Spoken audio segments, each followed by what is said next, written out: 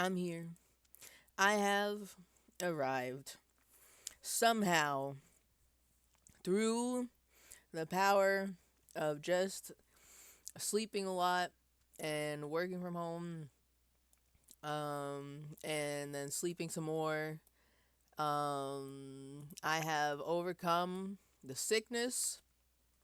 I am proud to announce that I am no longer down with the sickness. It has been a treacherous journey. I'm still I'm so mad because I'm still a little bit a little bit like phlegmy, a little phlegmy today. So occasionally I'm gonna end up clearing my throat, perhaps on mute, perhaps on mute, because this cold does not want to leave me alone. I don't know. I feel like every time I get sick, well, at least nowadays in this ongoing post panini world, I don't get sick nearly as often as I used to, and it feels like every time I get a cold, it is devastating. I'm like, how do people live like this? How did we ever just go to work and go to school with just a cold? I have become weak. I cannot stand it anymore. And also, I'm just saying, like, maybe the cold has gotten stronger over time, but I was just sitting here minding my own business, and then all of a sudden last week, my whole house gets sick, and I'm like, man, I don't really want to get sick. It sucks. But as soon as I start feeling the sore throat, I'm like, it's over. It's over. It got me. And then like last Friday was probably one of the worst days of experiencing the sickness because I don't know what happened. I did not expect it to be anything deeper than just having a cold, but there was a certain point last Friday where all the sinus pressure, of course, cuz stuffy nose and all that, it felt like my head was going to explode. I had a headache and then sinus pressure and then also fucking chills. Literally, like around if I decided to stream last week, I would have ended it after like an hour. Cause around the same time that I normally start stream, I was like nonstop shivering. I was like, what is going on with me? Like chills, real in this economy?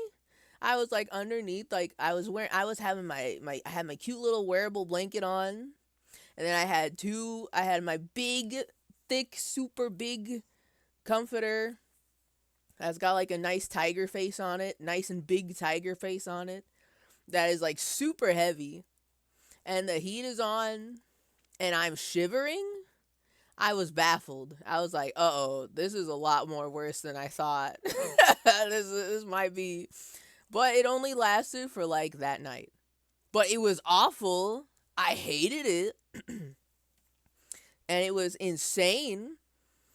So I was just like, you know what? The only way to get through this is to sleep through it. So thankfully, since the whole house was sick all at the same time, we had the NyQuil Dayquil pills, and I felt very very blessed, very very thankful that NyQuil is consumable and not gross form as a gel pill. And so I just had like literally last Friday I had like the spiciest ramen that I could make, that I could stomach, and then an iced tea, and immediately knocked out by like two NyQuil pills. It was over. I just laid in bed and started watching the Golden Girls whilst going into NyQuil delirium, and it was over. The next day, I no longer had chills, no fever that I can think of. We lived. I still felt really bad, but I slept Through the power of sleep, anything is possible.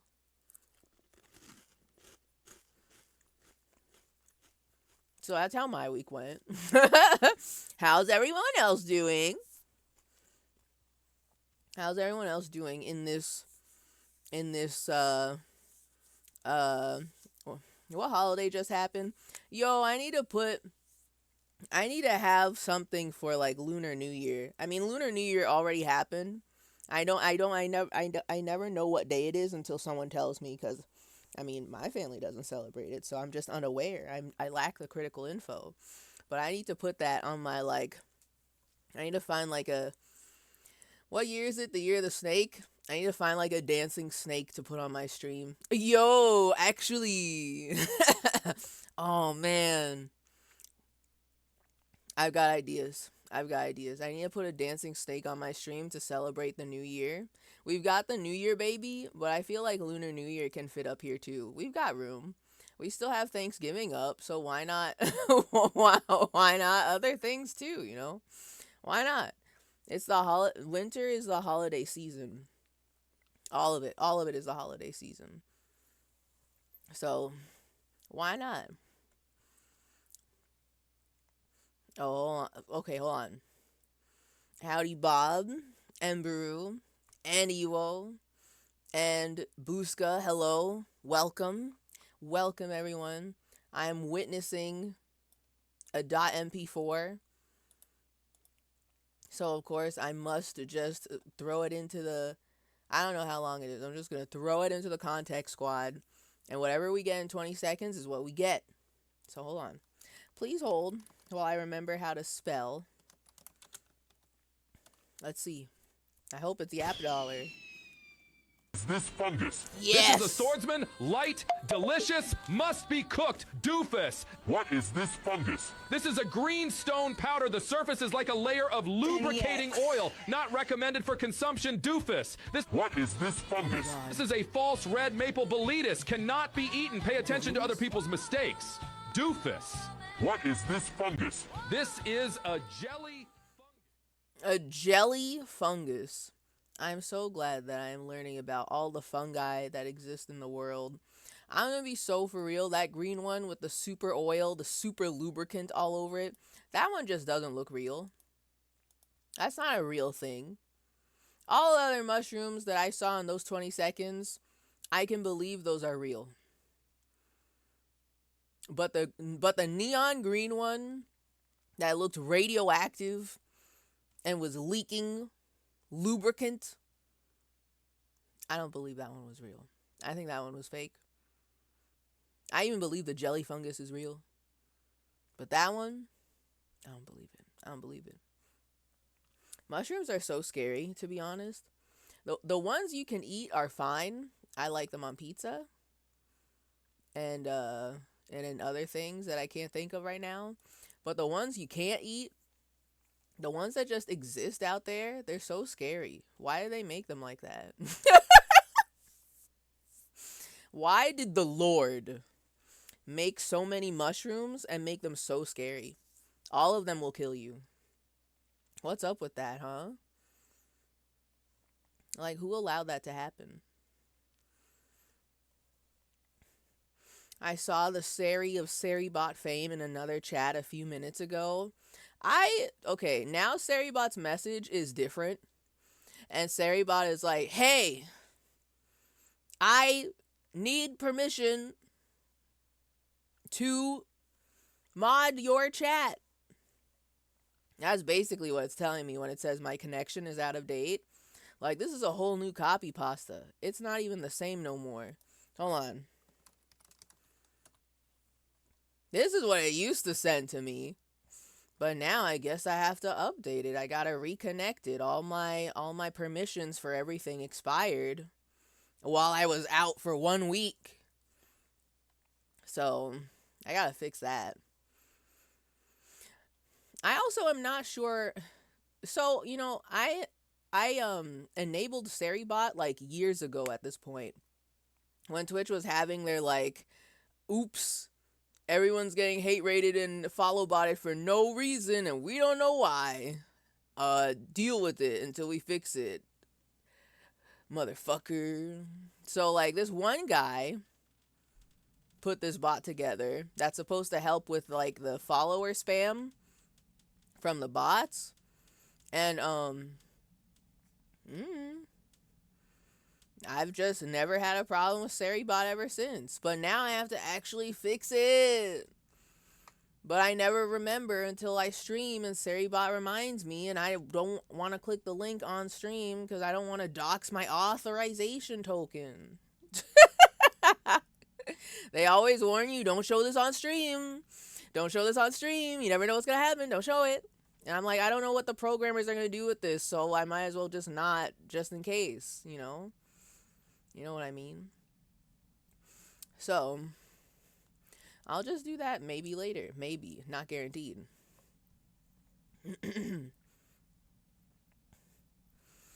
Oh, yes. Oh, you gotta get that Critters for Sale guy.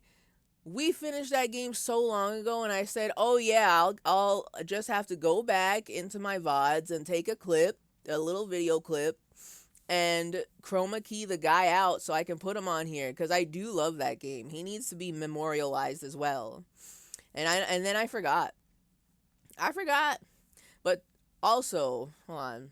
I'm just going to do a quick little spagoogle. A quick little scoogle, if you will. Shit. Hold on. I don't... Okay. I don't know what his name was. Hold on. If I just type Critters for Sale GIF... Oh! Wait. Oh, see, another problem with this game is it's all in black and white, so I can't even, like, perfectly chroma key it out. It's kind of a... Maybe this is why I didn't do anything. Because I was like, oh, that's a lot of hard work. Oh, I'm lazy. Oh, I don't want to go into Premiere and do that frame by frame. Ow. You know, but he is here. He is here. All I had to do was type in Critters for Sale GIF. He lives. Hold on.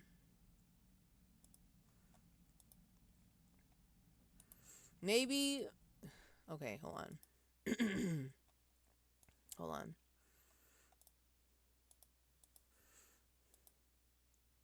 They're doing a little bit of live tomfoolery.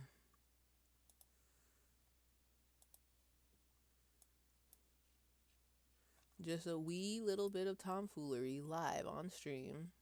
If I can manage my files. Yeah. So, he's cool. I love him. He dances much slower in the actual game. And I want to make him transparent. I want to put him on a transparent background so he can dance with the boys.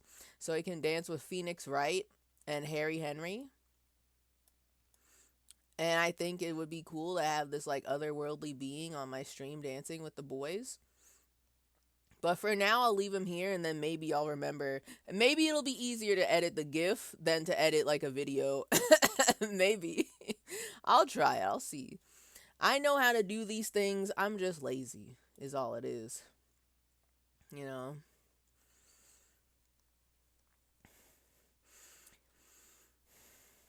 Can we have a channel points thing where we redeem it and a can of Pringles appears on screen and then it's a 50-50 if we get snakes or snacks? Maybe? I don't know. That sounds like it would be a good idea and not too difficult to put together. But it also sounds like someone else's joke. You know what I mean? If I'm going to be throwing crazy ideas in here, I want them to be organic chaos that I came up with at 3 a.m., parentheses, cops called, parentheses, ambulance called, parentheses, Babadook called, you know. It's got something, you know. We gotta have a little something. I don't know. I can't put together who I'm thinking of that would definitely have this channel points redeem. But my first thought was, I don't know if that would work with this brand of tomfoolery I've already got here. But I will be thinking about it, reminiscing a little bit about this mysterious streamer that I can't remember. God, okay. All right. I have my snacks. I am here with my snackies. We must begin the video gaming. I Hold on. Hold on a second. Hold on, everyone. Everybody pause. I need to remember how to use the computer. So, it's been 1 week since I've looked at this game. And I actually had to go back and look at my VOD. The last VOD I had where I actually was playing the game because I did not remember anything. And now I'm like, before when I was typing up my little last time on Disco Elysium, it felt like I did a lot of stuff. Like a lot. Like I was talking to a lot of people, messing around in a lot of little teeny tiny things.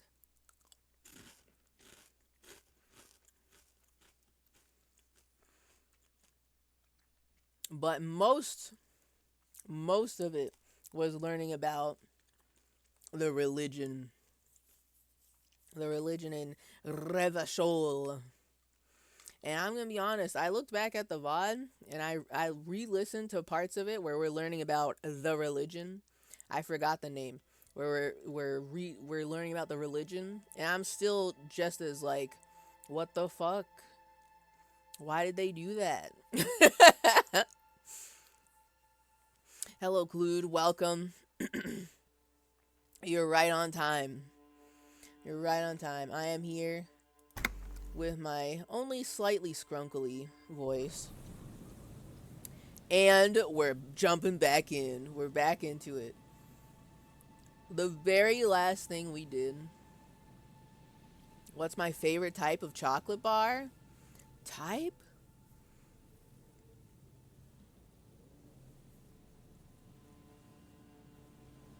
Okay, so here, this is what I can say. I don't know, I can't think of my favorite, but I can tell you the ones I like. Milky Ways, Three Musketeers, Twix, Butterfingers. Those are the ones I really like. Those are the ones where if I see them, if it's Halloween, if I'm at a Halloween party, or someone has Halloween candy at their cubicle on their desk, and they have any of those, I will go for them first, immediately. I will take them. I might be greedy, and I might take 2. But those are the ones I would take. They're the good ones. Although I haven't had Butterfingers as much recently. Hold on a moment.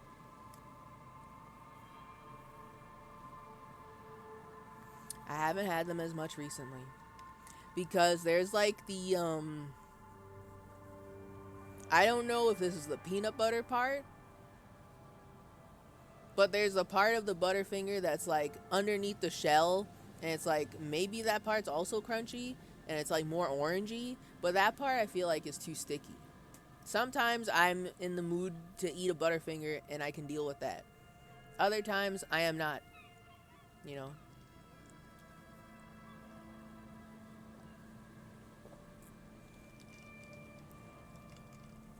The pretzels, chocolate pretzels are so good.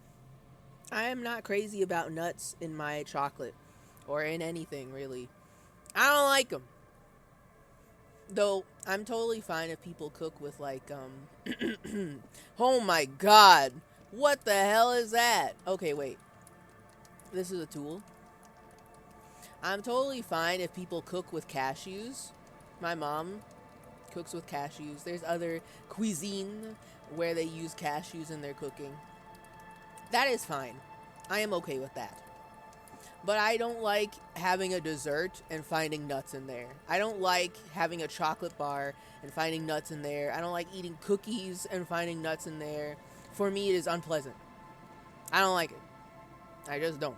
I don't like having cereal and finding nuts in there. I hate it. I don't like it. But it's better when the pretzels are in the nuts. Food science has gone too far. They're putting pretzels in the nuts now.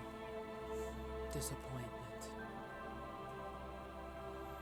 But the overall combo of salty and sweet is always acceptable. I do love that. I am a fan of salty and sweet. That's true. I like a dark chocolate raspberry or a dark chocolate chili. Dark chocolate chili? I have a love-hate relationship with dark chocolate. Because I have a sweet tooth, dark chocolate does not cut it for me 90% of the time. And then 10% of the time when it's paired up with like a fruit, like raspberry, like you said, I'm like, oh, okay, I'll eat that. Because it's got the mix of like not appetizing chocolate, but but it's got the fruit sweet, the sweet fruit, the fruit sweet smell, taste. You know what I mean. Oh yeah, here's the guy. Revachol's own LGR. That's so crazy. But yeah, most of the time I will opt for milk chocolate. Or I'll go for white chocolate.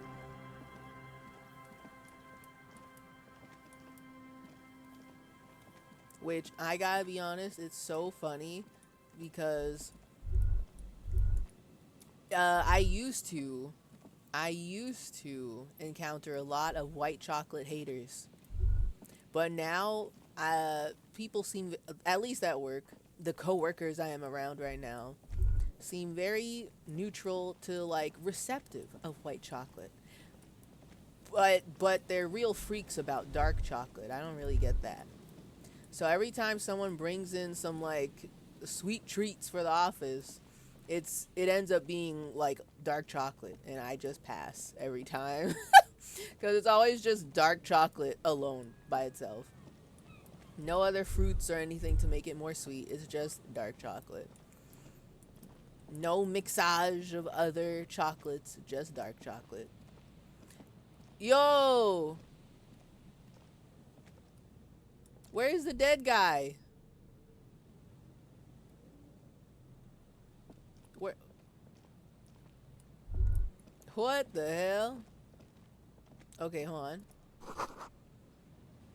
Stop messing with the coin viewer and hold on to something. The wind is so strong. I'm not even messing with the coin viewer. I came over here because I was like, oh, this is the pier. I want to take a looky-loo and see if that guy is still there. I think the boys cleaned him up already. An empty cigarette package and a crumpled kebab wrapper in the trash bin.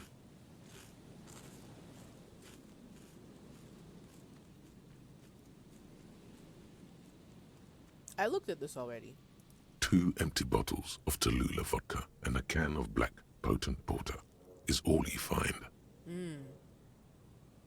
No, there's more in there. Livis strawberry liquor, plus some Pilsner bottles too. Better not pick them up. They seem unhygienic. It is literally the trash, so... Livis strawberry liquor. Okay. A tragedy. The lieutenant looks in the can, eyes watering from the smell. He shakes his head with genuine sadness. I'm thinking that's old dialogue when the dead body was still here. Because right now I'm kind of like, I mean, Kim, it's just alcohol bottles. It's just alcohol bottles. Relax. We'll live. It'll be okay. Yeah. I guess they cleaned them up. Okay, at some point, I need to know where the hell, what's her name is? The working class woman, and we kind of got to break the news to her, because, somebody's got to tell her. She can't go not knowing. Okay, anyway, I'm supposed to be looking for something. Looking for cryptids. And I don't remember where, actually.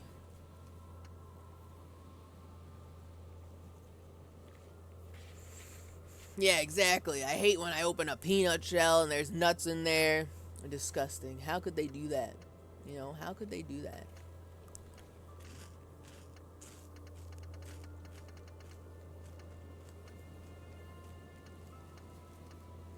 Okay, here we go.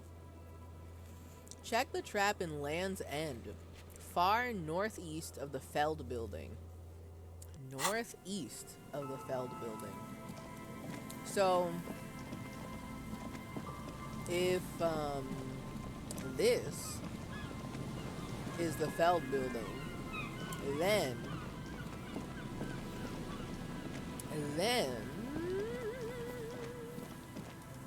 maybe it's this way.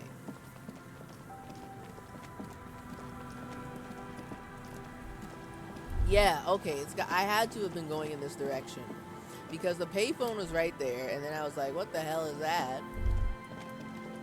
And then we started prank calling people, and then we called our ex-wife, and it was the most emotional conversation that Harry has ever had in the past like 2 days. This poor man being destroyed emotionally for content.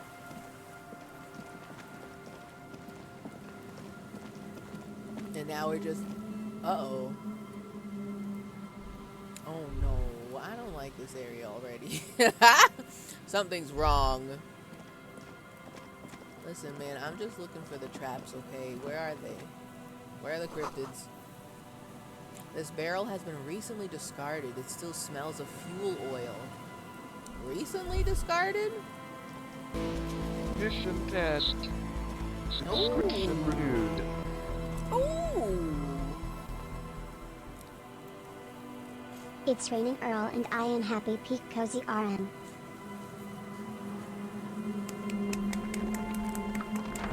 Thank you. There's spooky things happening in the game. It's also like loud. What the hell? Thank you, Brew, for the resubscribing. 41 months. We out here. Cozy raining vibes. We love to hear it. We love to hear it. It has been raining all day up here as well. Und well, actually, this weekend it might get ice cold. So, as much as I love hearing the rain, I'm nervous because it's gonna turn to ice this weekend. These rusty gears used to turn the whole machine. This is a machine. The chain trails off into the ocean to who knows where. Oh, I thought this was going to lead to somewhere underground. As it turns out, that's not true. Is this a crane or something? Okay. Let me look around outside first, alright? It's just one more cryptid. There it is. There it is.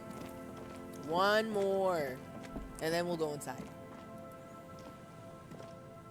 It takes you a moment, but finally you spot the last of Morel's traps. This one's partially obscured by the reeds. Look around. The reeds shake sadly in the coastal breeze. Snow specks the stalks. Most of it melts quickly. The reeds seem to be waiting for something. The wind picks up here, near the cape's end, surrounding the narrow strip of land from 3 cardinal directions.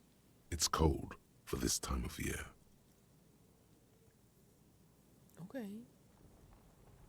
Reach for the trap. The trap feels light and silent as you pick it up. Something is different here. Oh no, the cryptids is real? It's real? We can't, you know, I have very conflicted feelings about Granby. I have very conflicted feelings I used to love Granby, and then she said some really weird shit that's got me doubting whether or not she is racist or normal. And you know, I don't want to enable this part of her insanity by telling her, yes, this is real. And I'm going to be preemptively mad if this. I want another cryptid to be real. I don't want this cryptid to be real. Just out of spite. Just a completely different cryptid that they weren't trying to catch. I want that one to be real instead. I don't want the stinky, stupid, fake stick bug cryptid to be real. So, the same thing happening to me. The rain and the ice cold. True. It is that time of year. Ice cold. All right, okay. They're gonna make it real, and I'm already annoyed by it. Okay, look closer. No locusts. The locust is the bait, right? We're not. Locusts are real. Locusts are real. So we're not trying to catch those. They are used as food for the thing we're trying to catch. Okay, I'm remembering. No phasmid either. But still. Immediately yell, "It's empty!" I'm gonna do that. Your voice echoes on the coast, carried by a gust of cold wind. Look closer still. Well, the bait worked on something. This doesn't mean it was a reed monster, though. Unless you see one in there. I just see an empty trap. True. Fair. The netting is a little untidy, messier than the others, like someone or something picked up the trap and shook it before dropping it back down on the ground.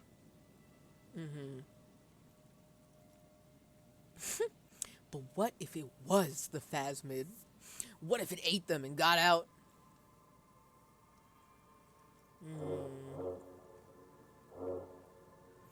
You're right. This crypto research has been stupid. Okay. Let's say this and see what he says. I do get the feeling that someone or something may have messed with the trap. ... Perhaps our cryptozoologists have competition in the form of an actual entomologist, or someone else is sabotaging them. Oh? I could present more theories, but then I would be taking this on as a case, which I'm not. No, actually, we should take this on as a case. Me and you, Kim, you have presented a new theory that I have not thought about. A rival entomologist who sees all these traps full of bugs, and they're like, what is going on around here? I need to free these poor locusts from their fate. And they sabotage the cryptozoologists. Yes. I like that idea. I like it a lot. Let's cause drama between the entomologists and the cryptozoologists.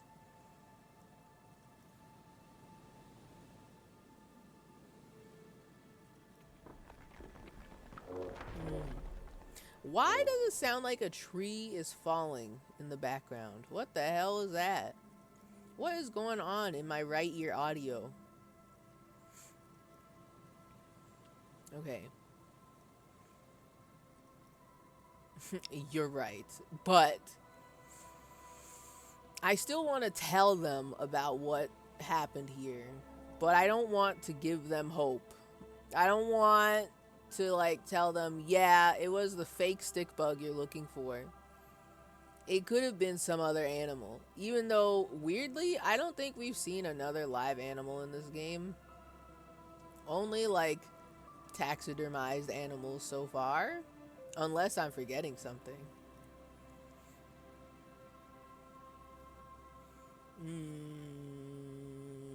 Okay. Yeah, it probably wasn't the phasmid. But still, Morel needs to know. We did sort of promise to tell them, didn't we? He seems to regret the fact. We promised, Kim. We promised. We promised.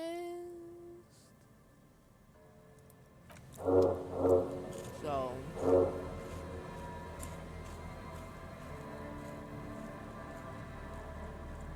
I've got honking going on in my left ear. Trees falling in my right. What is the soundscape they are building for me? Bird. Yes. The boardwalk rises to your south. It casts a long shadow over you. It does? I don't see a fucking shadow. What the hell? Alright. It's also, okay, another thing we have to remember. It's 1830. What is this? What does this mean? It's like 6:40. It's about to be 6:40 p.m. At 10 p.m. I need to go back to the apartments for the gay communist meeting. I need to know what happens there. Oh, what's this? A shirt? White polo shirt with +1 rhetoric, -1 empathy. I'll think about that. And then money, of course.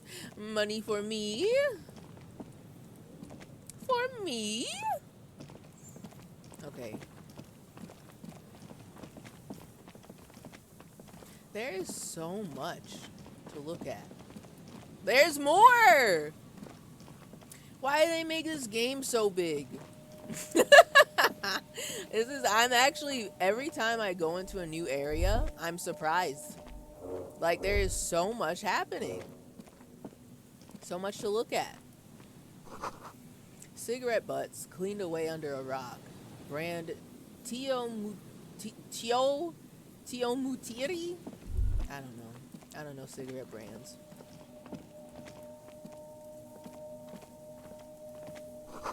Someone's made a campfire here a long time ago.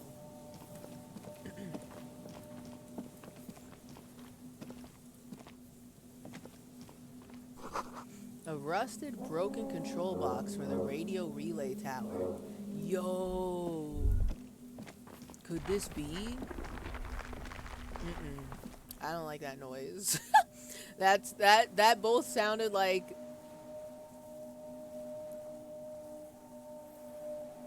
That was spooky. Whatever it was spooky. Earth moving, tree falling. I heard it. The ladder is too rusty to climb. The sea air has eaten away at it. Damn, it's tall as hell. But what if someone's in there? Someone's definitely in there. Scented scarf? +1 shivers, -2 physical instrument. Okay. Things are falling over here and I'm freaked out. I feel like we're gonna sink into the ocean. Okay, hold on. 1. We gotta talk to Morel. Thank you for the reminder. 2. Tell me about the scarf. It's not good. Oh, I forgot. We're also not wearing the necktie. I wanted to wear the silk scarf. The Mesk Banger's silk scarf. This light springtime scarf smells like men's cologne mixed with cheap laundry detergent. Someone must have left it behind. Probably from a date? Wear it if you want to delude yourself that spring has arrived. Damn, that's fashion for real. Let me see. It kind of just looks like a tie. I'm just gonna be honest. It looks like another tie. It kind of just looks like another tie. I was kind of thinking it was gonna be kind of an ascot, but it's kind of like another tie instead. I don't know. And so the polo shirt What's polo anyway? This shirt looks worn and smells a bit. You can't help but wonder who would leave it stuffed in a tear container. What kind of man would even wear a polo shirt? This might be one of life's mysteries that will never be solved. Is this just gonna look exactly like the shirt I'm wearing?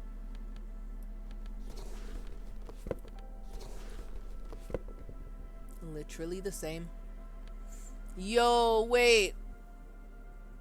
Wait.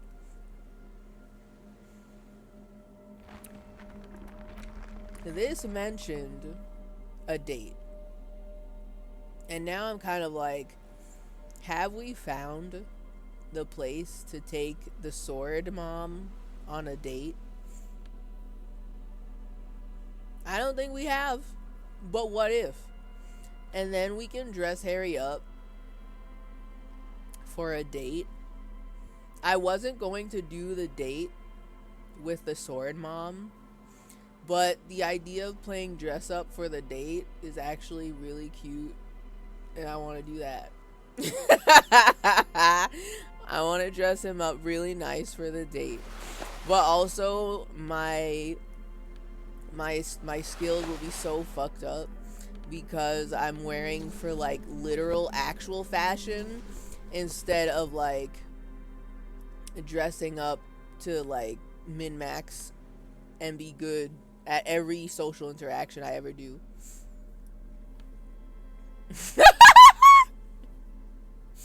Okay, did I read this before? The intersoliary dress shirt. Pressed and spotless, gleaming white shirt. The kind that serious men wear at serious intersoliary offices. Parentheses, not yet piss-soaked or cum-stained. I like that detail. I like that detail. That, you know, I'm just saying this makes me question whether or not everything else is piss-soaked and or cum-stained. You know, I'm just... Oh my god. This automod hold is very good. I love that. I did not know automod was holding the term MILFs now. Are you catching MILFs? Well, not exactly. But I mean, that's not necessarily our goal. However, I'm just putting it out there that maybe we can make Harry Henry bisexual canon, you know. Just my thoughts. But we can't ask the sword mom out on a date because it's awkward to do it with Kim there. Which I think is a very funny detail. So, I mean, I guess the game wants me to do it when Kim is not with us, which... I don't know, I guess that means at night. Mission test. Subscription renewed. It's resubscribe day. Kim likes to watch. Hello, Peeperoni. Hello. Thank you for resubscribing for 58 months. 58 months is insane, actually. That's so crazy. What the fuck? That sounds like my next stream anniversary is coming up very soon. And I'm sweating. I'm like, uh-oh, I gotta think of a new funny little hee ha ha meme. New meme just dropped for how much that would be? 5 years? Is that gonna be 5 years? That's actually so fucked up. I streamed right at the start of the pandemic. That's so fucked up. But hi, hello, welcome. Welcome to the stream. Thank you for the subscribe. Automod showing their bias. Oh, because of DILFs. I don't know. Because, okay, Automod held MILFs because reason, misogyny. And I think that's very funny. I mean, I suppose if you really put on your if you really put on your like fuck, I had the phrase in my head and I lost it. What's the term? What's the term all the fucking freaks used to use instead of woke? But like nobody uses it anymore, and if you use it, people think you're stuck in 2009, 2010. Not chastity belt. Why chastity belt? SJW. If you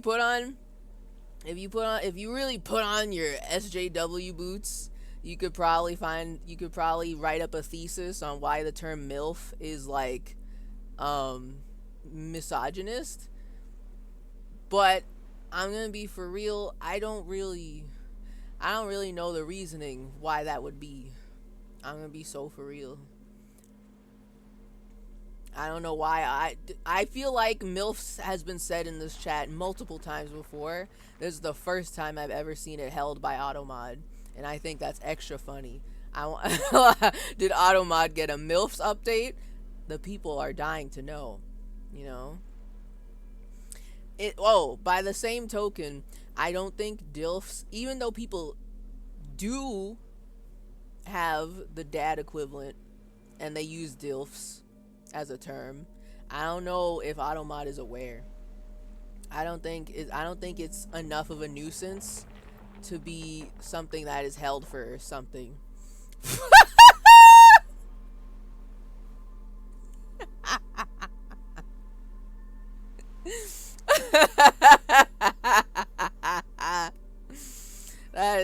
But milfiness is closest to godliness to me. I would like you to know that Automod held the word milfiness for reason misogyny. And I love that. I love that. Oh, God. But yeah, okay, that's a fair point. People use it to reduce women into sex objects, I guess, but milfiness is closest to godliness to me. I'm just saying. Of all the gross, nasty terms and phrases that people use to reduce women into sex objects, MILF kind of feels like on the side of, me personally, it's funny and it's funny and I wouldn't be too upset about it. But if people start saying mommy, then I'm getting the shotgun out. We're not doing that. That's gross. That grosses me out. But I think that's just a me thing. You know.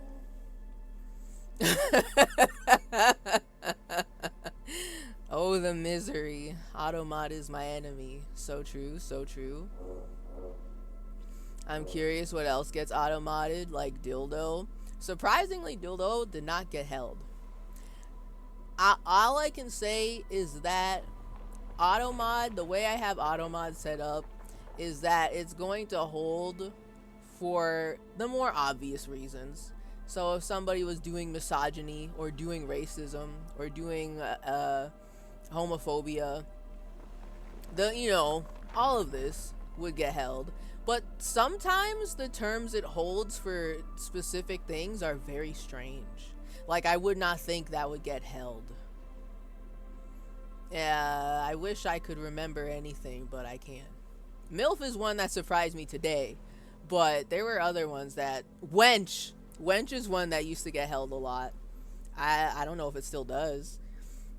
Like, yeah, it makes sense that wench would get held, but I have never, outside of Columbo, seen anyone... And Cowboy Bebop.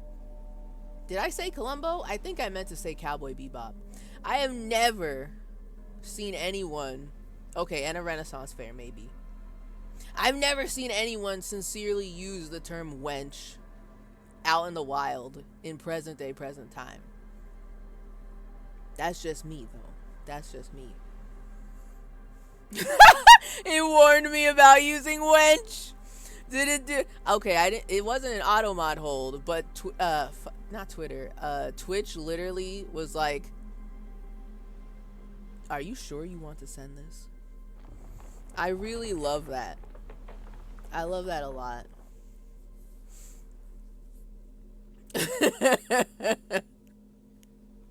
Because recently You know, recently I've been watching a lot of Mr. Vinny Vinesauce stream, and I love seeing people get actually mad about how Twitch is trying to stop me from saying things in this chat. It's telling me, do you really want to send this?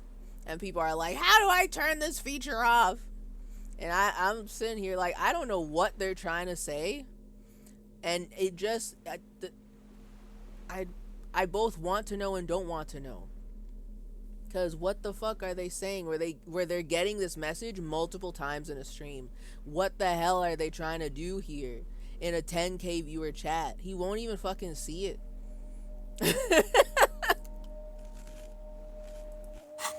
It's so good. Okay, wait.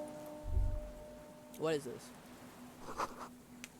Tiny inlets there off in the far distance where the posts trail toward ... What is over there? I'll think about it. Let us, yes? You take a mental note. Tio Mutiri seems important somehow. Why? I won't remember how to say it, but Tio cigarettes. Tio Mutiri cigarettes. I can remember this a little bit. It's very hard to tell where the stank dirty water is and where the land ends. So if it looks like I'm running into the ocean, it is not on purpose. Don't tell anyone that I was running into the ocean on purpose. I want to find this. I want to go inside here. Let us go. An old door, worn by elements, guards the depot. The wind has blown a sand dune in front of it. The door hasn't been opened in a long while. You see a handle. I want to get in there.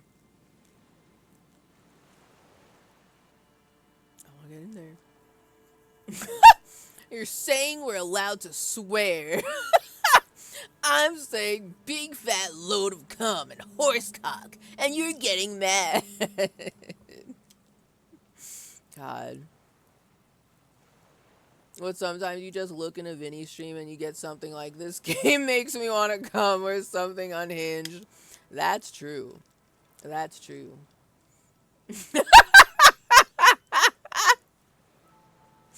Appropriate comments for Pizza Tower and or Balatro. I mean, all of this is just true. All of this is just true facts that are happening. But, okay, see, that's what's so funny about it as well, is that I don't necessarily think that whoever is getting slapped on the wrist by Twitch for not being allowed to post that message, whatever message it was, I don't necessarily think it's sinister. But considering that there are people who will just say, this game makes me want to come, and it's uncensored, not held by Automod, not timed out, it's just floating there in the chat, and Vinny will read it out loud because he likes to read the unhinged messages out loud. Like, if stuff like that can get through, then what the hell are they saying that they're getting dinged by Twitch multiple times and not being allowed to post that, or at least being told to rethink their message? I want to know, and I don't want to know, because what the hell did they do?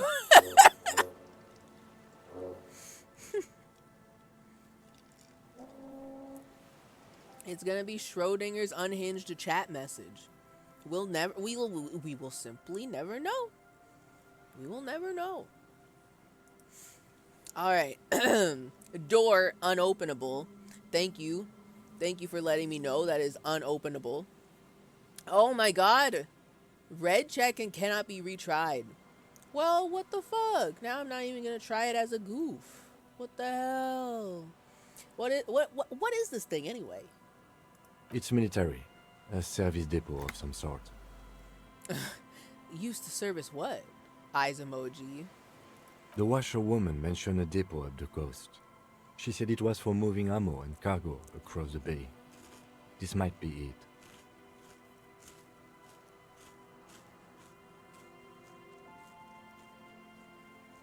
The lieutenant looks at the hunching concrete toad in front of him.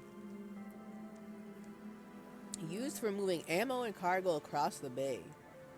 Well, I would attempt to fucking open it if it wasn't my one shot, one opportunity. Well, shit. Okay, I'll come back later. Walk away. I'll come back later. I'll be thinking of you. The door. Another mysterious door that I can't open for some damn reason. Let us go back. Hold on. I can fast travel, right? That's not how you do that. That's not how you do that. Nope. Nope. Nope. Yes. Take me. What the hell? I can't fast travel? What the fuck? Yes, I can.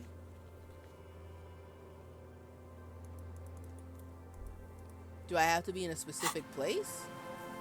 I'm at the church. I'm at the church. Can you zoop me over to the town square? The squire. Oops. Jesus, I can't remember how to do things. I hit escape because that's my pause button. It's in my muscle memory. Okay, see, now it shows up. I guess I have to be close to these landmarks. And then it's like, oh yeah, you made it here. Good job. Now you can go here. Yes, yes, yes. Now let us go. Let's talk to the cryptids. Sorry, they're not, you know, they're not cryptids, but you know. Message held for posting my social securing number in chat.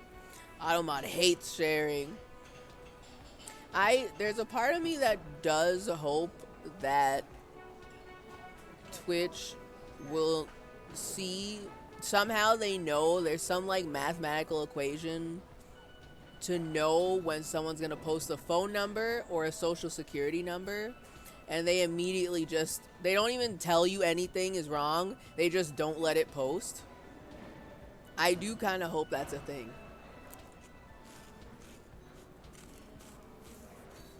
But also that's probably not a thing. So especially when you're mod, all your messages will go through. Mods have the power to say wild, messy shit in chat. Yo, he's here. He remembered he had a wife. That's crazy. Oh no. Is that Gary? Boy, am I ever so grateful to you, officer. But I'm not the only one who wants to thank you. Why does his portrait not match his, like, 3D model? Like, at all. Like, at all. This is not even an artistic... I mean, it is, yes, because of the... What the fuck? Wait, he's got a flag behind him. He's got that flag! That one. I forgot what it's called. But he's got that flag. It's literally like you go to someone's Twitter profile and you take a closer look at their fucking Twitter avatar, and they've got like the Confederate flag behind them, and they've got the like fucking sunglasses on, and they're like 60 years old, and their skin is like really red and patchy and shit.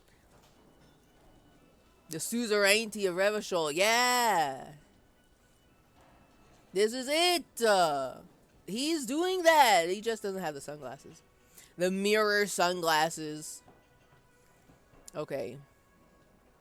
Anyway, you don't look like you. You look very different from the last time I saw you. You look like multiple decades older, and I don't know what happened. What did you do on the walk over here? Are you okay? Why is his hair white in the 3D? Unless he's using a younger photo of him for his profile. This mismatch is gonna fuck me up for the rest of the evening. I hope you know this, Gary. It don't make sense. It don't make sense. It don't make sense. Yeah, it hides it. Look.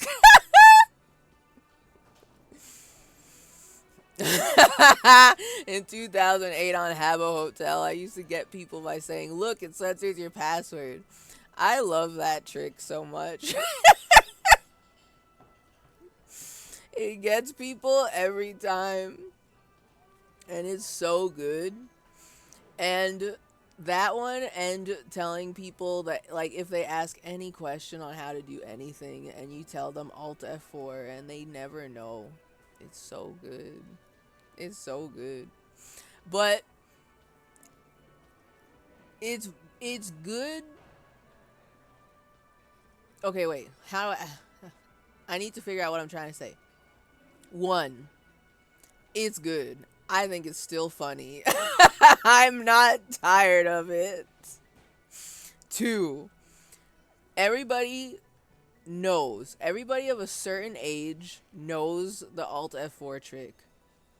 But three, I think, though, we're now at a point where I don't think the youths are aware. Young people may not be aware of Alt F4. They may not know the MMO tricks, the shit that happens in just online games. And it may get a resurgence, and it's gonna be really funny again. I love it. Sorry, I love it.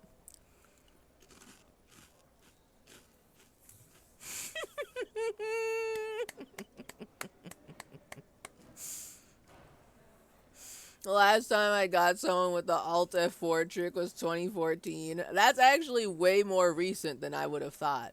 Actually, never mind. 2014 was 11 years ago. Why do I keep thinking that any time between 2010 and 2019 was only 5 years ago? This is so fucked up. Time is evil. But yes, I think it's coming back. I don't really know how this happened. I've heard multiple people have this theory where millennials, both old and both elder and younger millennials, grew up with technology always changing all the time, so we're always troubleshooting shit, right? So, but the youths like Gen Z and younger, the shit is already cooked for them. They already got everything done. They don't need to troubleshoot like we had to, right? So the theory is millennials may accidentally be very tech savvy without even really thinking about it. And then younger may not be, because all of the stuff already works. It's already in a workable, decent shape right now. And so they may not be Googling all of the tech problems that they have with anything. And they may not be aware of what certain keyboard shortcuts do. So, therefore, ergo, Alt F4 is coming back, and it's going to be really funny. Yes! Oh, it's so good.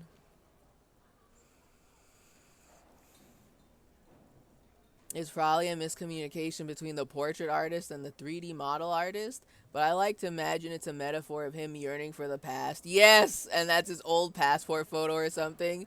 Yeah, because the disparity between his photo here and his portrait here is crazy.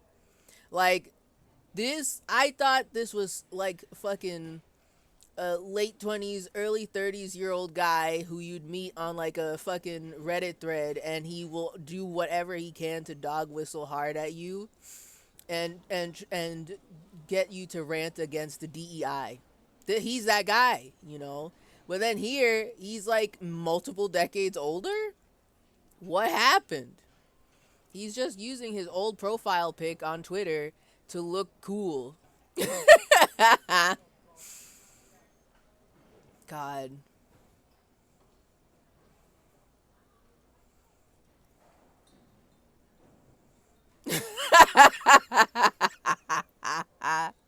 I've seen kids get hit with it in the last 2 or 3 years.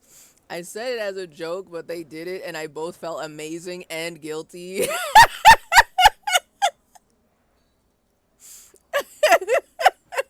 With the Alt F4.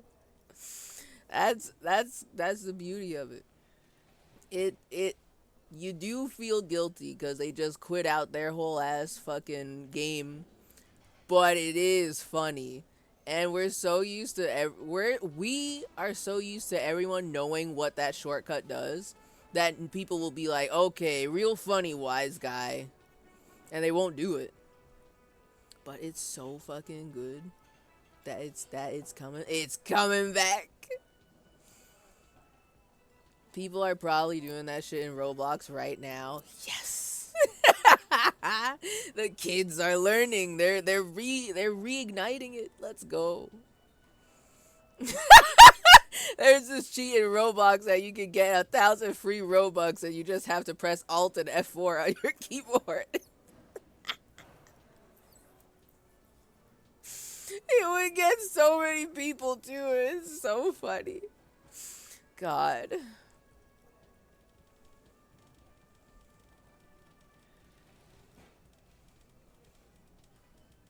It's like the phishing ads I get that have Mr. Beast's face on it saying that you can get a free $1,000. While that may be a phishing ad, that may also be just a real Mr. Beast ad. I can believe it's both. I can believe it's both. I think the younger generations just seek information differently, and I get irrationally annoyed with it. Let's go. PP is approaching 30. They're getting all their boomer rants out. Let's go. Let's go. I saw another post on the Touch Designer subreddit from someone asking if someone... Ooh. Whoa, what happened? You can't post links in here. I'm trying to read. Hold on. Asking if someone could help them achieve a specific style, which if you literally just Googled their title in YouTube, there are like 18 videos, and it was for their college thesis. I don't know why I get so pissed off by the uses AI instead of any research behavior, but it genuinely removes all goodwill in my brain. Oh, see, that's just completely different. I don't know. This is why I'm confused. Because in my head, I just keep thinking, oh, all the younger generations than me are going to be so good at computer. They're going to know how to hack into the Pentagon by just, like, buying Robux or some shit. They already know. They're going to be so good at tech, and they're going to be making new tech that me, as a grandma, in, like, the next couple decades, I will just not know, and they'll have to teach me, you know? That's what I think. But it's not like that at all. And I don't know if I'm concerned about it. I expect the younger generations to have different ways to find info online. But it's very depressing to think that people are really just using ChatGPT instead of Googling. But even if you Google, they put the Gemini in your face. I had a meeting this afternoon with two managers of mine, and one of them was sharing her screen. It was a Zoom meeting. One of them was sharing her screen, and she was trying to find out an answer of like, oh, can you track changes in a Google Google Sheets? Because we're trying to do something in Google Sheets together. And then she doesn't click on the page to go to, she doesn't go on the, okay, so there's a Google help support page that talks about this topic, but she won't click on it. She's reading the Google Gemini answer. And I was so annoyed. I was so mad about it. Oh, I had to like really hold back on like say on just backseating her and telling her to just click on the page and see if you can do it. Just get the answers there. Because Gemini does not get the right answer. It just pulls random shit that it finds and you don't know if that's the answer. And then multiple times I have tried it for shits and giggles to see if Gemini is right. And it's not right. It's not even pulling the right context. I'm mad. I'm like, why are you here? I want to close this. I'll do the research myself. Right? I am concerned that this is what's happening to people, is what I'm trying to say. I don't want the youths to get enchanted by AI. My managers, they're like 50 plus. It's over for them. They're cooked. The youths need to do better.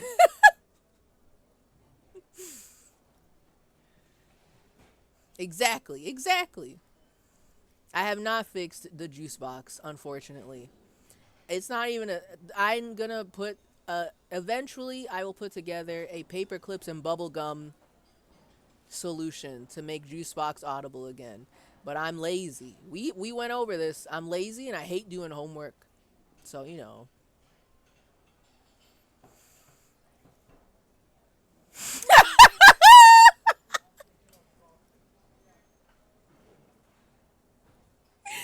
Can I say how much it hurt my feelings as an 8-year-old when I lost my progress in The Sims because I read a fake cheat code that said Alt F4 unlocks secret furniture. And they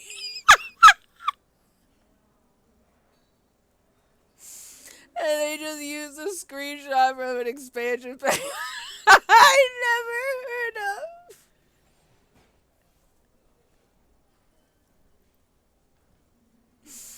It's still funny. It's still funny. I'm sorry. That cracks me up. I feel bad because Sims, especially Sims 1 or Sims 2, that's a game you need to save manual. But goddamn. That's so specifically early 2000s internet, and I love it so much.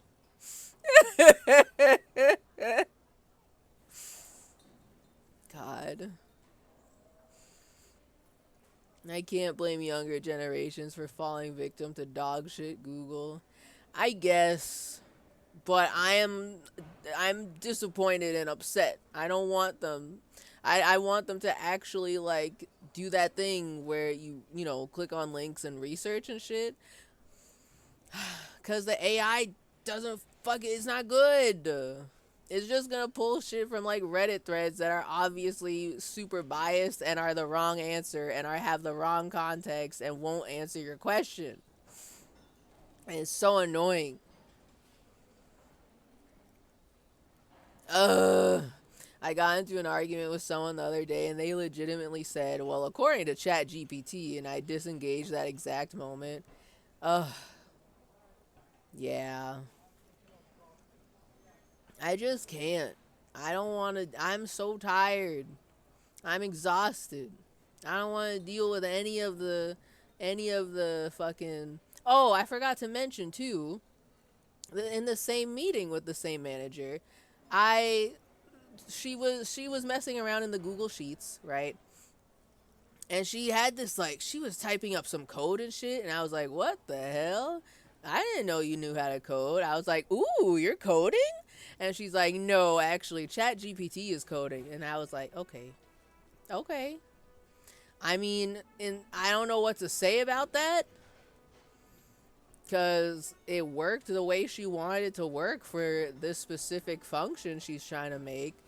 But I'm also kind of like, man, I really hope that I never end up answering in earnest an email from her that she just typed up with ChatGPT. I hope that it doesn't come to this. I hope I'm still talking to real people at my job. You know. I can't say Google told me anything anymore, and I don't trust the information of anyone who says it. Unfortunately, yeah. You know. Apparently, new Google tech is just swear in your queries, and the AI doesn't like the swears, so it doesn't pop up. Okay, so you mean to tell me when I'm out here doing my Google searches for how to count number of characters in Photoshop text box, I just need to put the word fuck, and then Gemini won't pop up? Because I don't like Gemini. It's always wrong. Because, like, the weird thing is, if it was right, I wouldn't be as mad about it. But it's always wrong or slightly off, which pisses me off more, actually. I have my stuff set up so it adds ampersand UDM equal 14 to Google searches, which switches it to the web tab with no AI. Okay. See, this is the shit I gotta figure out. I gotta find the secrets to dodge the AI, because I just want to look up a thing. I can do the research myself.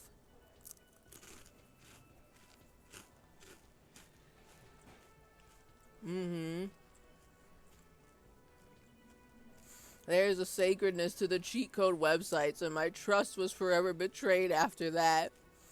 I feel like even as a kid, when I would go to the cheat code websites, I didn't trust it that much. But also as a kid, I was also just clicking on ads and shit. Like, oh, what's this new weird game? Oh, this ad is telling me that I want a free Apple iPod. Click here to claim my prize. I think I've only gotten a computer. I think I've only fucked up my computer one time by a virus through my wild and crazy surfing the internet as a child behavior, which honestly is pretty good, all things considered, because those ads are relentless. They were relentless. And God forbid you were a kid that was looking up for a free copy of Minecraft. Free copy of Minecraft crack. Because, of course, I mean, we're definitely not looking up, like, keygens and cracks and, like, torrents or anything. I would never do that. But hypothetically, in another timeline, if I did do that as a child, you know, many, many years ago, in a different timeline, hypothetically speaking, if I did do that, I did not get anything wild or nasty through that. But it's the ads that got me.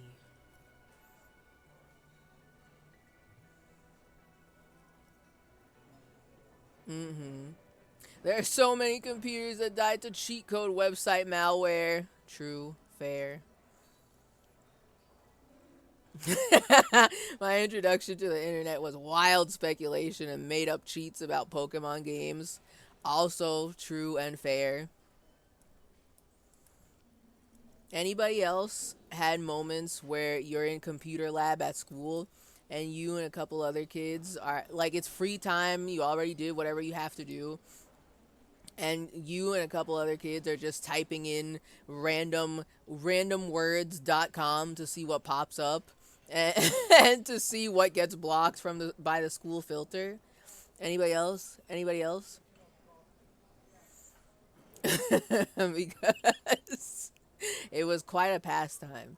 That's some shit I only ever did at the school computer lab with a couple other kids, a couple friends in the class. But I would never do that shit at home. You don't know what you're gonna get if you do it at home. But at school, they fixed it.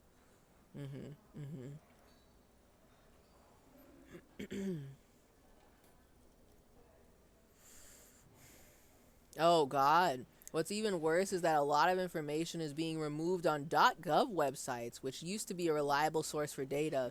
So I'm worried that's going to impact factuality of Google AI. I remember some people talking about this. This might have been on Blue Sky or it might have been somewhere else, where people were talking about, I want to say it was somebody who worked for like some environmental part, maybe environmental agency part of government, And they were talking about during Trump's first term, they had to remove certain pages. They were told to remove it. So in the post that they were sharing in present day, they were saying that people should back up as much as they can the internet as we know it, the like actual reputable .gov information from different places, like back it up before they try to remove them in this new era. So back up everything, especially too since people are trying to bully the fucking Internet Archive. I feel like now everybody is like, wait, we gotta save everything ourselves, you know. As long as someone knows what they're doing, I don't mind AI assisted coding. I don't know if my manager knows how to code, which is why I was so surprised to see her in any environment that was coding. I did not think she could. Right? I did not think she was a coder. So I'm kind of just like, I don't know. I don't know if it's really doing what she wants, but I don't know enough to backseat that. So I kind of just didn't really say anything. I just kind of let that happen. Because I'm not a coding genius, and especially not with Google Script, Google Sheets stuff. I don't fucking know. If something's wrong, I can't tell her how to fix it. So I guess it's on her. It's on her and Chat GPT and Jesus's hands. It's the three of them have to sort that out. If something gets fucked up later, that's not on me. I don't know anything. She didn't tell me anything. I don't know anything. But it's her. It's on her. It's on her. It's not me. I don't know anything.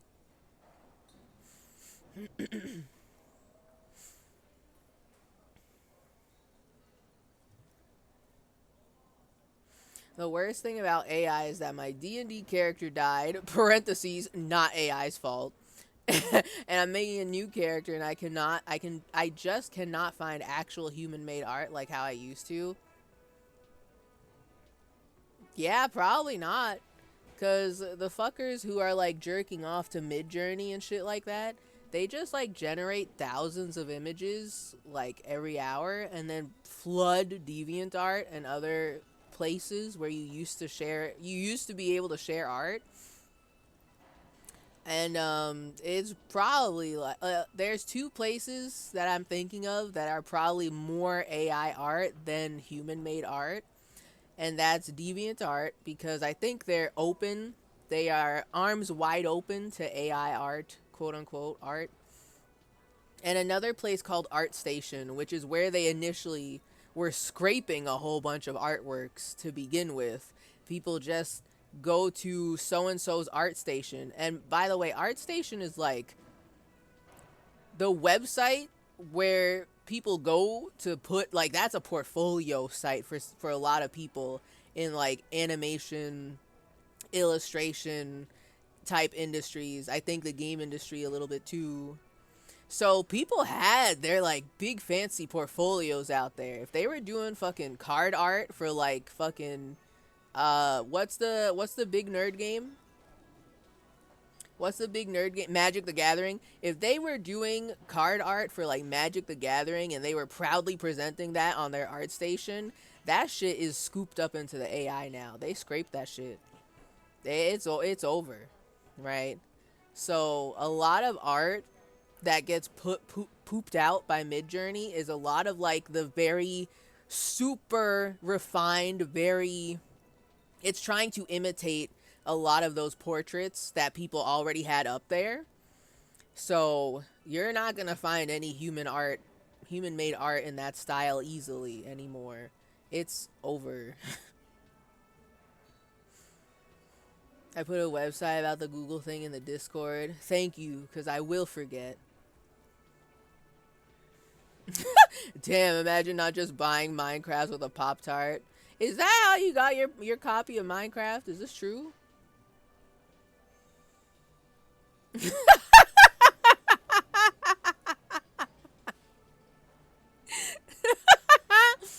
As a kid, I also got in trouble because I tried downloading a nudity mod for GTA 3, but I didn't know computers and just saved the JPEG of a naked GTA 3 character. And then got in trouble because my mom found it in the photos folder. Wait, in the photos folder because she had it use alternating photos as screen. Nude GTA 3 mods as your screensaver. That is incredible. That's beautiful.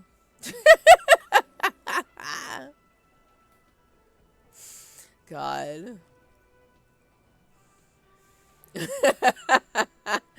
Yeah, I did that. Oh, hold on.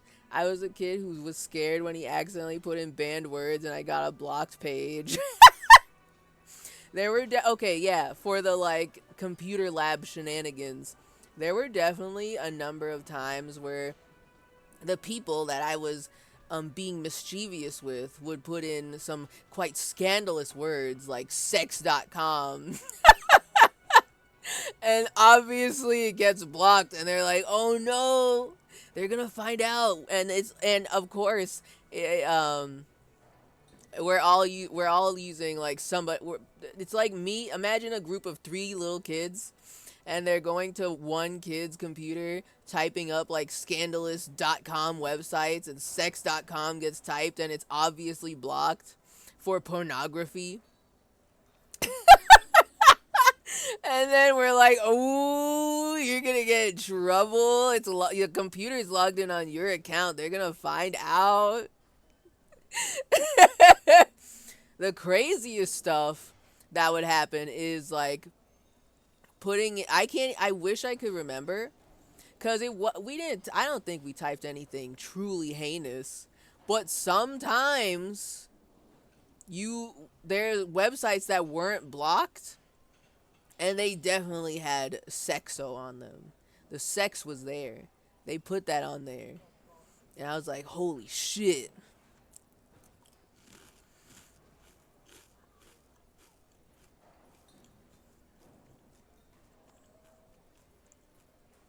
So I don't know. I don't remember what happened with that. But it was funny.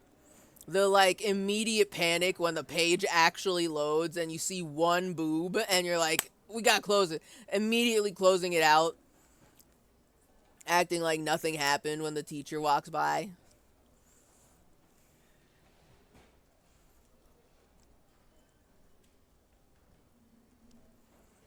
Cheesy art? Anyone want to go to Costco and get a $1.50 hot dog? I gotta try the hot dog at Costco. Everybody says it's so good. I've only tried the churro, the big churro they have. And it was good. It was good. So maybe the hot dog even better. Also, is Cheesy Art back? I thought Cheesy Art like exploded years ago. I mean years ago, you know.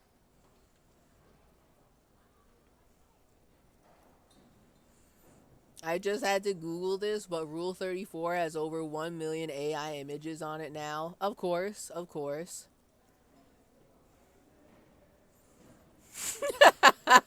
Look, I was 11. I'm willing to confess to something like that from 19 years ago. God. Yeah, it's back? That's crazy. I don't know what happened to Cheesy Art originally. All I know is that years ago I tried it. I tried to make an account on it because I think at the time I was like a kid, maybe a teenager, and I was like, I need to find a good place to put my art. And so I tried to use Cheesy Art, but I think I got there right before it exploded and it was gone. And I didn't really get to post much on it, so I don't really have any memories of it other than it might have been purple. And now I'm hearing that it's back, and I'm like, damn, that's crazy. I'm maxed out on places where I'm posting my art. I don't want to think about any other place right now. So so I just did not even, in present day, I have not even looked at it. Not even once.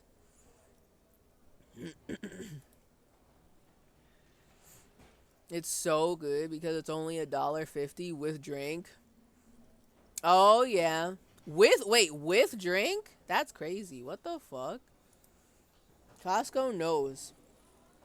They're charging they charge you to even enter the place, right? You need a membership to get in there. But I do like that you get cheap hot dog with drink. You know?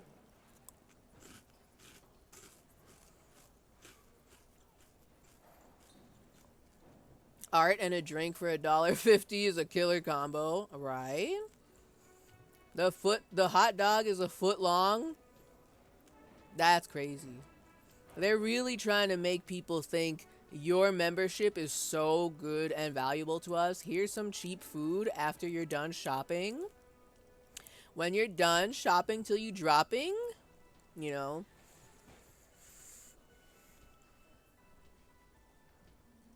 Do you need your card at the courtyard? The courtyard? Well, I will tell you this. They do check your card. I don't know what happens if you try to go to Costco without a card. Maybe they just shuffle you into the, oh, here, sign up for our membership, right? I don't have a membership. So anytime I'm going to Costco, it's with my mom or my dad or both of them. Because they're the card holders. I'm just smooshing. I'm just smooshing my way in. I go in there, I buy big bulk snacks and various other items to keep me satiated for the next like 6 months. And then they buy all the real food. I'm just using their membership. Tee.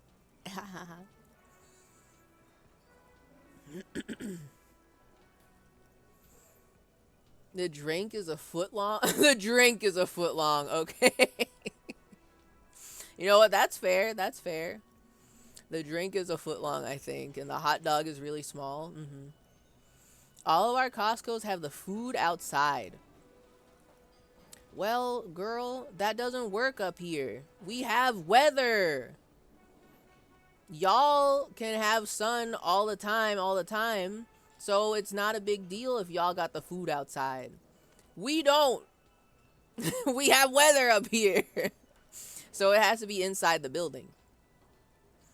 At least the one that we go to, the layout of it, the little food area is by the entrance / exit. So when you're done like shopping and you make it through the insane journey of the absurd lines for Costco at the fucking checkout, once you survive that, then you can go back to the entrance and like get yourself a little hot dog, get yourself a little churro, and maybe a drink, you know. East Coasters, when you mention things not being indoors, it's absurd. I remember, I want to say this was ages ago. Like, I think this was an exchange that I saw on Twitter.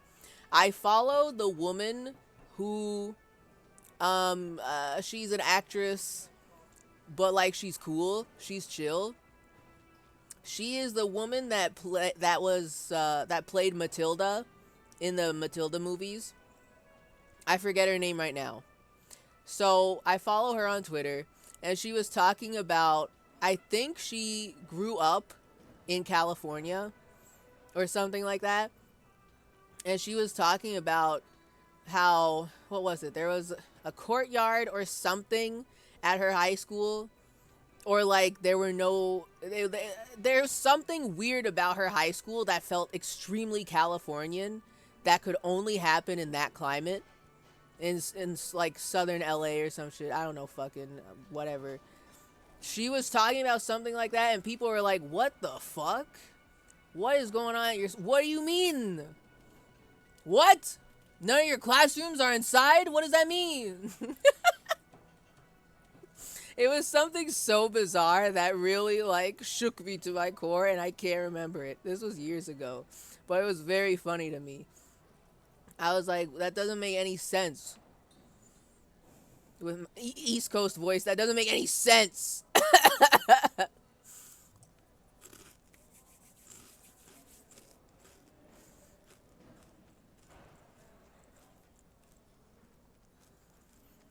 Okay, so one more thing that I'm remembering as a kid is that Nine Inch Nails had weird marketing campaign for an album, and did this whole alternate reality game where you can go to websites and call voicemails, and there's like fake dystopian world where there's a government lockdown.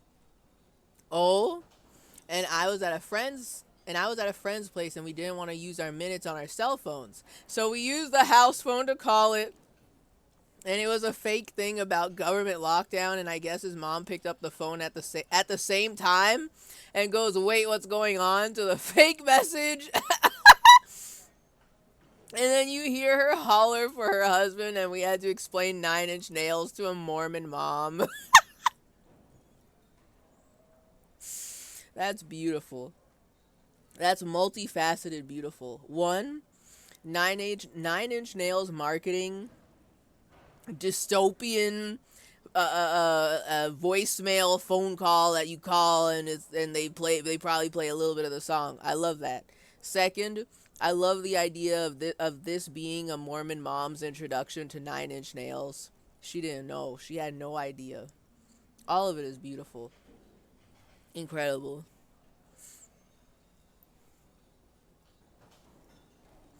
None of our classrooms had roofs. Fucking knew it. I fucking knew it. Can't believe it. Y'all don't make any sense out there.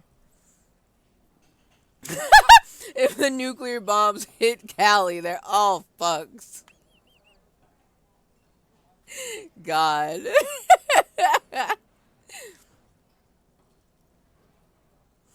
And California is so nice. That's what I hear, but it's too scary to me. It's too scary. It's too big. And they have earthquakes, so I'm scared. Also, hi Audrey, welcome. You're right on time for me to make fun of Gary again, because his Twitter profile pic does not match his in-person visage. It's very funny to me. Anyway, why is Gary grateful to me? All I did was click on him one time. I didn't even tell him what I found yet. I'm ever so grateful to you, officer. I don't believe him. But I'm not the only one who wants to thank you. He nods towards Lena. I'll talk to her then. Right, we bullied him before, and it was beautiful. He's also, like, tall. What the fuck? This doesn't make any sense. Your model doesn't make any sense. Anyway, what's up, sir? It's great to see you again, officer. My wife can't wait to thank you. Go on, talk to her. Okay. Oh, yeah. Wait. Okay, one. I never went back to these guys after I told them to go home and be a family man. So she's excited. She's delighted that her husband is not dead and is back here. All right, let's talk to Granby. Oh, sweetie, I don't even know how to thank you for finding my husband and helping him out. I hope we haven't been too much trouble for you.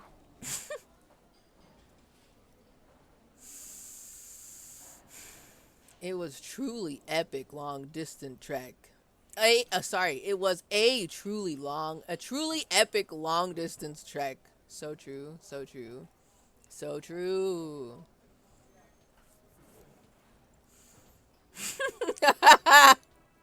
Nine Inch Nails ARG, where automated calls keep flooding your house and Trent Reznor keeps telling you he's coming to kill you. That's incredible. That's beautiful. They should do that now. They should do that now. Are they still together? I don't know. I don't know shit about Nine Inch Nails.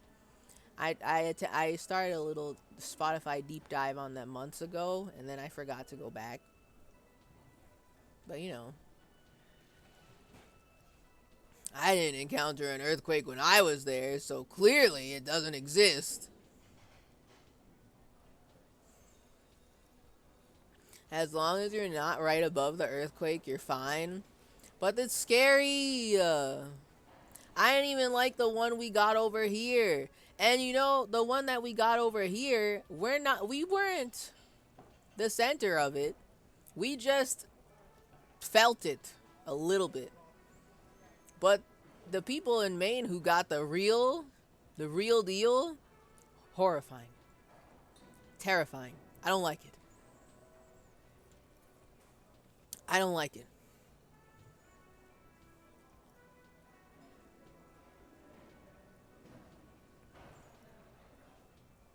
But if it's a 1 to 5 and you're above it, your shit is flying off the shelves.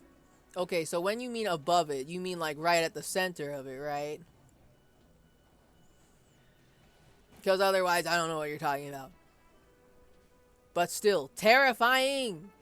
I don't like it. I don't like it.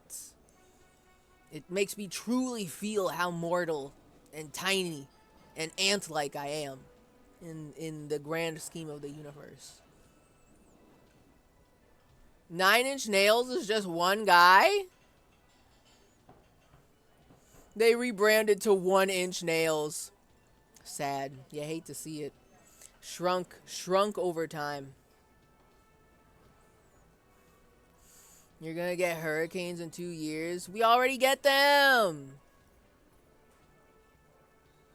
It's not like big though. Most of the time, the hurricanes turn into tropical storms.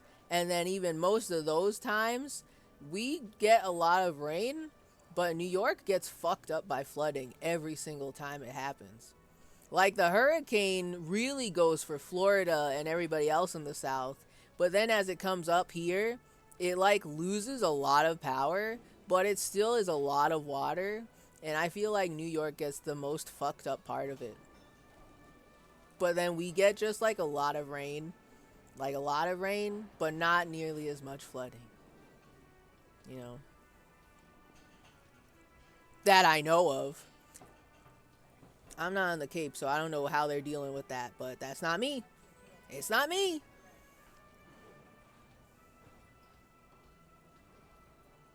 Exactly. You gotta trust the devil that you know. And the only devil that I know is nor'easters and like polar vortexes. And that's it. I don't want to know anything. I don't want tornadoes. I don't want earthquakes. I'm scared of wildfire. All of this is terrifying to me. I don't know it. I didn't grow up with that. I'm scared. It's terrifying to me. I don't like it.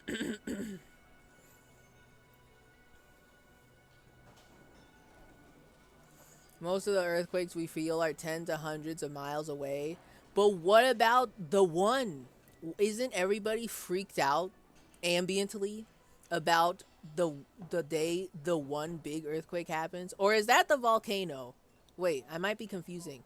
Isn't there a fucking volcano? Or maybe they're both connected.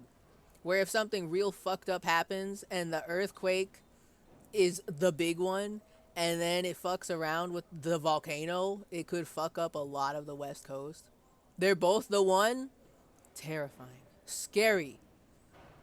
I am afraid.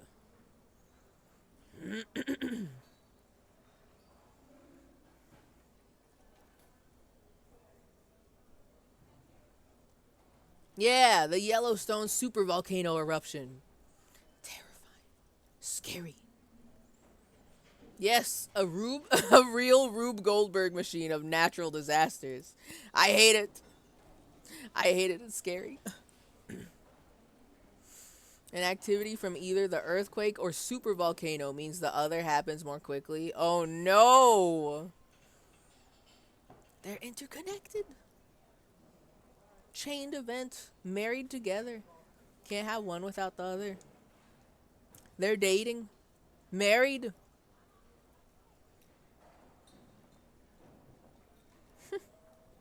Toxic couple. They're toxic to each other and to everyone else. The most messiest ship. Insanity.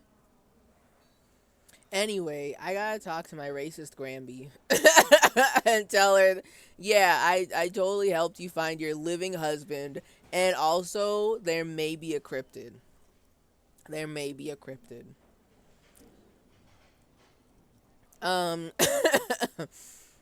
I'm basically also a cryptozoologist now. I can't. I don't want to be a cryptozoologist. I don't want to be a cryptozoologist. I hope we haven't been too much trouble for you. Just doing my job, ma'am. Here, I want to give you a small token of my gratitude. It's a tie, Mexican origin. The pin is an antique, quite special. Hey? Eh? She's giving me clothes I can min-max with? That's crazy. That's crazy. Wife quake. Their blowout is going to kill the entire West Coast. Devastating. I'm off to get ready for a concert. Enjoy. Enjoy your concert. Enjoy your concerto. We may or may not still be here when you get back. No promises. But enjoy. I wonder if Granby is only racist because she hangs out with Gary and he probably just says that shit all the time. I could believe that. I could believe that. But also true. Granby has agency. She's racist by choice. She chose to say that weird shit to me earlier. And I just did not know how to respond. I was like, Granby? I didn't know you were like that. Why are you being weird? Why? I don't know how to take this. She chose to say that. And I don't know why. I can't think of any other reason why, rather. So, I just hope that this pin that she's giving me is not like something fucked up. She hands you a thin ribbon held together by a silver bird skull. It's a tie, Mexican origin. The pin is an antique, quite special. The little silvery knob holding the tie together feels warm in your hand. It's in the shape of an avian skull with 8 eyes. 8? You could ask her about this when you get the time. It's probably a cryptid, but the phasmid, of course, is more important. Wait. But why can't do I have to talk to Morel about it? Because he's the one who set the traps. But I tried to talk to him, and he was like, oh, my wife wants to talk to you. I'd really like to hear about more cryptids. You know, to hell with it. Oh. Let's have more cryptids.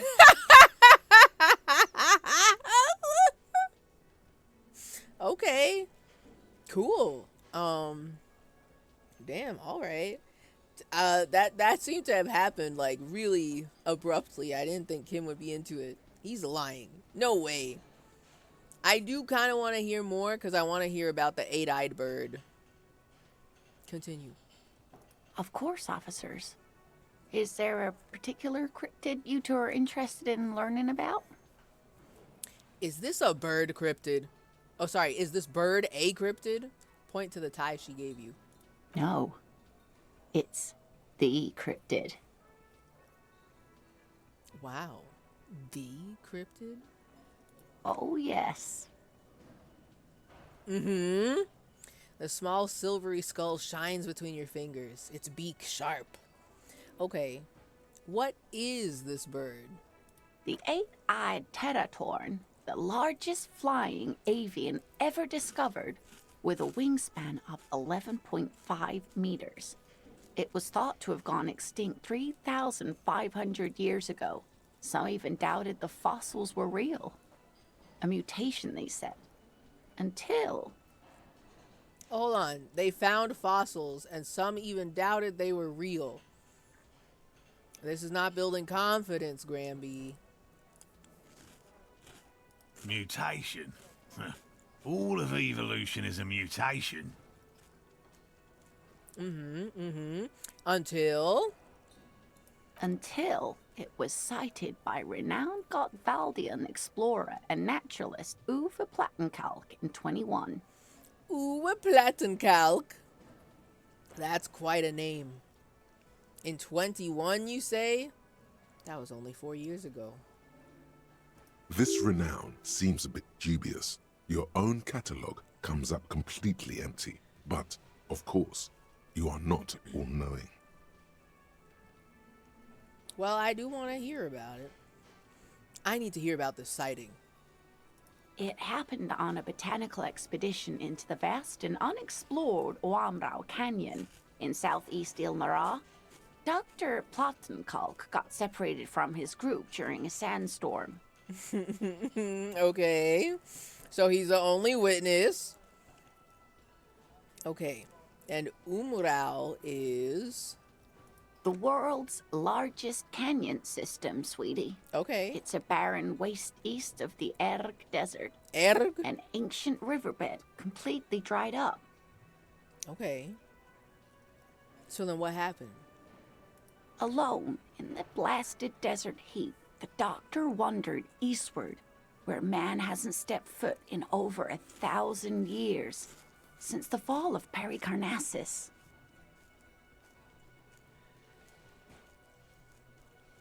Mm-hmm. He was lost, without any navigation equipment, and desperately low on water. Okay. After a day or two, he noticed a bird high in the noon sky. A great black bird. It seemed gargantuan. Gramby. You're making it sound like he was very dehydrated and delirious. So,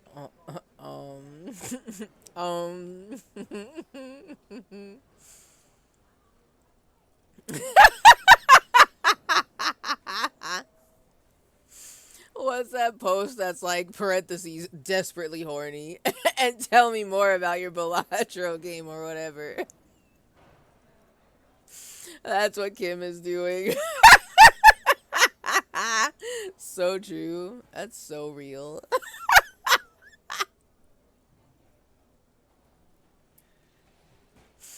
That's so cute. He's trying to get into one of our interests with us. Oh my god. Oh my god. We've converted him through the power of horny. Oh my god. Oh my god. Alright, continue, Granby. Tell me about the delirium. Every now and then, the bird would dive down to feed on an animal carcass somewhere on the horizon.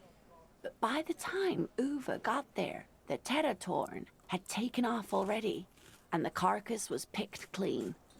This happened many times. He saw this happen many times, or?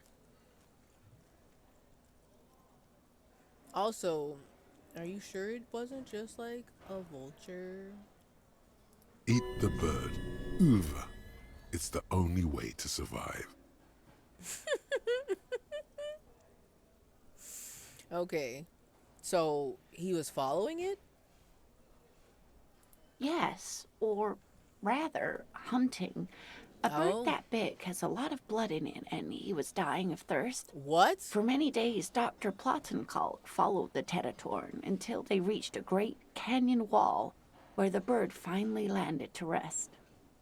Okay. Can I be for real? I don't think blood is gonna be very helpful if you're dying of thirst, but like, that's just me. How do we know that Dr. Plottenkalk isn't just a vampire in the middle of the, what's the fucking desert called? In the middle of the barren wasteland east of the Erg Desert, there was a man who decided to drink the blood of every bird that he came across. Literally. The professor climbed up there with a rock in his hand. He found the bird sleeping with his head tucked under its wing, a great black pile of feathers on the perch. So he approached, slowly squeezing the rock in his fist. Then the Teratorn suddenly looked at him. He could see it had 8 eyes, 4 on either side of its skull, like a spider. And the man couldn't move. He was paralyzed. frozen into place with the rock in his hand. Whatever he did, he could not get closer to the bird. He's a coward. He wasn't really that thirsty anyway. Okay, why? The bird was controlling his mind. What? It kept him from approaching. Okay. He could step back. Every time he stepped forward, paralysis. Uva spent 3 days trying until the bird flew away. Okay, but is he dead? Wait. Granby, what the fuck? Did he live? Is he alive?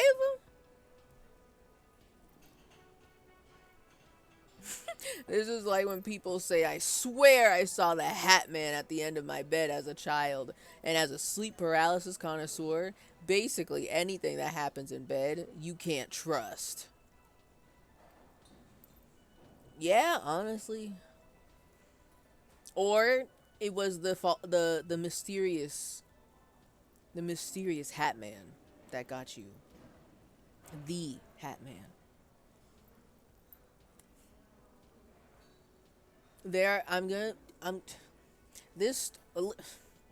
Maybe I feel bad about trying to debunk Granby's personal story about seeing the fucking real fake stick bug. But this has too many holes in it, Granby. Is he alive? If he's dying of thirst, that he's going to kill this bird to drink its blood, if he's at that point, how do we know he wasn't delirious? Also, why? You can just say that he was scared. If he was scared and he couldn't kill the bird, I think I would believe that more than the bird was controlling his mind. You know, like, keep everything the same, and yeah, the bird's got 8 eyes. I would believe this more if you just told me he was scared. He was too scared to kill the bird. Not that the bird was controlling his mind.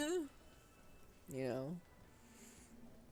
And you mean to tell me he spent 3 days locked in the mind dungeon of this bird? He couldn't move forward. I've got so many questions, man. I've got so many questions. The gay man from LSD Dream Emulator. I don't know if that's real. But I like that the gay man from LSD Dream Emulator is a cryptid in LSD Dream Emulator. I think that's very good. Was that the Wompty Dompty thought I saw? Perhaps. Mayhaps. Because I don't think the Wompty Dompty one was going to take too long to cook anyway. So, it might be done. Alright, I have to ask this. Hold on.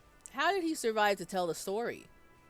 The 8-eyed Tetatorn was indifferent to him, as long as he didn't get closer than 2 steps. It even let him feed on some carcasses up there, and the 2 unfertilized eggs it left behind.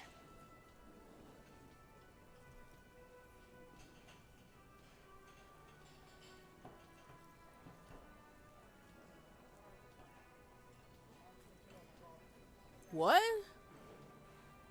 So when you are locked in the mind dungeon of the 8-eyed Tetatorn, you cannot get closer than 2 steps. But it will let you do whatever else you want. You just can't get close to it. Impossible. It will lock you in the mind palace, the mind dungeon. Okay. So then why didn't he just throw the rock? I'm just saying.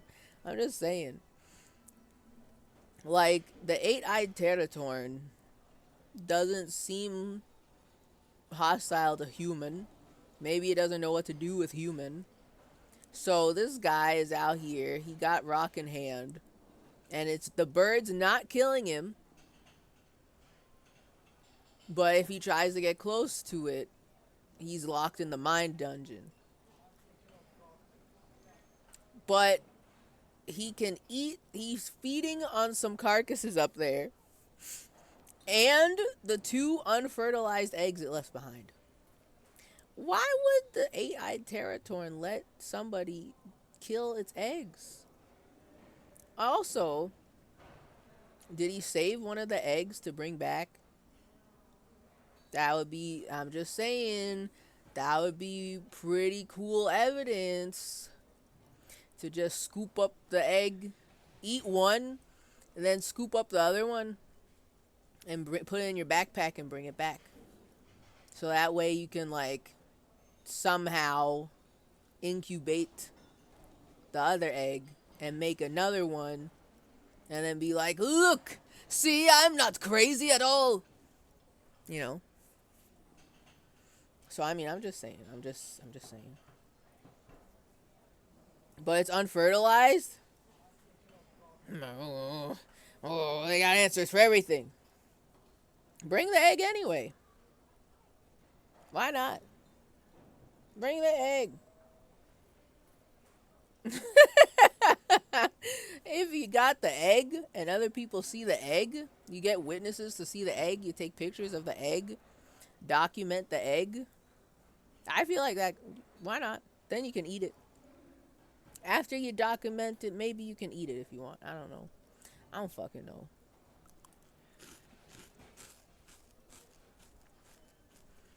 Also, is there a way to, like, know just by sight alone if the eggs were unfertilized or not? How do we know the eggs were unfertilized? Is there a way to tell? I'm not an egg scientist. I'm not a bird doctor. So is there a way to know just by seeing? Because how do you know if you didn't bring it back to study it that it was unfertilized? I got questions. I got questions, Granby. He didn't see the bird fuck. While that may be so, that doesn't mean the bird doesn't fuck, you know. Okay, if you shine a flashlight through a fertilized egg, you can see the growing embryo. Okay. That's real shit. That sounds believable to me. I could believe that. That sounds real. Alright, so then maybe he had a flashlight on him and he could see through the egg. And he did not witness any life in the egg. And so he didn't feel bad about eating the eggs. I could see that. Alright, that makes sense. I can believe that. That's believable. I really want to say an 8-eyed mind-controlling bird? No way! Exclamation marks. But this one is definitely like an 8-eyed mind-controlling bird. Pff, no way. Come on.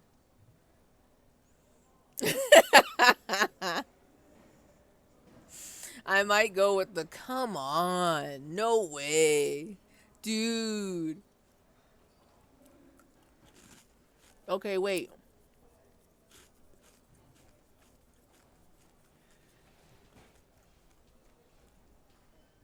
She gave us a pin that is in the design of this 8-eyed bird. Mind-controlling bird. I think that's cool, though. I think that's cool. I like the artwork from this 8-eyed mind-controlling bird that is the artwork that is being inspired by the 8-eyed mind-controlling bird. So yes. But I will push back on something else later. Fuck yes, that's so cool, Granby. Absolutely, sweetie. Cryptozoologists have been tracing it ever since, but Wamrao is vast, mysterious, and holds many secrets. Right. Modern radar telemetry shows great promise. We will confirm this one by the end of the decade, latest.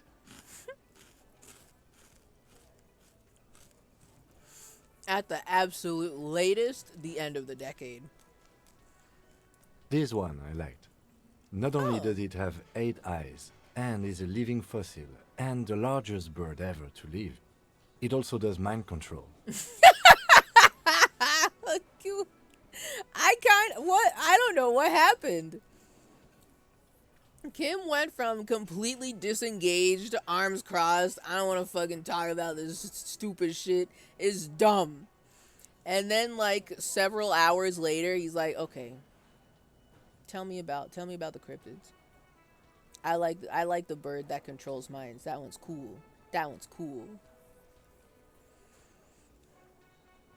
I like this. This is a unexpected character development. And I can't tell if he's fucking around yet or not. But maybe he's engaging with it as if it's fiction, right? Because he is a big nerd who's into that fucking Binoclard elf shit game, high fantasy game dev studio concept art. You know? You know what I mean. So that was the last anyone saw of it? Sadly, yes. But there are numerous reports of 8-eyed bird skulls from Ilmara. And then there's the striking resemblance to the Pericarnassian imperial eagle, an ancient heraldic symbol that is hard to pass off as coincidence. The imperial eagle, too, had 8 eyes. Is that a real bird or... I've just got questions. Numerous reports of 8-eyed bird skulls from Ilmara. We got photos? Do we got photos? Or was somebody on a journey from Ilmara to wherever the big science place is, and they accidentally dropped the bird skull in the river and no one can find it? It's lost in the ocean. I just want to know, all right? I think he's being sarcastic. That's what I'm kind of feeling. Like, I think he's just fucking around. I don't think he actually cares.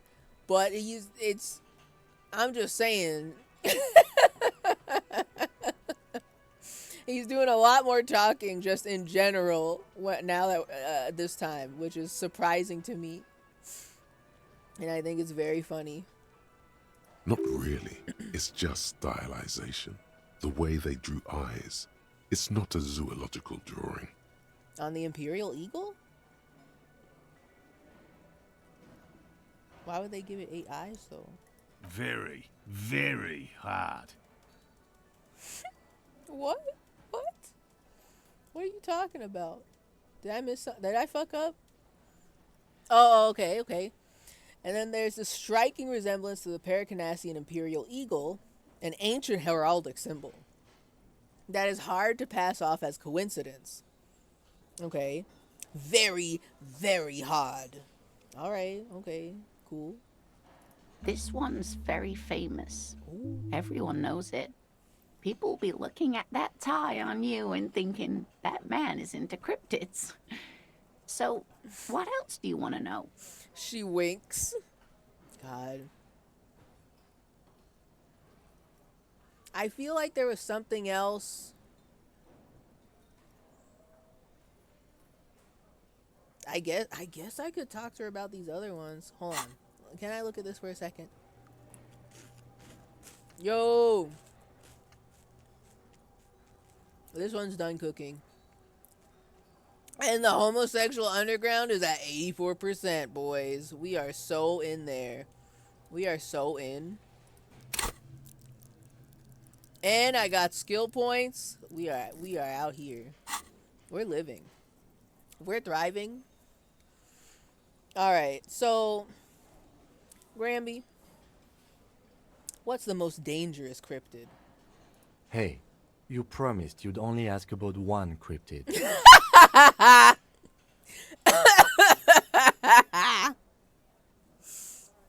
What do you mean?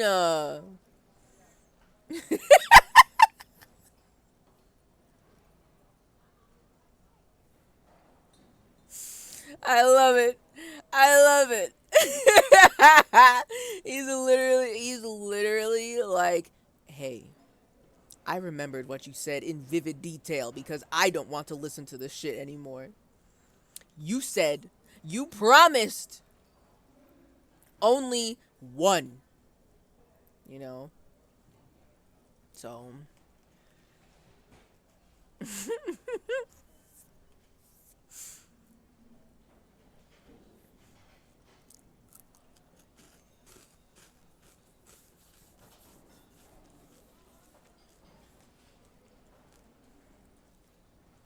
Have a good sleep, Brew.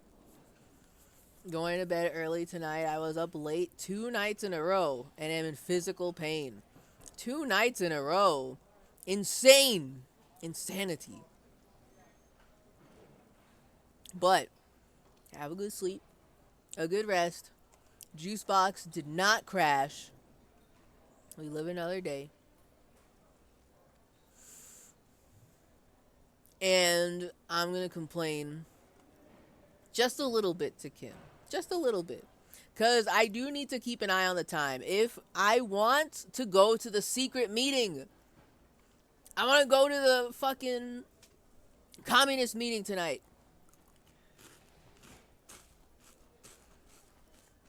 But we do have to burn more time.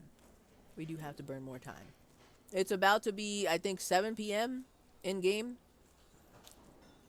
So 7 p.m. in game. And then we need to burn 3 more hours. I think we can do this. I think we can at least get to the gay communist meeting tonight. I think we can do that. But Kim, don't you want to hear about another cryptid too? The lieutenant pauses, thoughtfully. No. Something in him breaks. What? Wait, no, fight me on this. Hold on, wait a second. What do you mean something in him breaks? Ah, fuck it. Let's have more cryptids. No! What?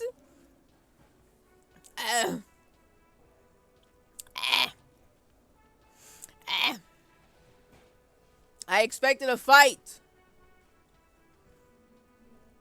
You're joking. He's goofing around. He's fucking around.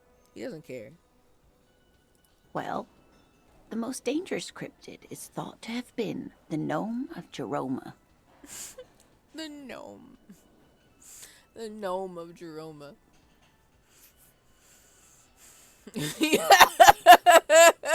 You may even be gay before it happens. The communist meeting? So true. Hold on. Everyone, I would like to announce that tragedy has struck one of my nails. It didn't break, but the nail polish just kind of like popped off. And by popped off, I mean it's super cool and it looks very cute, but it kind of just, the paint popped off in one beautiful chunk, by the way. Like, it's actually perfectly intact, but it popped off. We gotta pour one out for the one nail that just popped off beautifully. It's really good, actually. Did I ever share the fucking... I never shared photos of my New Year's nails. My cute nails I did for January. But it's really good. And the thermal nail polish, I love it with all of my heart. This color is so good. I will have to share pics later. But it always starts... I feel like I can only keep it for like almost a month. It's maybe slightly more than a month. And then nails will start chipping. This one, it's always the index finger that pops off first. It's crazy.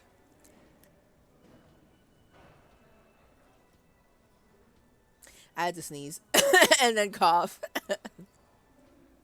It's always the index finger that pops off first, you know.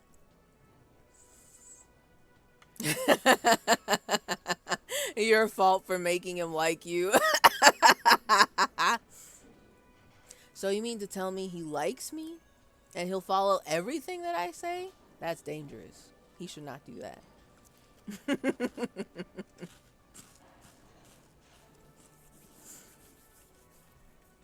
Every time I forget why people bow down to Kim. Kim is so cool. He's my favorite character. He's my favorite character in this game. There are a lot of characters to like in this game, but Kim's my favorite. He's my favorite guy. I like him a lot. Okay. We need to learn about gnomes. The most dangerous cryptid is thought to have been the gnome of Jeroma. The gnome of Jerma. None of its victims survived. Grieving relatives never even found their bodies because the gnome's venom dissolved organic tissue almost entirely. Venom? What did this cryptid look like? It was reportedly a small creature with webbed fingers and a protruding forehead and a gangly little thing. Quite scary to look at. Webbed fingers. It has fingers. Webbed fingers and a protruding forehead. Is it a frog?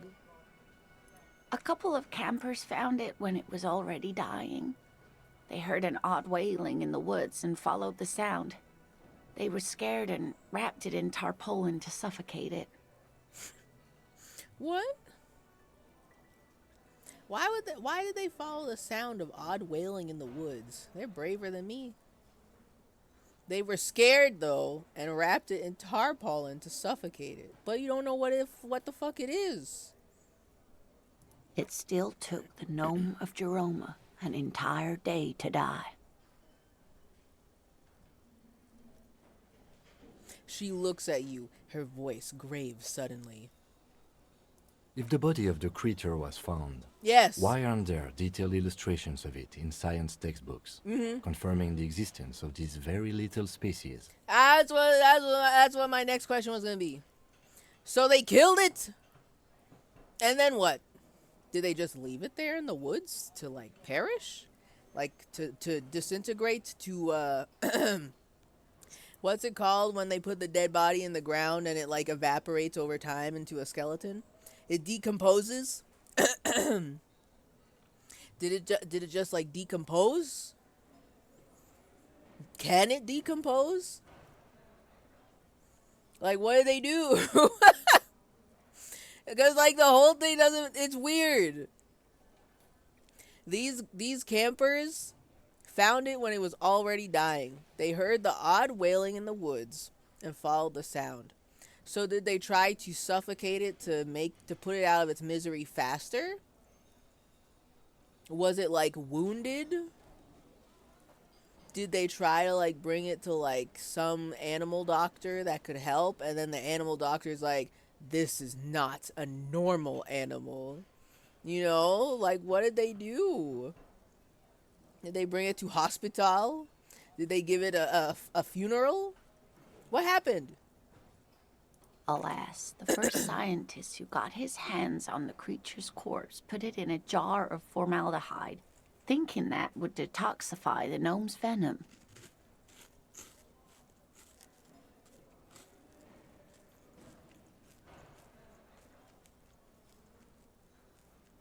So the creature's corpse, it's dead.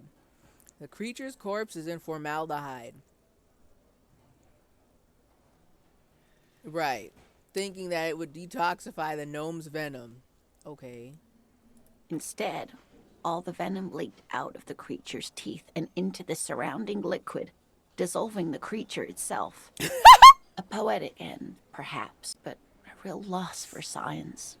Self-destructive corpse.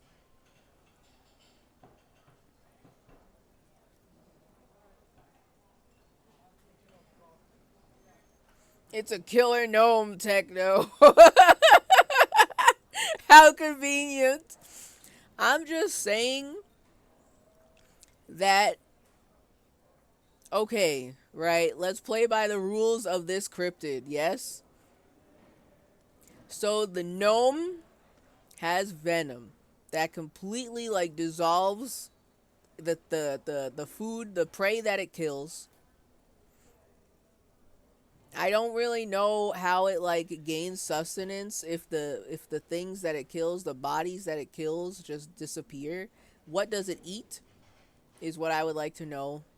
Also, so like it does all that and somehow the toxin, the venom in the teeth leak out into the formaldehyde. And somehow the body is gone. Can we not also just like see what the fuck is going on with the venom? Can we not like study the venom that's in the formaldehyde and like figure out what the fuck is going on? Or is the venom evaporated too and all the tests they did show, oh, but it was only formaldehyde in there. Ooh.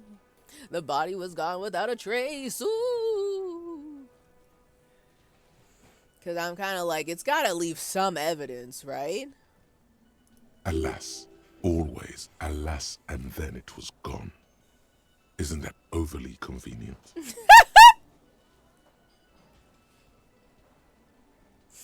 No, it was a perfectly good explanation. Stop being so skeptical. Seems very convenient that it just disappeared and nothing like it was seen again. I feel like I'm just being a nuisance to these people. I ask them about what the most dangerous cryptid is. They tell me. And then I'm playing devil's advocate at them, and I'm like, I don't know. It seems awfully convenient that it just disappears and we never see another one ever again. I understand your skepticism, but that's what happens with things that are rare and stand out. Their disappearance is most memorable, and they are least likely to be found again. What do they do with the, like, fucking... What? Can I ask what happened with the formaldehyde venom? Was it too poisonous to study? I have to know. Because I feel like it has to leave evidence. If the body evaporated, it's gone, dissolved. The poison is so strong, it leaked out of the teeth and the body, it interacted with the body, it's gone. So, like, but the poison is still in the, like, rest of the formaldehyde, right? Also, skeleton, this poison eats through both flesh and bone? That's fucking crazy. Is it like acid or some shit? What's going on? Are there traces of the bones, the flesh, left in the formaldehyde? They trapped it. They got it. So then where is the studying? Where are the studies? I love the online community of gnome truthers, to be honest. Gnome truthers. Okay. I will ask for one more cryptid because I am thinking about this. Are there any invisible cryptids? What an interesting question. And the answer is yes, there are. Granby. Of course. All fairy tales have someone or something invisible in them. I love Kim. You're right, Kim. It's childish. But I need to know. Okay, I won't spoil your fun. What is the invisible cryptid? Yes! Let's go. It's the Col de Mamadakwa. What? Its name means thin whisper of sound, and that's precisely what it is. Wait. Self-replicating sound waves, invisible and intangible. Wait. The Col de Mama is very afraid of us, which makes it incredibly difficult to track. Whoa. Wait a minute. Wait a minute. The Col Domama d'Aqua. The woman corrects her glasses. Its name means thin whisper of sound. It is self-replicating sound waves, invisible and intangible. The Col Domama is very afraid of us, which makes it incredibly difficult to track. I'm cooking. I'm thinking. Self-replicating sound waves, invisible and intangible. What does it sound like? Kolamamadakwa can also be translated as a whisper light and low.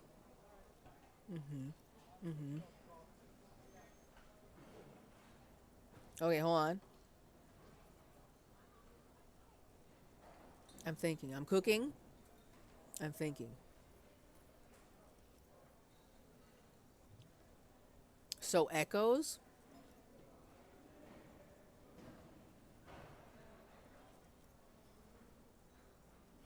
Maybe. Okay. So I was cooking and then I remembered what makes the church so weird. The section of the church that has the absence of sound. I was sitting here thinking, wait a minute. This cryptid might be real and in the church. But if it's making sounds, that's not exactly what's happening in the church. The church is like uncomfortably quiet, disturbingly silent. Unless, I need to know more. I need more intel. So I just noticed it, but it's interesting how subtle her profile pic is. It almost has a really subtle angle that kind of gives the impression that you're looking down at her a little bit. I mean, it would make sense. She is in a wheelchair after all.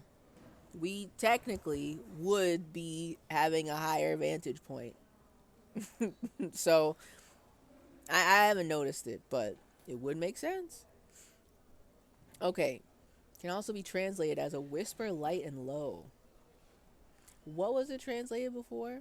Thin whisper of sound. Let's start with this. A whisper light and low, ... Yes, that's another translation. They're both quite lovely, aren't they? Maybe. Although the low part is a little ironic. The Col de Mama d'Aqua makes, or rather is, such a high-pitched sound that other animals, including humans, can't hear it. It could be everywhere all of the time, and we wouldn't know. Wait, what the fuck? Now you're fucking around. Wait.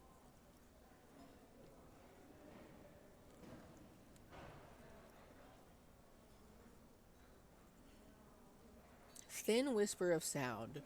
Self-replicating sound waves, invisible and intangible.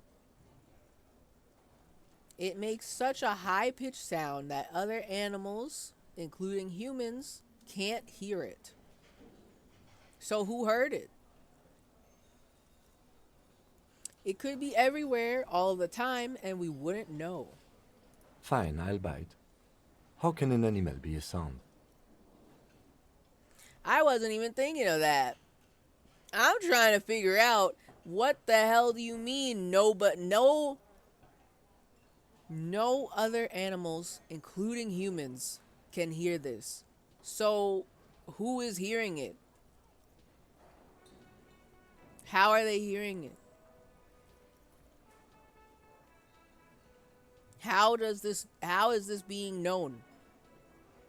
But also, yes, true. How can an animal be a sound?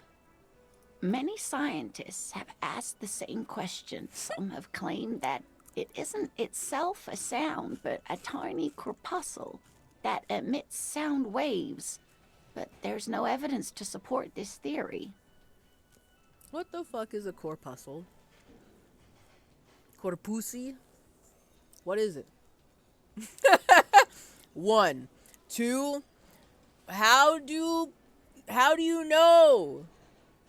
How did you find this? Okay, wait. Now that I'm looking at her portrait also doesn't really match. She has brown hair. Her character model has brown hair, but in here, it looks like she's got blonde hair. Interesting. Or maybe, like, the pale blonde grayish hair, you know? Okay, anyway. I don't understand this one, Granby. This one's fucked up. At least the bird that has mind control and 8 eyes, I can believe a little bit it's got a corporeal form. And I can believe a little bit that one guy saw it. But this one doesn't make sense. It actually doesn't make sense. How? Also, is Harry bilingual? Bilingual? I did not have Harry as bilingual on my 2025 bingo card. Hold on. Oh, okay, yeah, actually, I didn't even think about that. Because he said it... Wait. I'm going to be for real. I don't know what language this is. Coldo Mamadakwa. I don't know what language that is. But Encyclopedia told me can also be translated as a whisper light and low. So he must know at least a little bit of what language that is. And apparently that's correct. Okay, so, could it be here? Right now? Looks around. It could be. As I said, it could be everywhere. And we wouldn't know any better. It could be ringing all the days of our lives and nights. Okay. So... Maybe it's predatory. What if it's predatory? It's not. Don't worry. If it were predatory, we would have found it by the damage it inflicts. I'm gonna make Harry Henry a little bit scared of the Colda Mamadakwa. Okay? I wouldn't be so sure. What if the damage is also invisible? Yes! What if? Granby, how do we know? What evidence is there of this animal being a sound? Plenty. It's the evidence that led to its discovery. In the 20s, a group of Areopagi ornithologists, that is, scientists who study birds, were trying out a new recording technology for capturing sounds outside the range of human hearing. Right. When playing back recordings they had made in the foothills of the Ea mountain range, they noticed certain anomalies, patterns that seemed random at first, but on closer examination were consistent with the waveforms of songbirds.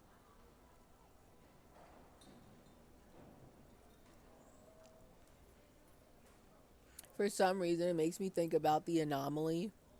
You may be right, Ewo. She said anomalies too. Unless you mean the anomaly in the church. Which I also thought of that. But I'm also kind of like... Wait.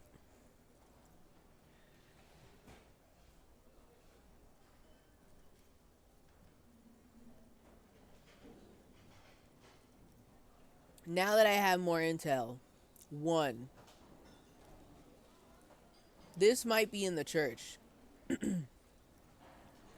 2. If humans can't hear it, what if it sounds to us like an oppressive, uncomfortable silence? But if you record it with this special device to record things outside of our human hearing range, if you record it, then it's actually a sound that is happening. And what if it's for some reason camping in the church?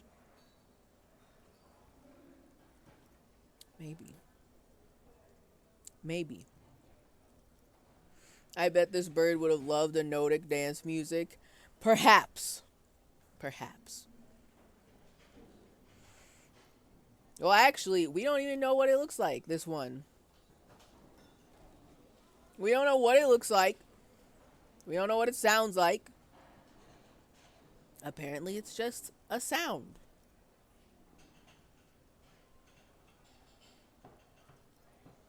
Maybe it would like a Nordic dance music. Anyway, on closer examination, the patterns were consistent with the waveforms of songbirds. Songbirds.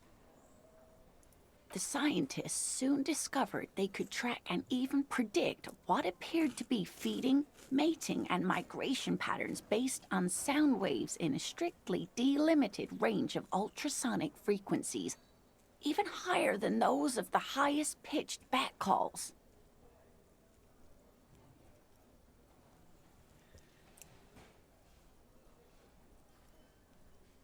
Predict?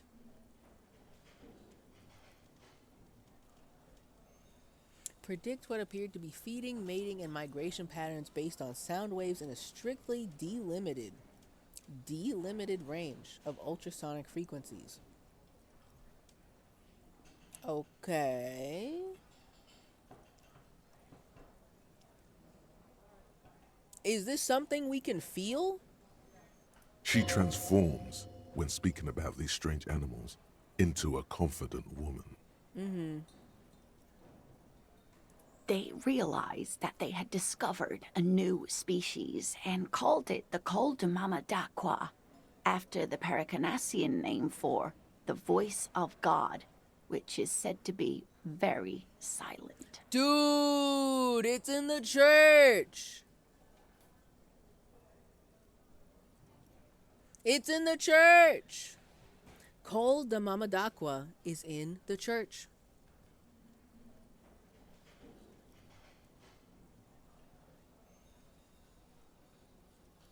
I was right.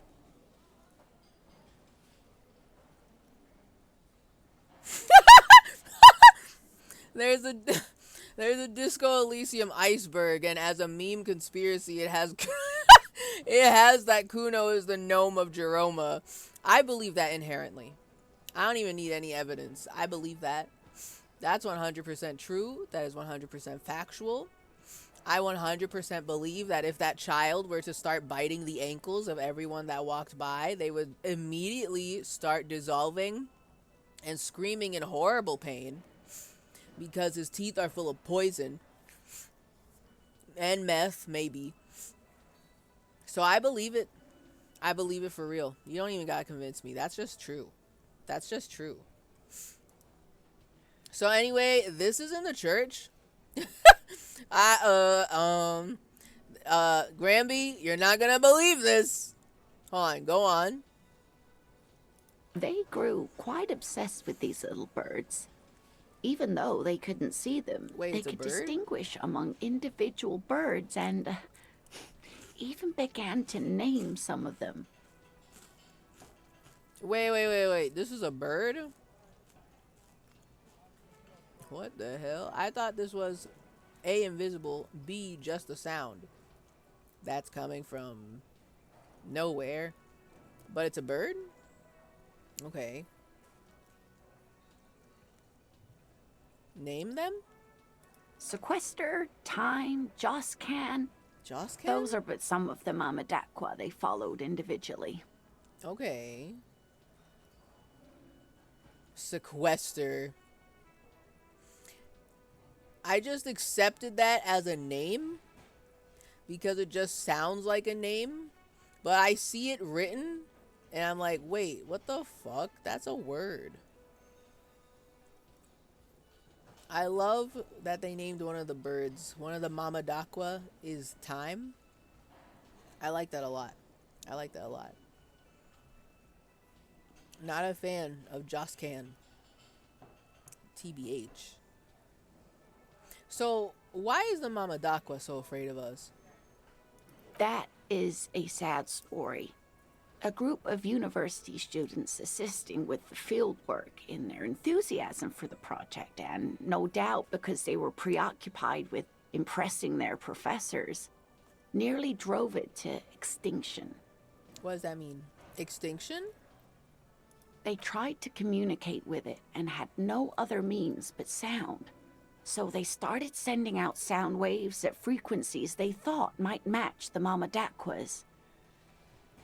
And what happens when a sound wave meets another sound wave of the same frequency, dear? I'm not a scientist. I don't know. Tell me.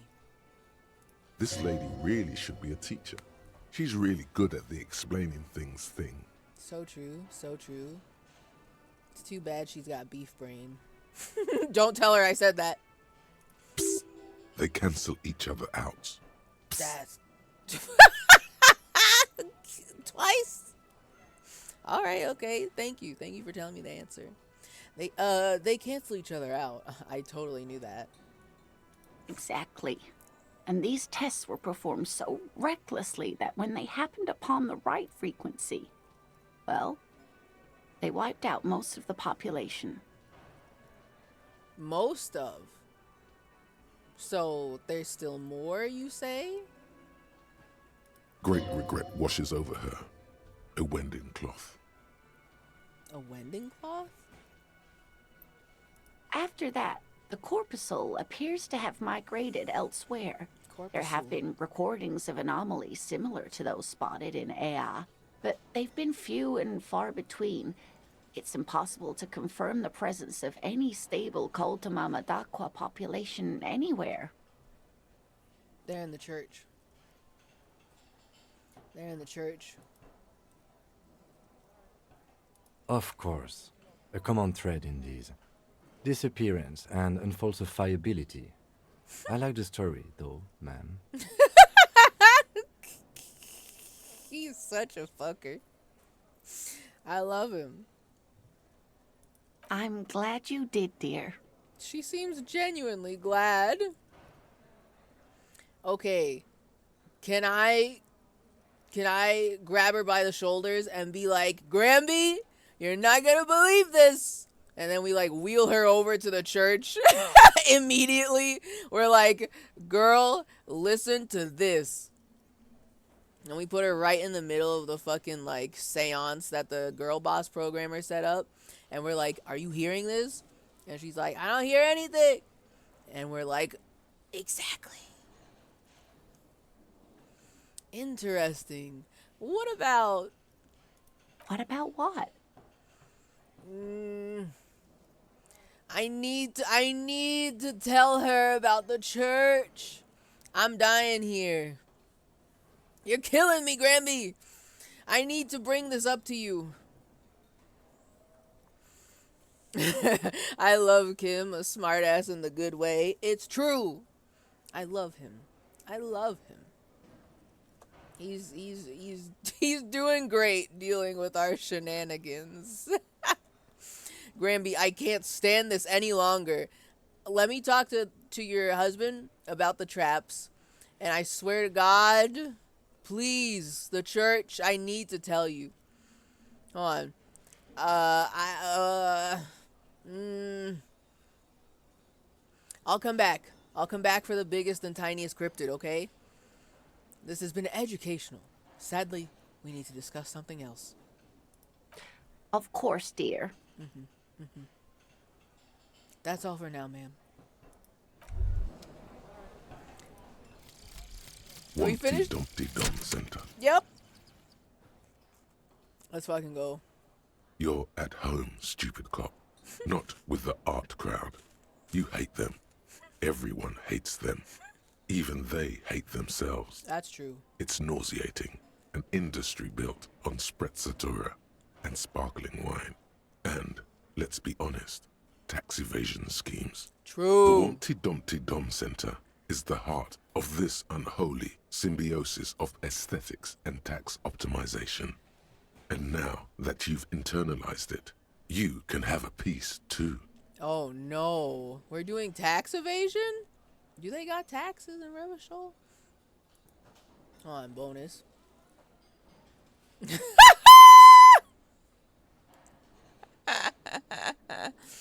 Encyclopedia passives give plus 10 XP and plus 2 real. I'm sorry, I get money?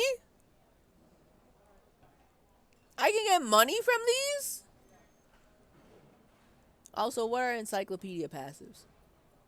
Plus 10 XP and plus 2 real, minus 2 suggestion, pretentious wanker. Bro.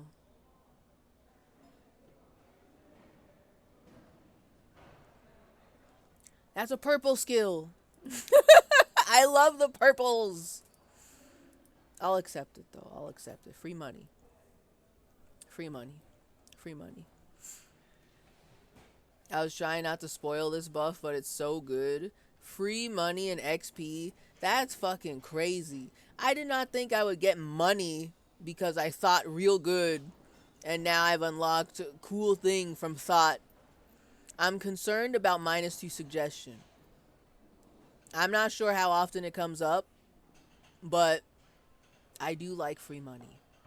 Except. And excellent, excellent. The homosexual underground update, 88%, everybody. Hey, 88%. Hey, we're thinking about it. Okay, let me look at this. Oh, this is this like a, what the hell is that? Oh. Oh? Oh? Plus 1 Inland Empire, octuple vision. I literally thought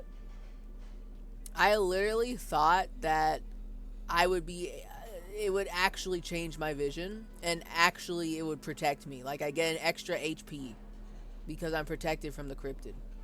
It's not from, but protected by the cryptid. Oh my god.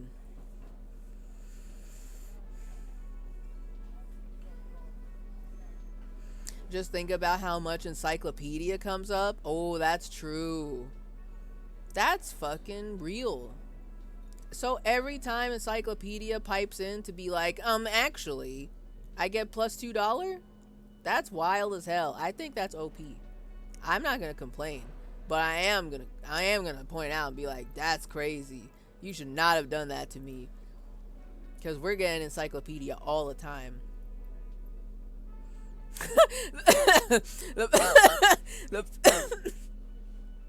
The power of a good LGR video. That's so true. I forgot that we only know about this because of the fucking guy. The LGR of Revachol.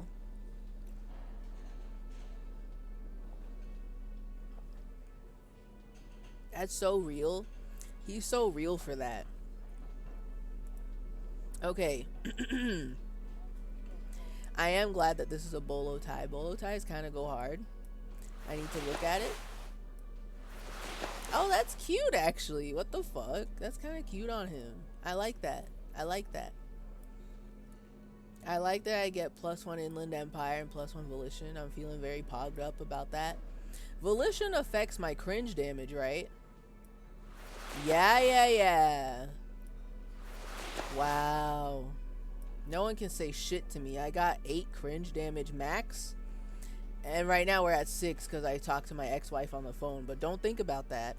Oh my god. TechnoToast alert! It's been 3 hours and it's time to prevent gamer death. GDB, I'm not ready to leave yet. Also, hi GDB. I am not ready. Okay.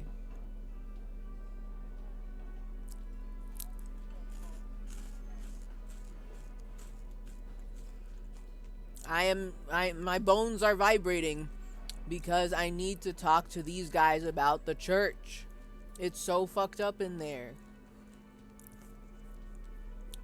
But the 8-eyed Terratorn tie, a slender bolo tie held together by an antique clasp in the shape of a bird skull. The skull features 8 cavities for eyes. It's disturbing, but you can't look away. I like it. I like it. We can have a little spooky, scary fashion as a treat.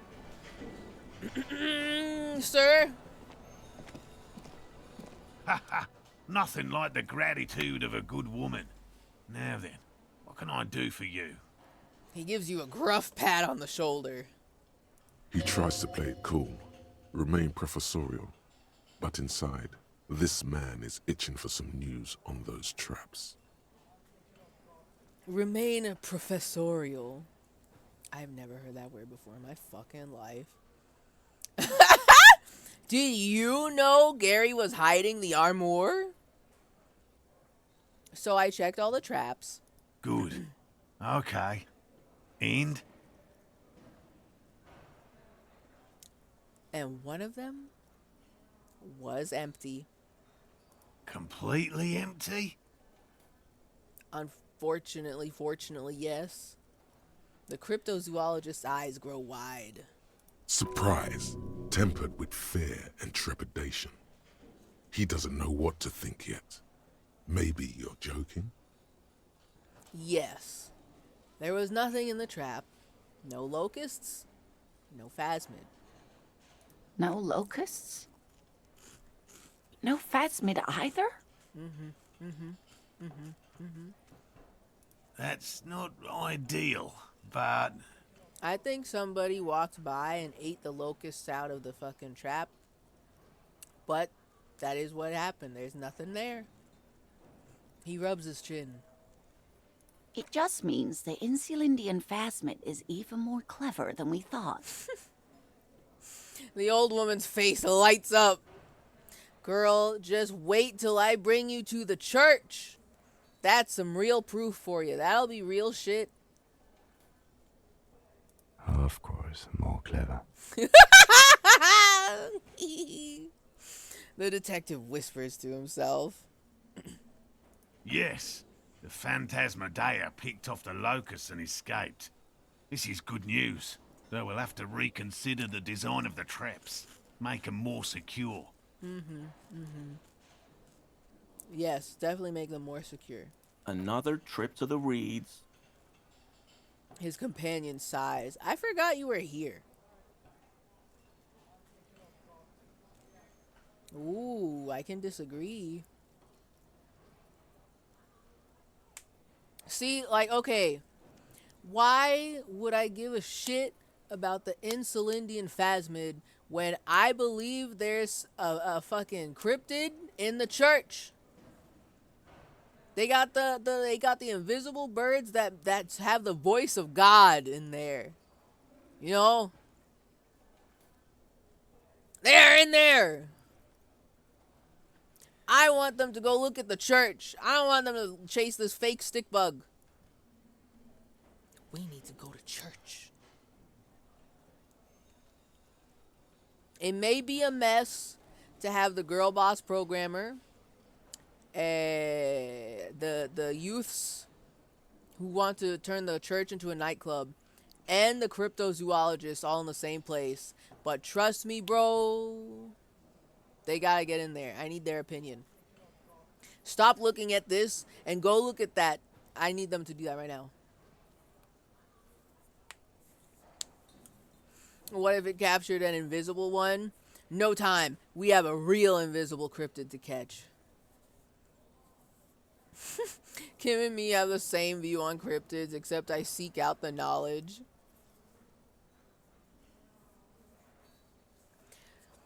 I feel like I agree with Kim, but I also want to hear the stories. That's true. So I agree with that as well. I want to hear the stories, but also I just ask a lot of questions by default. It doesn't matter what it is, I'm asking a lot of questions. So I'm asking a lot of questions about every cryptid story, and if you don't have answers for them, I'm like, something ain't right here. Something's not right. Why didn't the guy take the egg back home? I don't care that it was unfertilized. I'm sure there were many carcasses up there he could have eaten and then saved one of the eggs for later to bring to the lab. You know.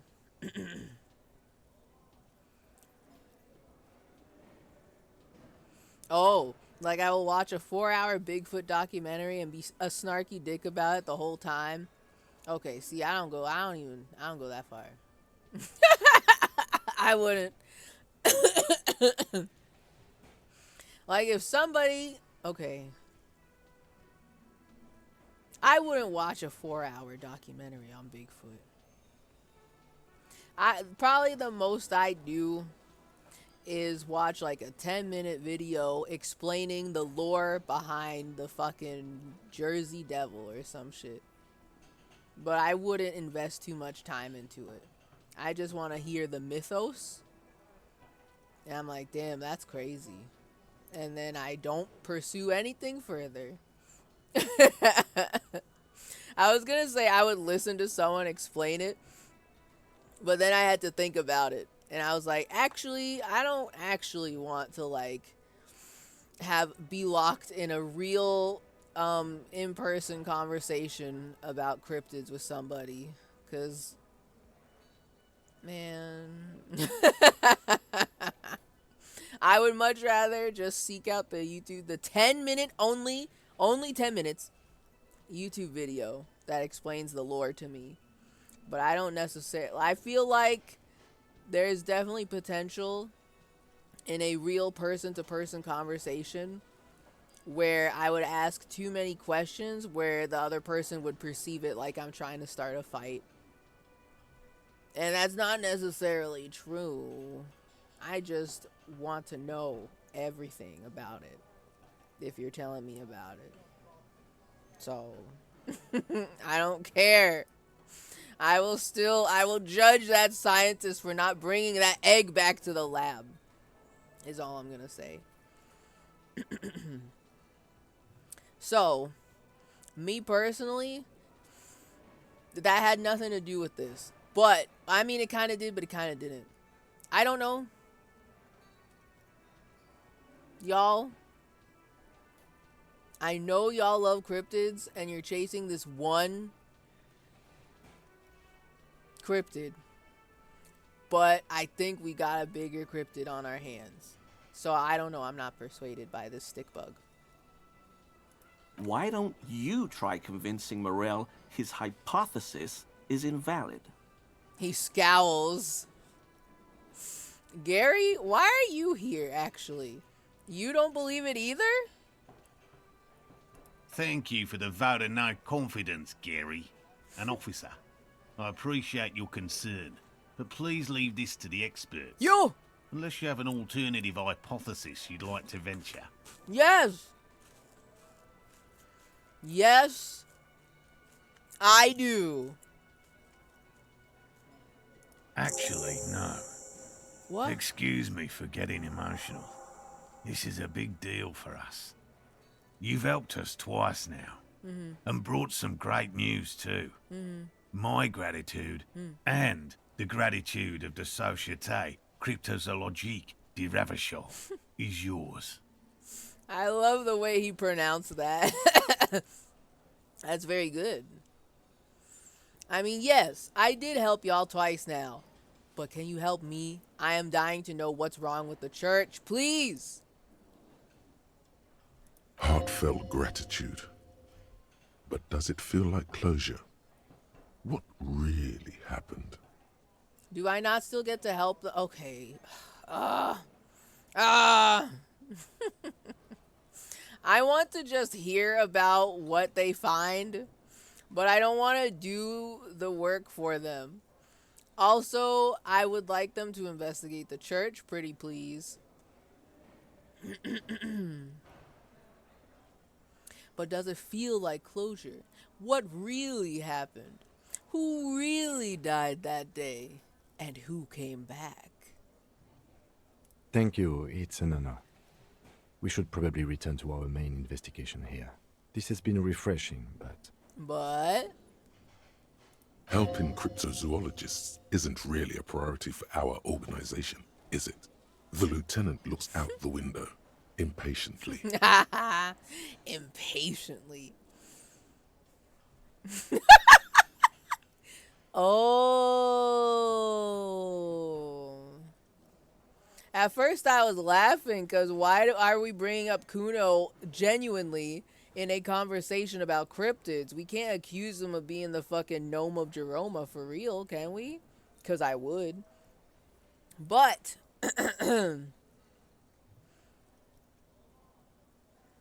okay, we have level 2 interfacing, but a 72% chance to develop an alternative theory about the missing locusts.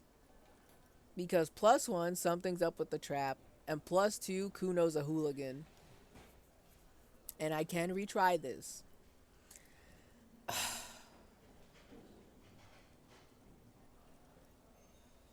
I mean, I believe it.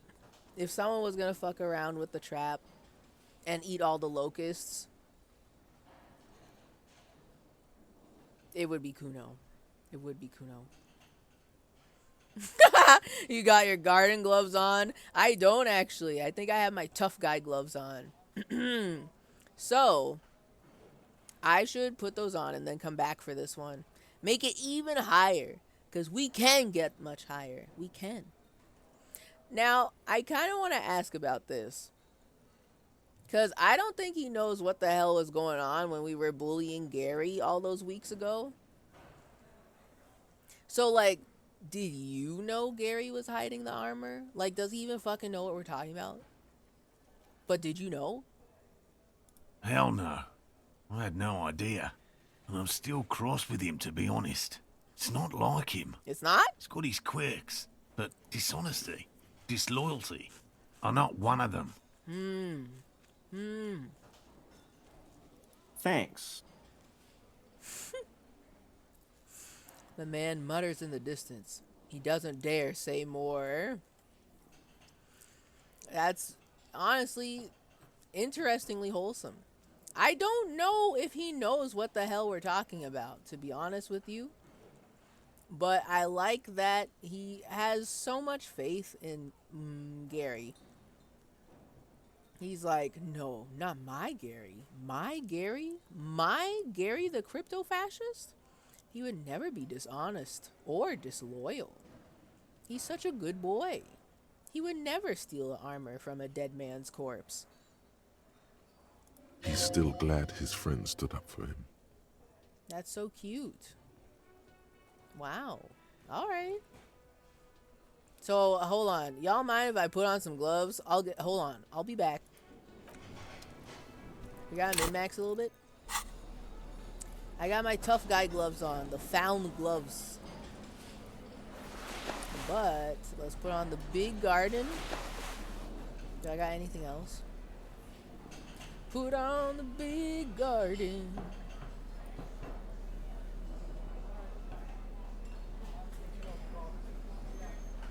I got a lot of things that are removing my perception, by the way. And by a lot, I mean two.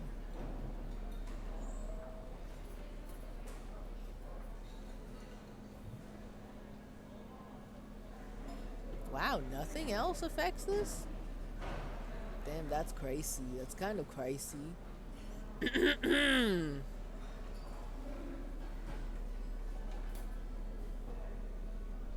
Wow, alright. Nothing? I thought I had more. Maybe I'm confusing it for the stuff that affects my perception and reaction speed. Alright, I'm putting the big gloves on. Let's try it again. Let us chit chat. Let us give him our game theory. Let me save first. I haven't saved at all. Good, Hello. sir. Lena and I were just discussing the design of the new trap. So true, so true. Alright, let's go. We got interfacing 3, 83%. I'll give it a try. But knowing this game, I probably will not make it. But let's give it a try. Develop an alternative theory about the missing locusts. Consider the way the empty trap was disturbed, as though shaken. Most likely the hands of a young person. Hands small enough to fit inside the trap, too. Oh? You should ask the red-headed boy, Kuno. I didn't realize we were gonna go back and talk to Kuno again. Oh, I actually probably have so many things to talk to him about at this point. I still keep failing that one empathy check for him. And now I gotta talk to him and figure out, are you fucking around with the locusts?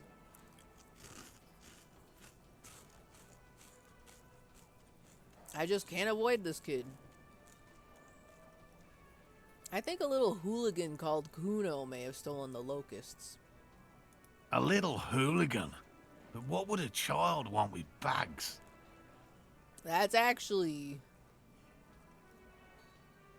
not surprising. What do you mean, what would a child want with bugs? I don't know, he's just fucking around. I don't know, maybe torture. Continue. Oh, my dear Morel. You've been an old man for too long. Yeah. Kids love to torment insects almost as much as they love to torment old folks. See, when I said torture earlier, I was just fucking around. But she said it for real. And well, I guess I could see Kuno being the type of kid who brings out the magnifying glass and like burns ants for fun. So maybe. I'll talk to the little gremlin and see if anything comes up. Delinquents, my favorite. It doesn't sound like it's really his favorite. Oh, you've been such a dear to us. Please let us know whatever you turn up. I have a feeling we're getting so close. Oh, Lena, but there's a bigger cryptid somewhere else. Please. Well, I see you've got all the help you need. I'll see you tonight at my place. Let's play suzerainty, but no more field trips for me. I'll see you tonight at my place. Let's play suzerainty?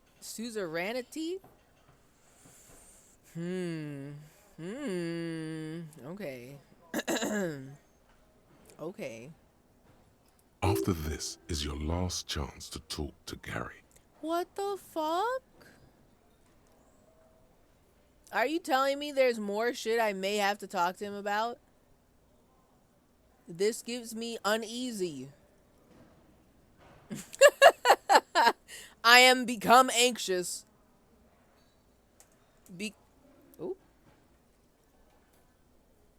Because I didn't think I'd have to talk to Gary ever again about anything else. But he did steal the armor. We did get the armor back from him. There might be more shit that we need to talk to him about regarding the murder. You know, the reason why we're here in the first place. After this is your last chance to talk to Gary. Really, Gary? We're getting somewhere here. I'd love to play suzerainty, but... Lena, I'm sorry, but you're not getting anywhere. It was some kids. I know the little mutants around here. Leave anything out in the open and they'll steal it, even if it's bugs.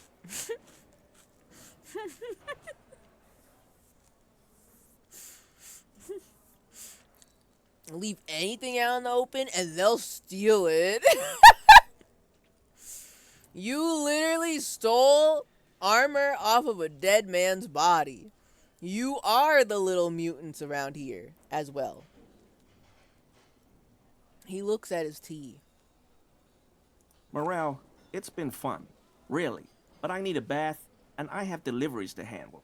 When this tea is done, I gotta run. When this tea is done, I gotta run. No need to apologize, Gary. You've been more than helpful. We'll have to take a rain check on that game of suzerainty today, though. We're gonna follow this through. All right. The first man to break formation is always a blow to leadership. This is bigger than he lets on. Damn, okay. Damn, all right. It's just the two of y'all now. Well, I'm gonna get going.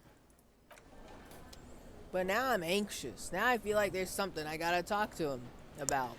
You know? Most ideologically consistent crypto fascist. He's the first. He's a pioneer. Always a pleasure to see an officer of the law. I don't believe you.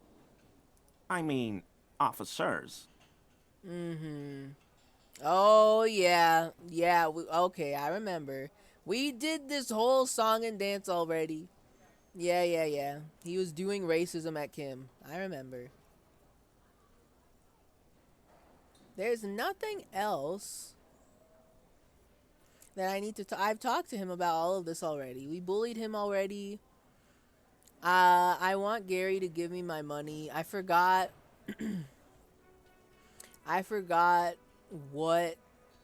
how much money I'm extorting from him. But whatever the maximum fine is for littering, he needs to pay me that. I mean, I know I've got 58 real. But I mean, I could use some more. That's fine. I've got some books to buy and read. I gotta get caught up on the Man of Heimdall and the Dick Mullen series, you know. I gotta spend my money. Okay, I don't think I have anything else to bully him about. I got the armor back. And I bullied him. Thank you for your cooperation, I guess. Well, now I'm nervous. Also, it makes me uncomfortable that he says I'm drinking tea and he's not sitting down enjoying the tea. I don't like that I don't like the way he stands. I don't like anything about him. I hate the way that you walk, the way that you talk. I hate the way that you dress. I don't like him. But I feel like there's something I gotta talk to him about. I'm nervous now. Why did the game tell me this? They're warning me. Okay. Okay, missing insect case. Okay, find out the real reason why the trap was empty. Local kids might know, and then ask Kuno about it. Ask Kuno about the empty trap, then take a look around the yard. Okay. Alright. I wonder if they have unique dialogue if you did karaoke with him here. That would actually be so funny. That's so true. I think the only people that talked about my karaoke was this bitch. I forgot his name. And then these two. But it was kind of like weird. It was a little awkward. I don't think Lena had anything to say about my karaoke. He wasn't here. I think it would be very funny if Gary or what's his name had anything to say about my karaoke. I can't remember if our friend was there. I would absolutely love it if this guy who's obsessed with money knew about it. Did Titus? I don't know actually now that I think about it. I feel like I would have tried to talk to him just to see. And maybe he didn't have anything to say. New save. At some point, there's something I have to talk to him about. Let's chit chat again for a little bit. It's you again. Yes. What is it? Yes, so much has happened, okay? I don't even remember. Ooh. There's a lot less things to talk about in here now. Or I'm crazy. No. Either way, he probably didn't give a shit about my karaoke. But this, I know I was like, let me collect more evidence to prove he's being manipulated. It's at 72% now. Or it always was. We've got level 3 rhetoric. I could like min-max this.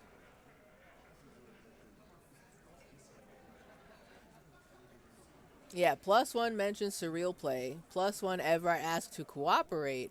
+1 compromise skill set known. What?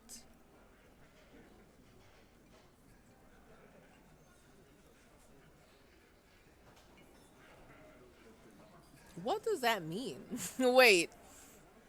That one seems new. But then +1 understood why Titus is upset. +1 Angus can't take pressure. +1 discussed 8th Hardy. And +1 confronted about drug trade. What the fuck is compromised skill set known? Compromised skill set?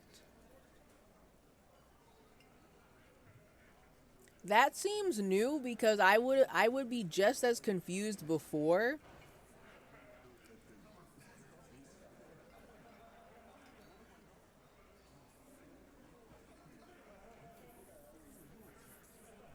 Compromised skill set known. I don't know what the fuck that means. Oh. Because your brain cabinet was like, hey, we can't trust Claye. Oh, that's true. Right, because we spoke to, the voices in my head were arguing. And they were like, one of them, I forget which one, was like, these fuckers are lying to you. They're compromised for some reason. We don't know why. I think it's just because Harry Henry is horny for her. So he's not thinking straight. That may not be true, but that's my game theory. And so, for some reason, all the other voices are wrong, but the one voice that told me everyone was wrong is correct. So that happened, and I must not have gone back to try and talk to him ever since then. This happened ages ago. So I didn't see this on the list before. Because I'm looking at it, and it reads to me like an error code. And I'm like, I don't know what the fuck that means. I don't get it. So, okay.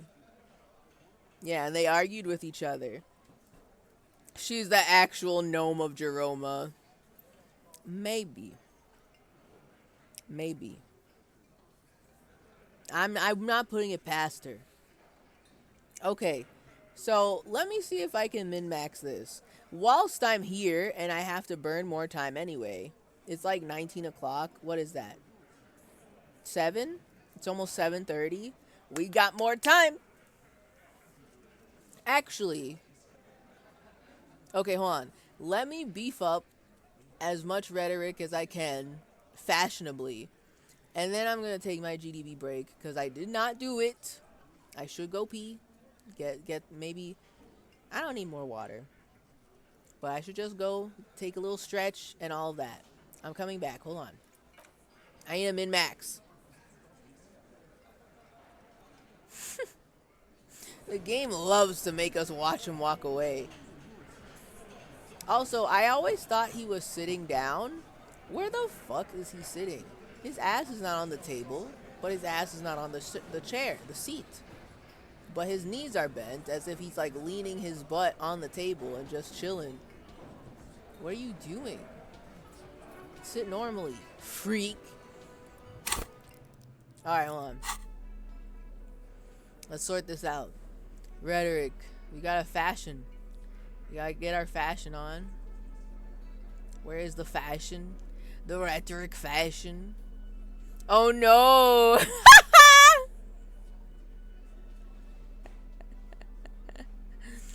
What the hell? So, okay, for those of y'all who don't know, I may or may not have bullied Renee out of giving me one of his war medals. And it has a haunting, to me, it has a negative aura. Big negative aura hovering all over it. But it does give me +1 rhetoric.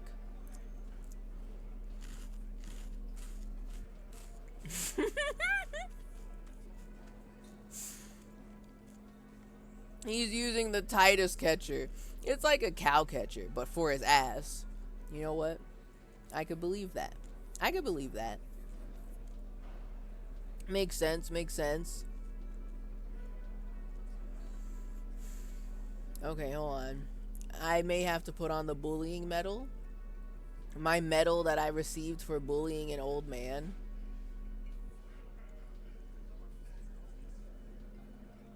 Do I have anything else that can assist?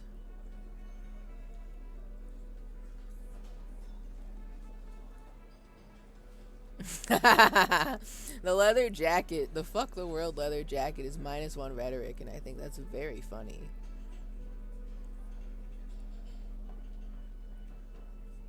Okay, white polo shirt.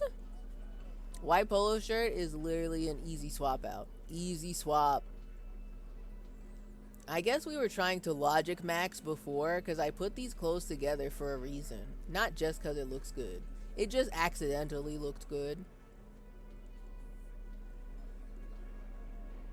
Okay. Alright, so here's the plan. Remove dress shirt. Add white polo shirt. -1 empathy. I think empathy is my big skill anyway. It's one of my big ones. Let me look. Yeah. It's in the purple realm, so it's automatically going to be very buffed. Suggestion's now just super average. But we can afford some empathy points. Right? Okay, so swap out the shirt for +1 rhetoric, -1 empathy. And then I gotta put on the bullying medal.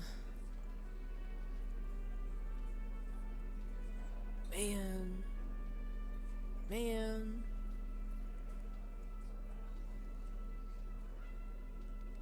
Fine. Do I gotta remove this? Is it a neck item?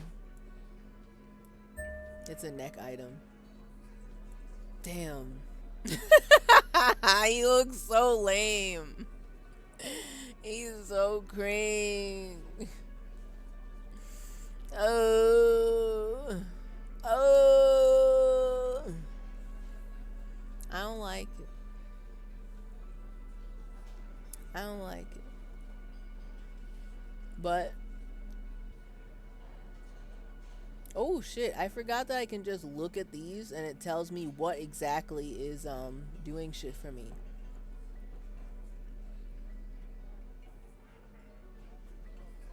That's cool, that's cool. Anyway, I hate it. It's got such negative aura. And it's so fucking shiny too. Okay. Alright, so I've min-maxed my fashion. I'm gonna do another save. New save. And then it's pee time. A little break. Everyone gets to get up and stretch. No content will happen unless you like look at the screen and you see the boys doing their thing. Because they do that. They just... I don't know what you call this move that they do. But it'll happen. But anyway, I'm getting up. I'm going to take a little break. I'm going to go to the bathroom.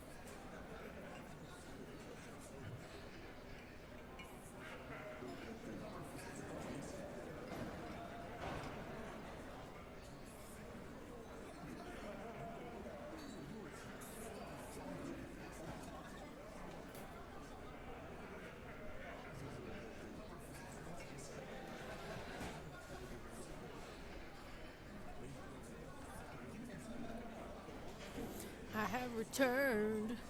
Yeah, yeah, yeah, yeah. I'm hearing spooky, scary noises outside. And I believe that they are snow plows. However, that's what I thought during the earthquake too. But I think this time it's actually snow plows because we were rumored to get some additional snow today. Like, it was raining all day, and then I think we're going to get like a wintry mix of like snow and rain or something like that.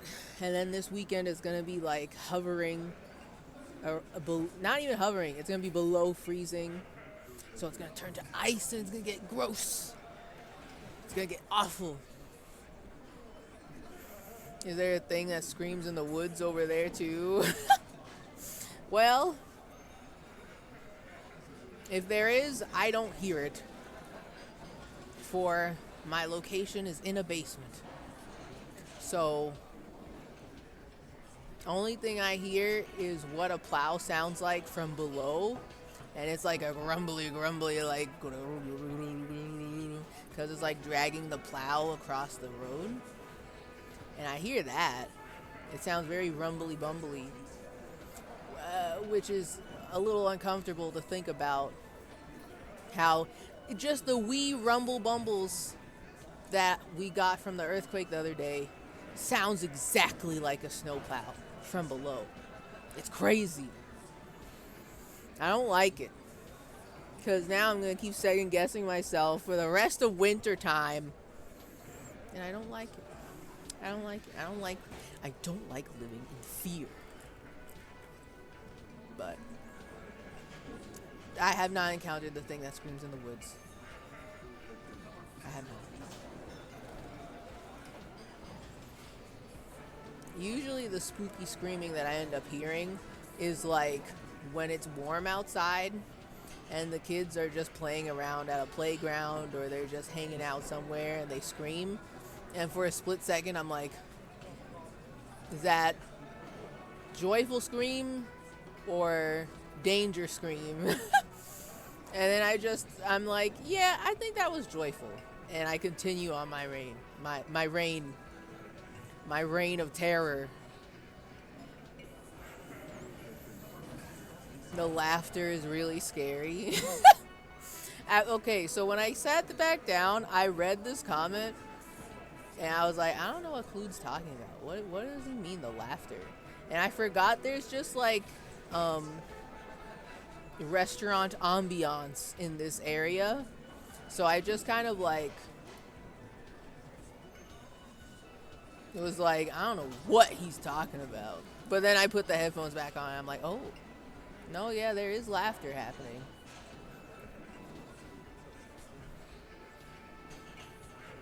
Would just be to run with madness. Like, is this a Balatro thing? Because I'm immediately thinking of the card where it's the Joker with the crazy hair. I'm too afraid to pick up the Joker with the crazy hair. It's not discovered for me because I don't know how to play it and I'm scared.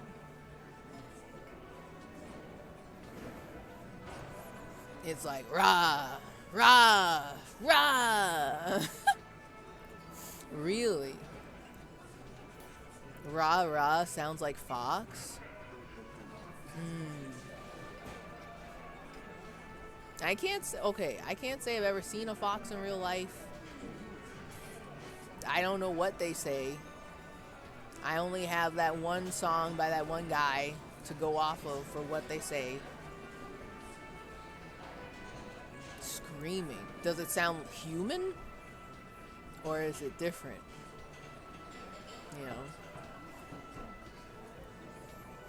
Second most popular hobby right now, below open mouth, wet cough. Yeah, screaming, true. Open mouth, wet cough. The card Madness in Balatro, yeah.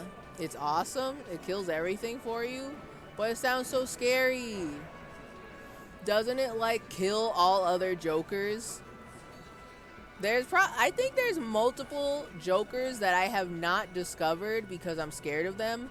Basically because I always find them when I like the Jokers I have. And always in the description, it's like, kills all other Jokers. And I'm like, but I love my Jokers.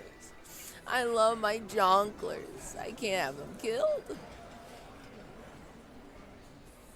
But if it was like early game, like it's my very first Joker, maybe I'll try it because I want to discover it and see how it plays. But I'm scared. They always show me that Joker when I've got Jokers I like. Yeah, it kills your Jokers one by one. Fuck them. The only truth is in madness. But it's scary. And the Joker art is so scary. It's not like actually scary, but it is a little spooky. Well, I do know there are foxes. I was assuming it was a bobcat or something. It sounds kind of like a person until you really pay attention. Okay. Because in that case, maybe? If it sounds vaguely human, I may have heard it at least once. And then just assumed it was my weird Trumper neighbor with the Trump rock. Because sometimes he's just outside, like doing some shit, and he's talking mad shit about either us or the other family on the other side of him. And maybe he's just going rah, rah, rah outside of his house. And, you know, sometimes there's the wee little random middle of the night noise.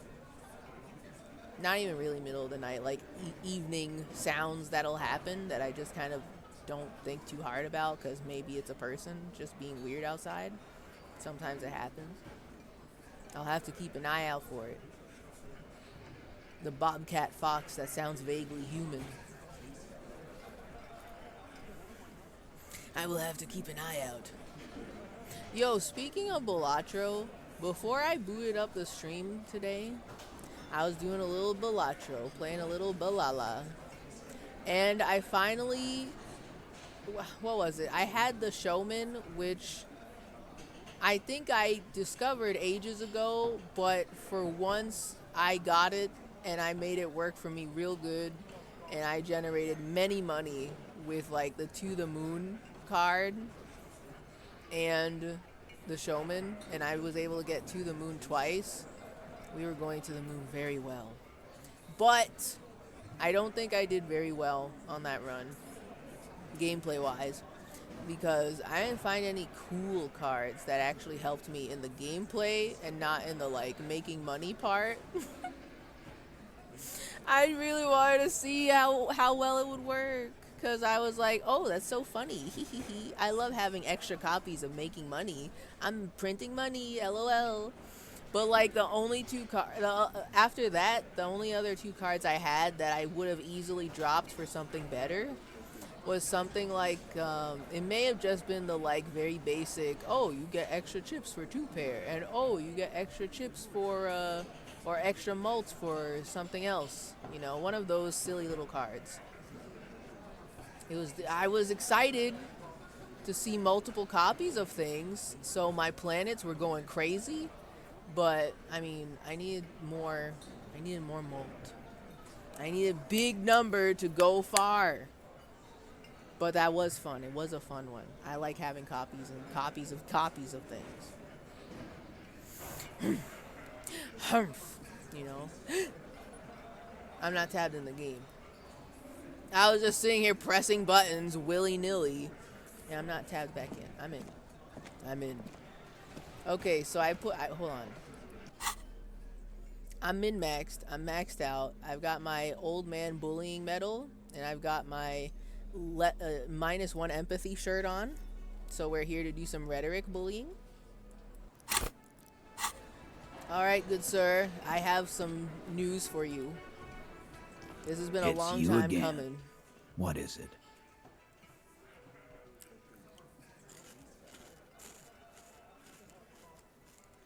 Yo! All right, we're in. We're in. Rhetoric is at 5. I've got 92% chance. It's a white check and I can always come back. But I got the right clothes on for the job. We're gonna convince Titus he is being manipulated. Brother, I am literally holding your hands as I say this. But I think you're being manipulated. If this dialogue starts off with me having to remember shit from before, this is gonna be hard. It's gonna be very difficult for me.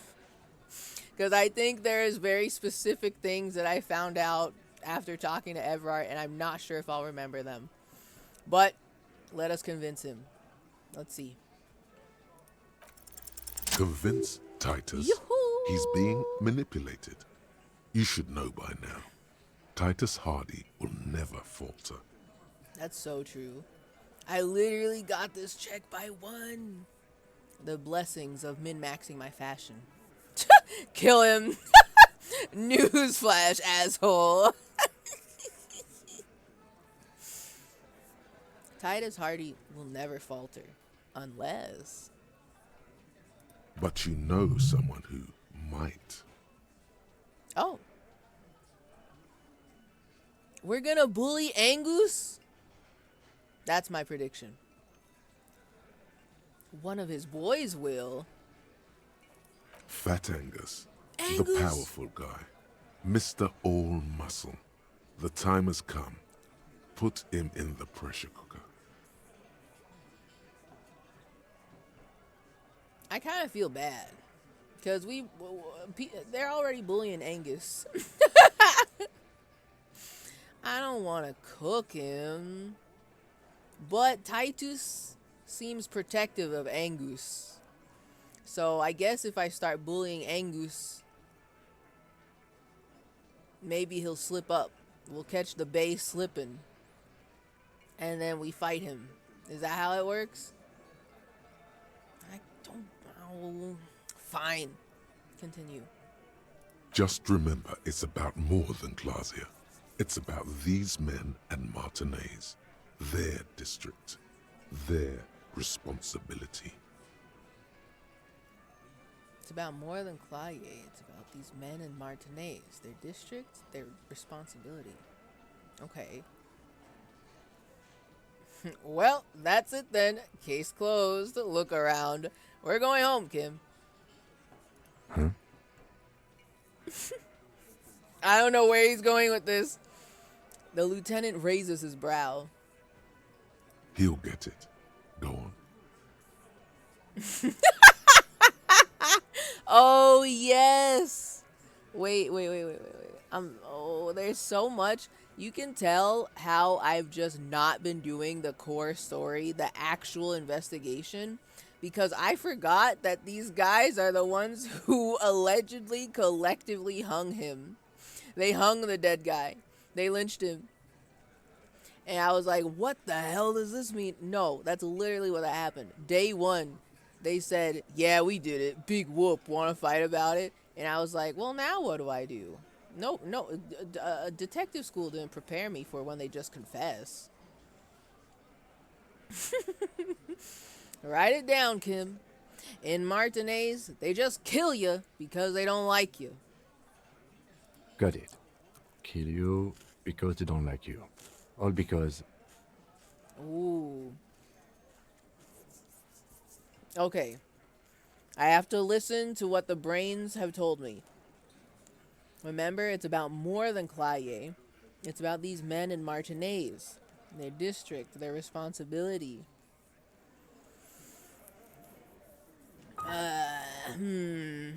Bidon. Oh, we got MP4s in here? Hold on. Let me look.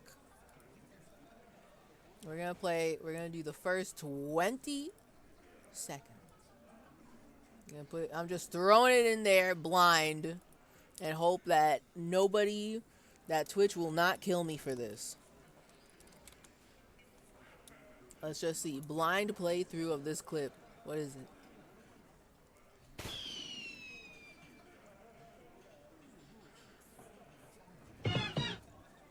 Oh my god.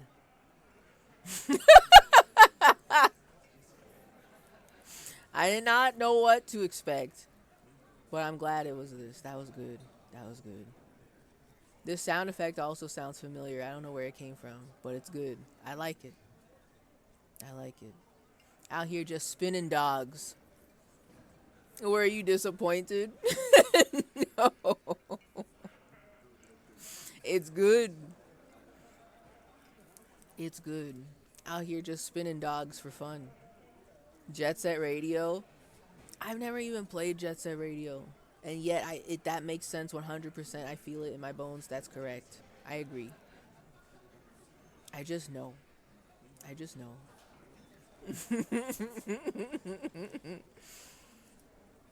Okay, you guys, we have to convince him that he's getting bamboozled.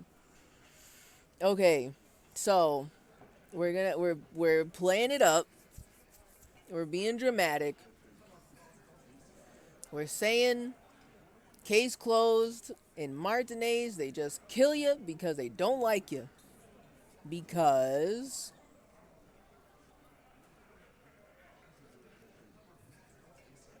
they like killing? Because you work for the wrong people? So if the game is telling me don't just focus on Claye, you gotta focus on the bigger picture.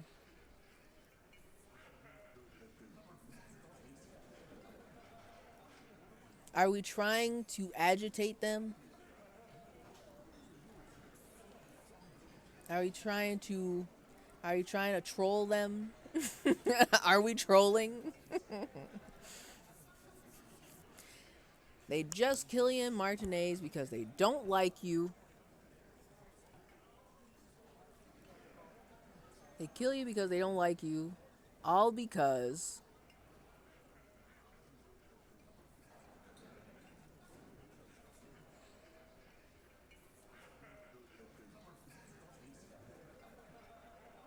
it's about these men in Martinez, their district, their responsibility. Now I'm nervous. I was actually thinking, what if so we'll come in here, talk up a big game, talk shit about Martinez and Martinez people, and say that they'll kill you because they don't like you, because they like killing. And then they'll be like, that's not true. What the hell are you talking about? You pigs are fucking freaks. Because I feel like if I say because you work for the wrong people, they won't care. Cause like, yeah. In this case, how it's been presented to me so far, they didn't like that guy because he works for the wrong people and they killed him.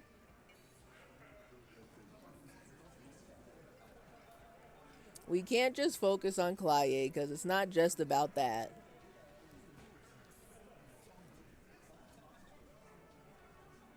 We're making an inflammatory general statement about Martinez and saying they'll just kill you because they don't like you. All because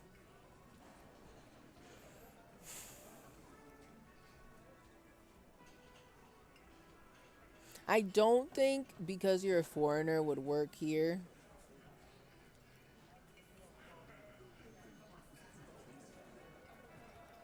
Man, I'm nervous. I feel like I am doing a pop quiz. I'm doing a quiz. I'm doing a test in this game, and I have to answer correctly. This is how it was when I was trying to do empathy at Kuno, and I kept getting it wrong, and I couldn't remember what I have to do. I'm nervous. I guess I'll go with my first thought to like make this general inflammatory statement. Yeah? About all Martinez people.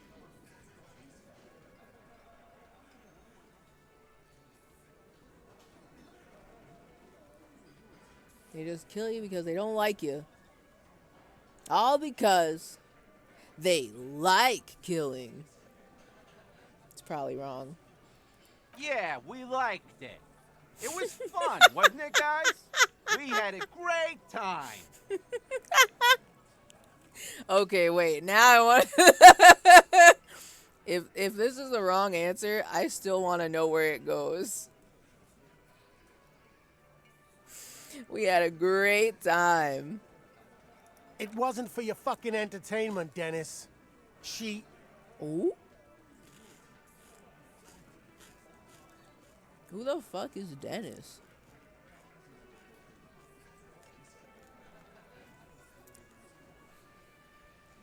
Hold up. Now I'm locked in. I'm paying attention again. Shanky's being sarcastic. We liked it. It was fun, wasn't it, guys? He looks around. We had a great time. It wasn't for your fucking entertainment, Dennis. She, ... He gets a hold of himself. They kill you because they think it's funny.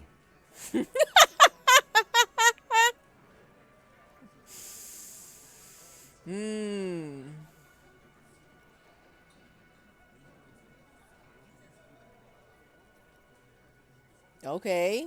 Okay, hold up.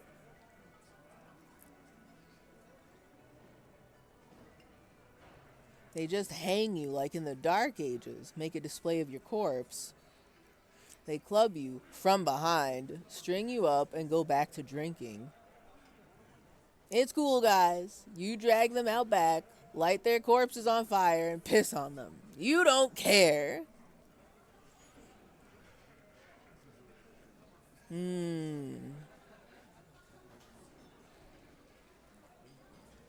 They kill you, he jots down, because they think it's funny.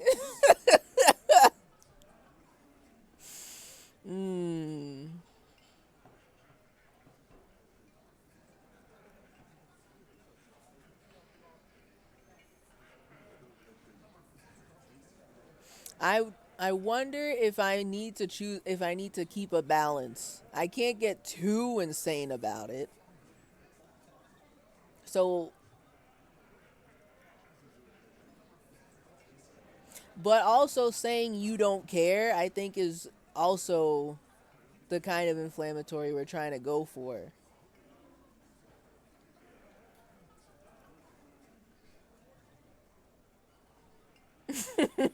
But it's so extreme.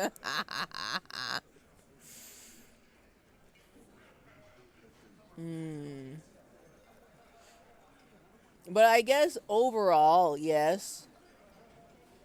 All of these options are saying y'all don't fucking care about the people here. They'll kill you for, you'll kill people for no reason. And because y'all think it's funny, you don't care. You don't care about your community.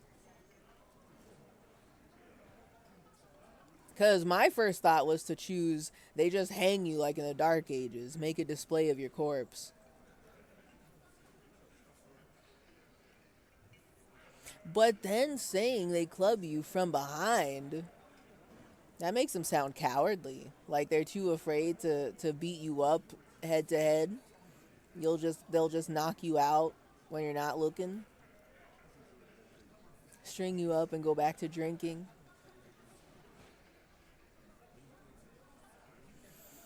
Listen, you know what? I'm going with my gut. I'm gonna go with my first choices. I'll try and go with my forced choices. Okay, I sleep now. I look forward to the VOD. Enjoy your sleep, Bob. Have a good sleep. Have a good night. I will try to inflammatory them just enough to try and convince them. I don't know if I'm going to convince them, but I will try my best. Okay. They kill you, he jots down, because they think it's funny.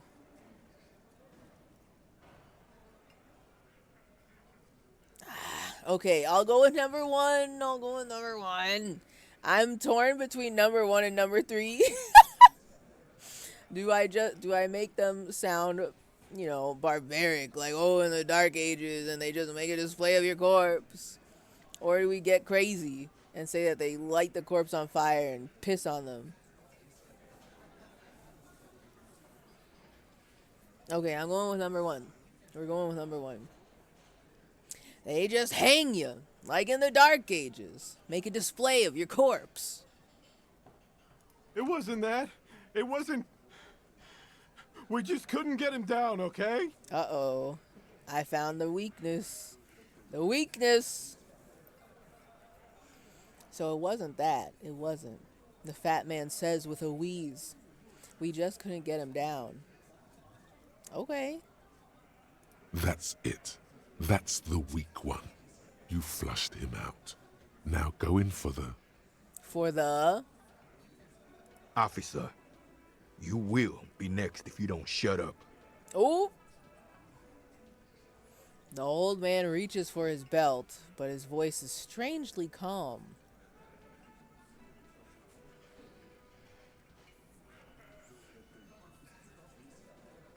I think we have to push it. He's onto you. He knows what you're trying to do. Oh?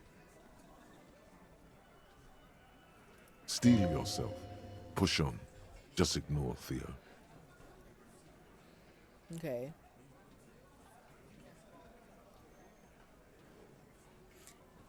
Okay. This one's much easier.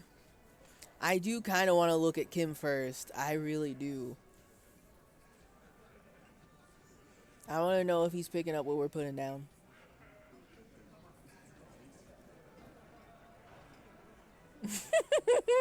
What happens if I keep talking? You're gonna kill me too in this bar for nothing? Okay, hold on. Let me look. I want to look at Kim first. I love looking at Kim, of course. I want to know what he's thinking. And then we'll ignore Theo and bully Angus, I guess. But look at Kim first. The lieutenant has put down his notebook. Uh-oh. His hand is resting on his holster. He gives you an imperceptible nod.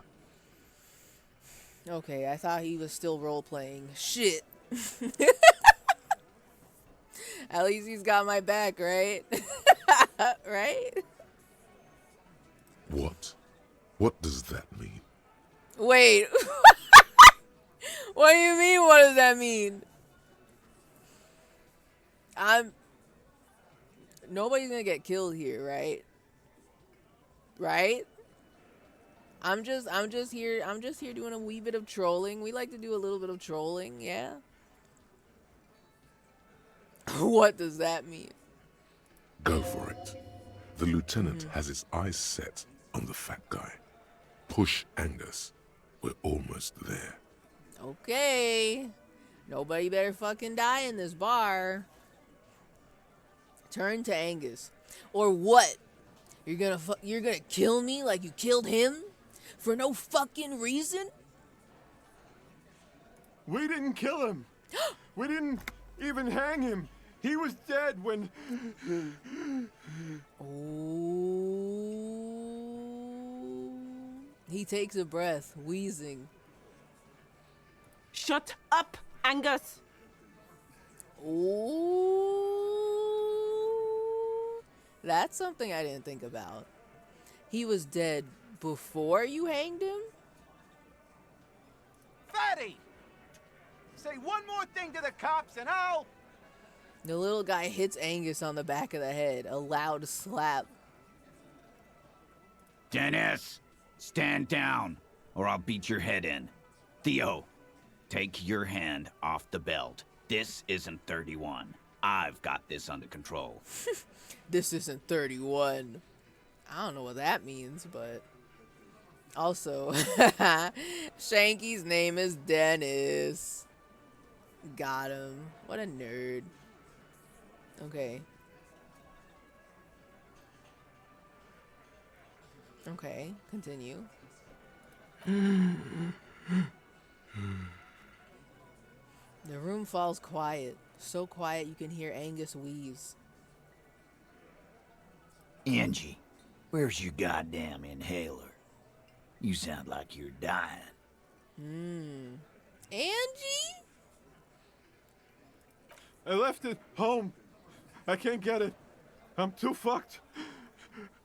I'm sorry. Oh no, we're giving him a medical emergency? I just wanted to bully him a little bit. I didn't want to send him to the hospital. He grabs his chest. Why are you so fucking fat, Angus? What? Now it's all pointless. Because of you. Oh. You wasted my time. I told you, Titus. I told you just give her up. Nuh-uh. Wait. No.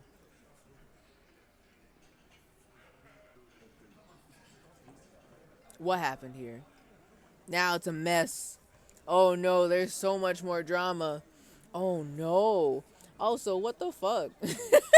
Uncalled for. Why are you so fucking fat, Angus? Elizabeth, please. I don't think that's very professional. I don't think a lawyer should be talking like that to their clients. I mean, I'm not a lawyer or nothing, but I think that's inappropriate. Now it's all pointless because of you. You wasted my time. I told you, Titus. She turns to him. I told you to just give her up. Lizzie, your help is no longer needed here. Go tell Everard. Uh-oh. Fine. I'll tell him. After a long walk along the coast. Oh, she's big mad. She walks off without looking back. You're in. He's all yours. Questions. I'm sorry I made you guys fight. Imagine how much of a nuisance. We come in here, we're being inflammatory as hell, and then they start fighting each other because they're spilling the beans, and then we're like, I'm sorry I made you guys fight. Could you ever forgive me?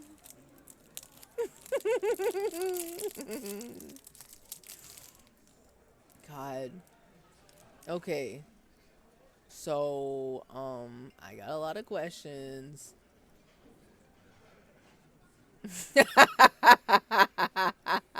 Whisper, Kim, we did it.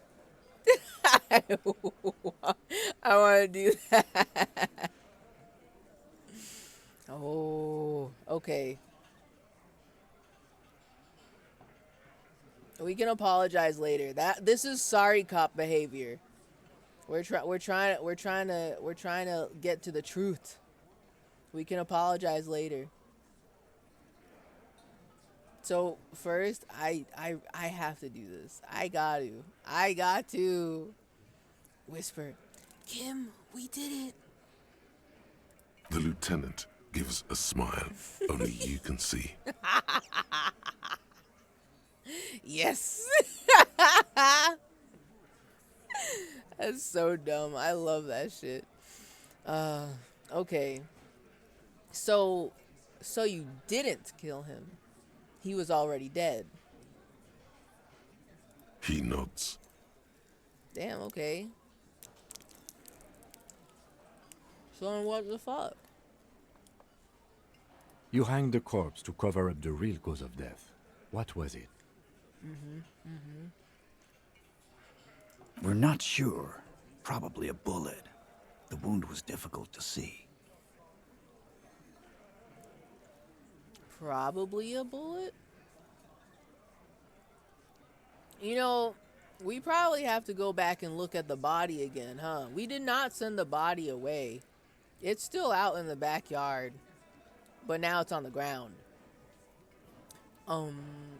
At some point we should probably go back there and look, maybe. So there was a wound. You should try looking for it one more time before you send the body away. Oh, so that's a good thing that we didn't send the body away yet. Okay. The wound was difficult to see. Why? 'Cause the girls asked us to. They were in some shit.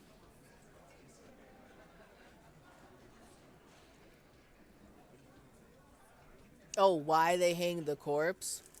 The girls asked us to. They were in some shit. Who are the girls? I only know about Claye, but is there more? Girls plural? Yes. There's another girl? Yeah. 2 of them? Take note of this. They'll probably say more about her later. That's what I'm fucking saying. The game knows.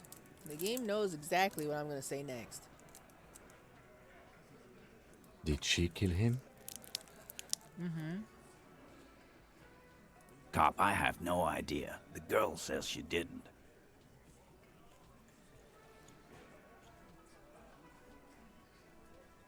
Are we talking about Claye or are we talking about the 8th Hardy boy? He doesn't think she did. Or at least he hopes she didn't.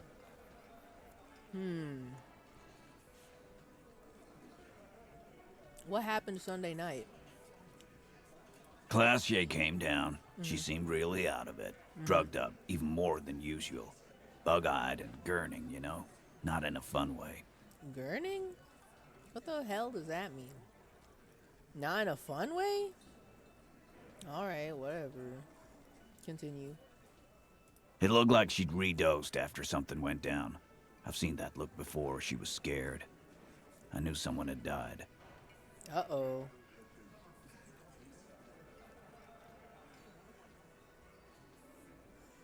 How did you know? I've done this job for 10 years. I've seen it before. It's the politician in the motel room with the dead hooker scenario. Only in reverse. Oh?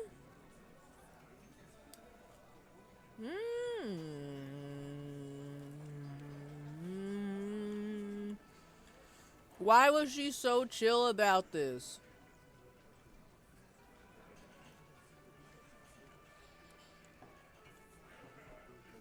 Sorry, I'm eating a granola bar. Did I mention that? I'm just sitting here eating my little snacky. She was making a grotesque face. To gurn. Okay. I have never heard that word before in my fucking life. So, now I know. Understood. Okay. It's the politician in the motel room with the dead hooker scenario, only in reverse. Good analogy, boss. The rat-faced man snickers. He still thinks it's funny. Nobody else thinks it's funny, but he does. You don't get to talk yet, Shanky. You're still on the bench. And you keep taking it easy too, Angus. Okay. He turns back to you. What happened then? We went upstairs. Sure as day the Merc was dead. There was a bullet hole through the window. Oh! Fucking dirty sheets and bottles everywhere. Yo! Yeah! Wait, we know that the window looked too clean, as if it got replaced. Okay.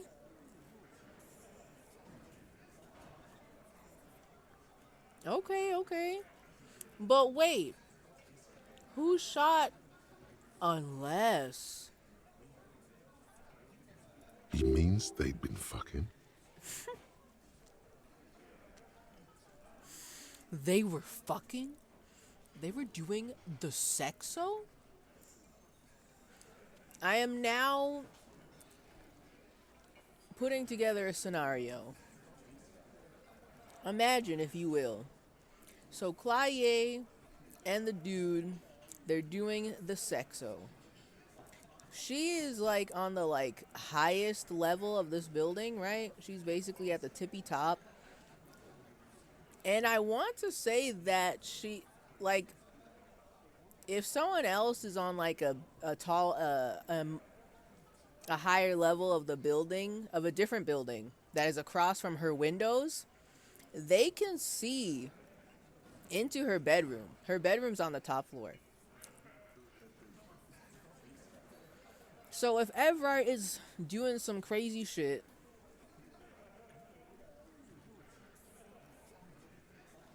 what if he just had someone snipe the mercenary from across the building? Sorry, from across the way. The sniper's in another building. And then she's freaked out because she's like, what the fuck? We were just doing the sex and now he's dead. And obviously the glass shatters. He's shot. She's freaked out. But then the boys are now maybe they're trying to help Claye, and they try to disguise it as a different crime. Like, oh yeah, we just hate this guy or whatever. We're hanging him. Yoo-hoo! You know? And they're trying to protect her. Well then what the fuck? The part that, like, all of what I just said makes sense to me. But, like, the part that doesn't make sense is the boys and their interactions with Everard. Because, like, if Everard called a hit on him,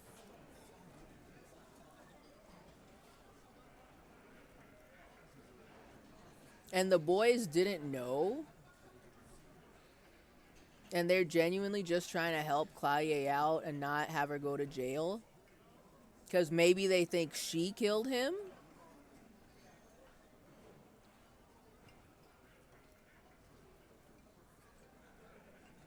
But then they looked at the body and they were like, yeah, there was a... They think he got shot.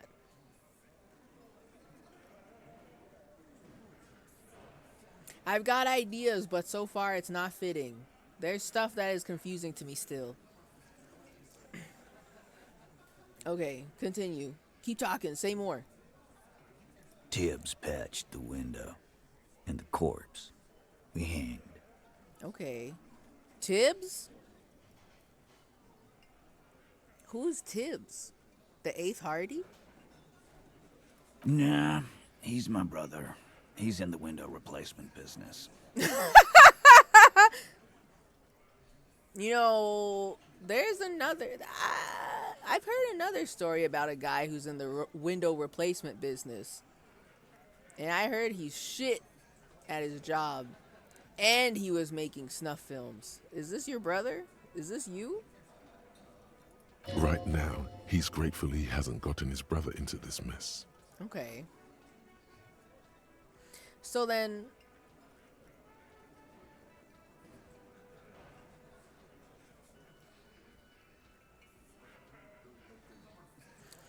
Okay, so if Claye didn't kill him, why the cover-up? You may have noticed our girl's in some shit of her own. Nope, I haven't. I mean, she's got big depression. But who among us does not have their entire apartment a whole depression mess cyclone, you know? I didn't notice anything. What kind of shit are we talking about? That can't show up on police radar kind. There are people after her from the old world, where she came from. The old world? These people, who are they? They're powerful, connected to the Moral Intern. Oh. She's clearly afraid for her life. Says if she showed up in your systems, she'd be ghosted away. I guess that makes sense why she refused to show us her password. Not password, her passport. She doesn't want any documentation of her in the systems. She'd be ghosted away. But for why? That's all he knows. That's all she's told him. Ah, okay. And why would you help someone like that? By taking on a murder? Because he's smitten. He loves her. Why would I? I guess we abide all sorts of runaways and losers here. It's a Martinez thing. Okay, I guess that too. Okay. So, who killed the merc then? Any leads? Not yet. Just some ideas. She says the shot came from outside, behind the window somewhere. So that's a clue. The shot came from outside behind the window? What are you thinking? I'm thinking someone's past caught up with them. Either hers or his. Okay. The situation has changed.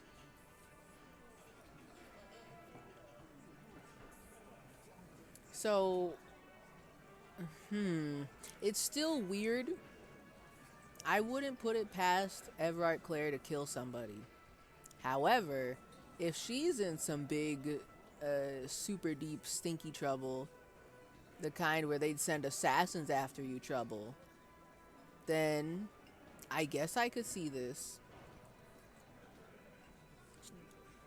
Okay, I don't know how deep her trouble is yet. And I don't know why. Yet. Hers, you mean? ... I mean the people after Klausya. Maybe the shot missed. Maybe it was meant for her. That's what I'm thinking too. I like that. Been thinking the same thing myself. I like that. Okay, Eugene. And you had ideas about his past too? My dude.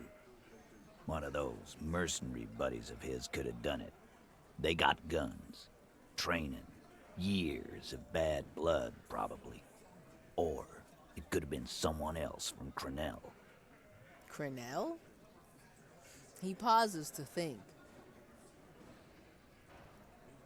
Wait. Okay, bad blood, maybe one of his mercenary buddies killed him over it. Someone else from Crenell. He pauses to think. Tell you what I'd do. Check out the coast for vantage points. Maybe consult with a ballistics buddy of mine. That's what I'd do. If I wasn't too busy doing this clown dance with you. Check out the coast for vantage points. Uh-oh. Have I accidentally found the place where the sniper may have been?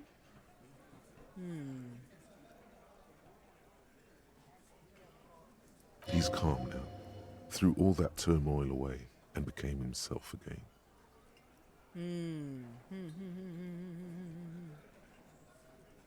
Whose idea was it to hang him anyway?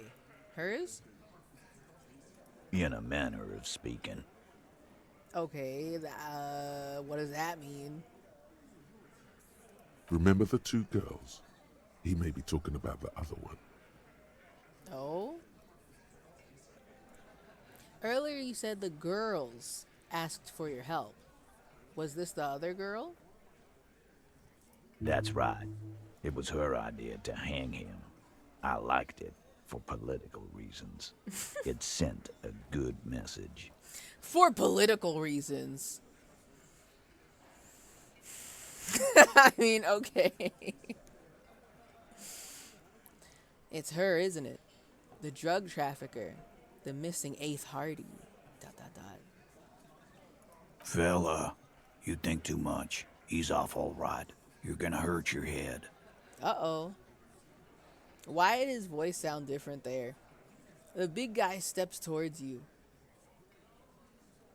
That woman is just affiliated with the Hardy Boys. You don't know her, anyway.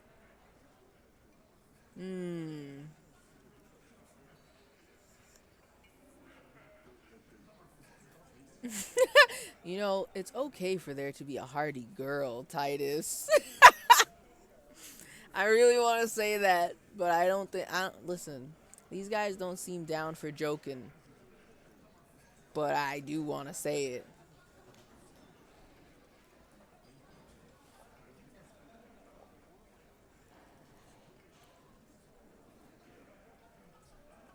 You know, it's okay for there to be a hardy girl, Titus. We're hardy boys, and that's it. His face sets like concrete. He shakes his head solemnly. Sure, but can you tell me anything about this affiliate? Name, current location? Nope. You're not getting to her. It's Klasia you want to talk to.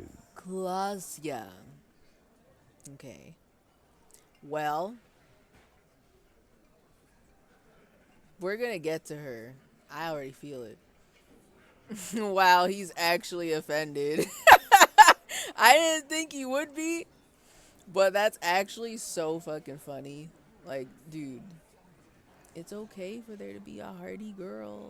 Like, oh my god, you're so silly. Oh my god. Anyway, I'm sorry I made you guys fight. Me too. Anyway, thank you for this, Titus. I'll go talk to her for the last time. You do that. Hey, cop. Before you go, He grabs his beer and swirls it in his hand, then thinks of something. Klasia, came to Martinez to hide. Many of us did. This is where you wash up when there's nowhere left to go. The Union takes you in. Now, she refused that protection. But you would still prefer if we didn't take her away? that's right. If we didn't take care of the people who end up here, this place would just be a couple of ruins and some cargo containers. God damn, his voice is so like low and deep that it's hard to hear him at this point. Like, yes, okay, I get it. You're tough guy Gravel, but I want to hear the volume. I understand you're being sad and pensive right now. I get it. But can we be a little bit louder, please? Please? We'll take that into account. Mm-hmm. The lieutenant slides his notebook into his coat pocket. He turns to leave. Damn, okay. Alright, so we resolved that. Sort of. Sort of yes, and sort of no. Now that they told me this, it's starting to detangle the spaghetti of lore that I was served earlier. Because I was like, this shit doesn't make any goddamn sense. How can this fall apart so ugly? How can this have such a nasty, like, fucking love triangle? It's stupid and dumb. It doesn't make any sense. Now it might be starting to make some sense. Hey, Clyde, hey! You still here? Why did they do that? They just swooshed. Now, can I see something?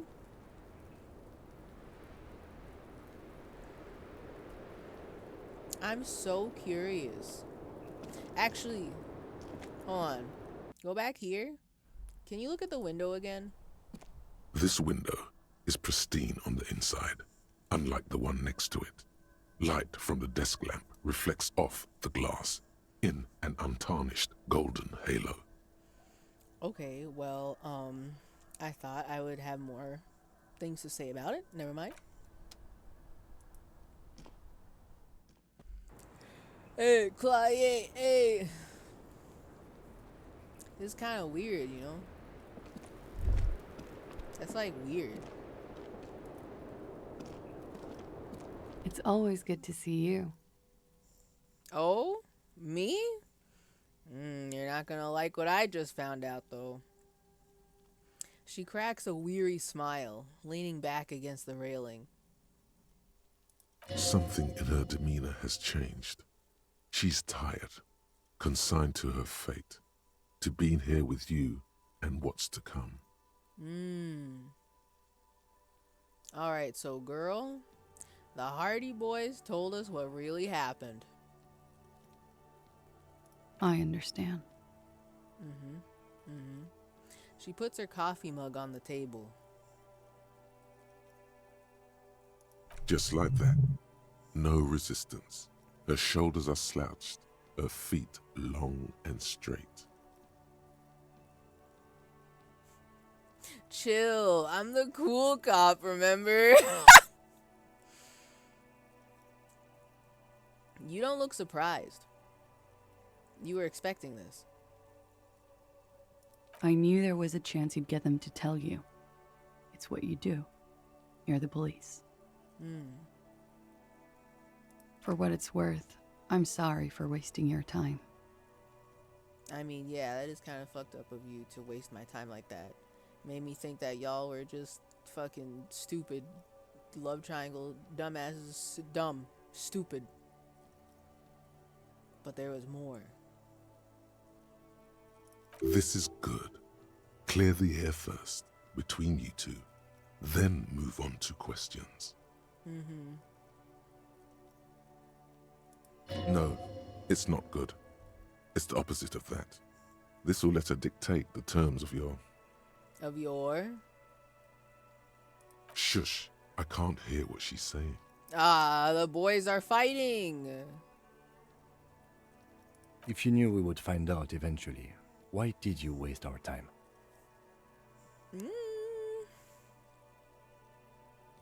Because of the Hardys. I couldn't just dispense with them. They were only trying to help me. Out of the shit I'd gotten into. She looks at her feet.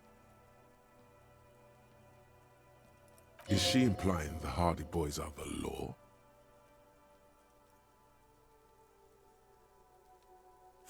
Cool. I'm satisfied with this explanation. Well, I mean, I'm gonna be so for real. I, the player, don't necessarily feel threatened. Because they've kind of just been saying this the whole time. Like, yeah,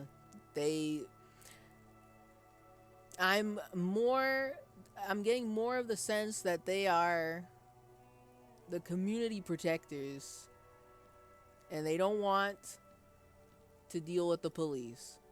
Because as they said, everyone here is running from something. And so, you know, since this is the city that everywhere else forgot, they hide out here.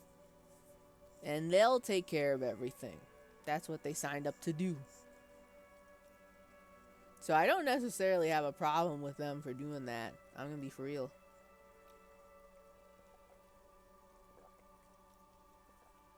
But, like, she didn't kill him, allegedly. As far as I know, she's not the one who pulled the trigger. So, I'm just kind of like, yeah, but it's a big mess. You know, y'all know that, right? I couldn't just dispense with them. They were only trying to help me out of the shit I'd gotten into. Yeah, but that's not a good enough reason. IMO. You're right. There's more. More? You answer to the coalition government, and by extension, the moral intern. She reaches for a new cigarette. Briefly glancing over her shoulder to the sea, as she's done time and time again. A grand expanse of water reaches over the bay and to the horizon, wine dark in the evening light. Yes? What lies beyond it? The Pearl, the Muindi Isola, the Occident, and then Oranje, the old world. Oranje. Okay. The conference centers, the people who are angry at her, her past.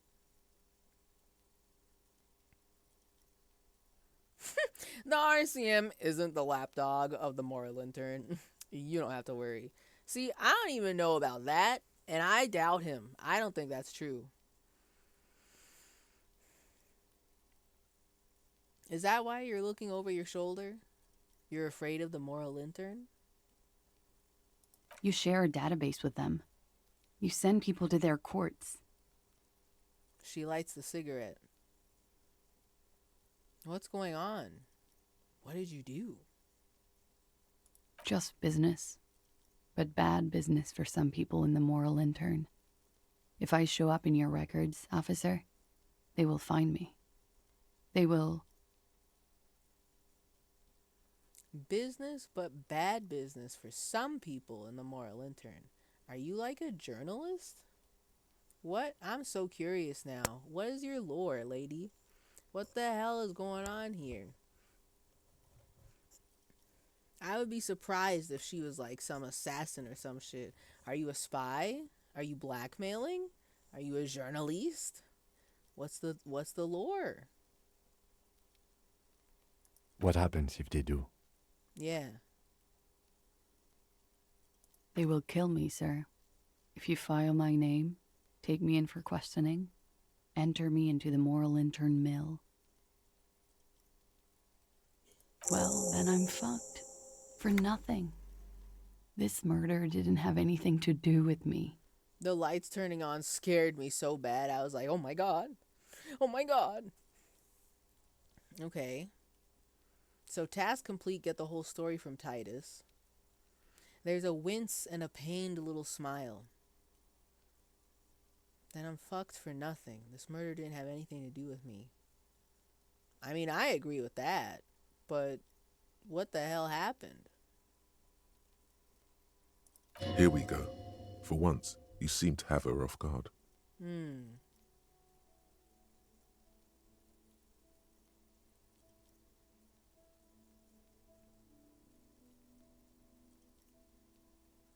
Okay, I must be able to ask all these questions. I want all of this. So, what did you do to have these people after you? It's not nice, but it's not illegal. Not here in Ravishol, or even in Orania. It's not nice, but it's not illegal. What exactly did you do? Industrial espionage. I joined a business collective with the intention of betraying them. Oh? I did my job well enough to be asked to do it again. I was kind of joking earlier when I was asking if she was a spy, but she's actually spying. She's a spy. Because what the fuck would the moral intern have anything to do with some random woman? Unless she's got information on them. And I don't expect her to be a killer. So she must be spying. Okay. Joined a business collective with the intention of betraying them. Did it so good. They were asked to do it again. With a bigger company. Oh. The kind you really, really don't fuck with. I took their ledgers, 2 decades worth of accounting. I need the names of the companies involved and who hired you. He taps on his notebook. The job was Lewsdown County Savings Bank. They sound small, but they're part of the Lewscop conglomerate. Lewscop? That was the second job. The first was some printer company. You wouldn't know them. Okay, but tell me anyway though. I'm just curious. I'm nosy. Lewsdown County Savings Bank. They're part of the Lewscop conglomerate. That does sound pretty massive, not gonna lie. Tell me the printer's name. But she really destroyed them. She still feels it. As to who hired me for the job, I don't know. But they're after me too, along with Lewscop and their friends in the MI. Am I? Once you're done in the competitive intelligence circuit, you don't have allies. You're radioactive. Competitive intelligence circuit is one hell of a phrase. Lowe's cap. These people engineer financial disasters in second world countries. The conglomerate also includes the Bank of Consecration, Airberg, and the popular Papalolo line of dairy products. Papa Lolo?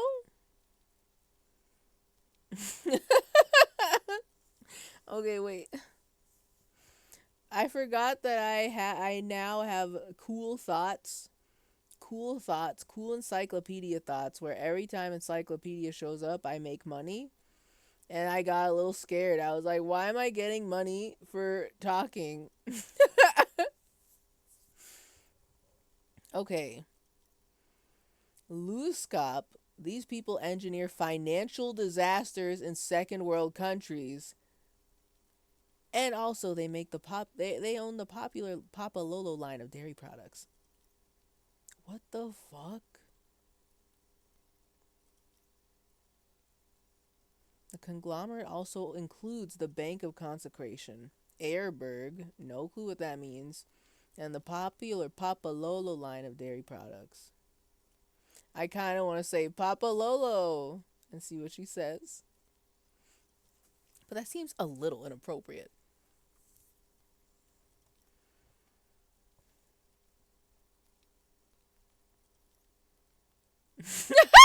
Serves them right. When I'm king, this savings bank will be the first against the wall. King?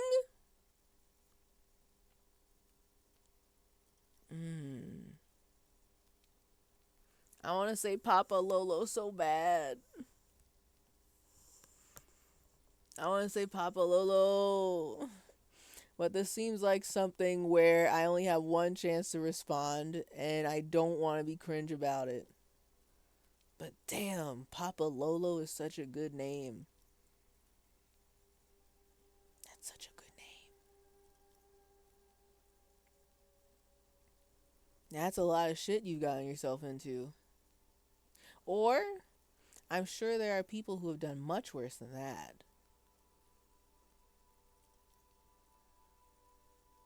I'm so curious what she found out at the bigger company. Because it doesn't quite sound like she succeeded at destroying the second one. She stole some intelligence. I'm not sure if that was the only goal or not.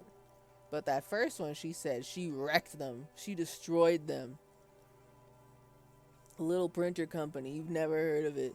Because they're fucking dead, eradicated, wiped off the face of the earth. Level 100 bankrupt. You know.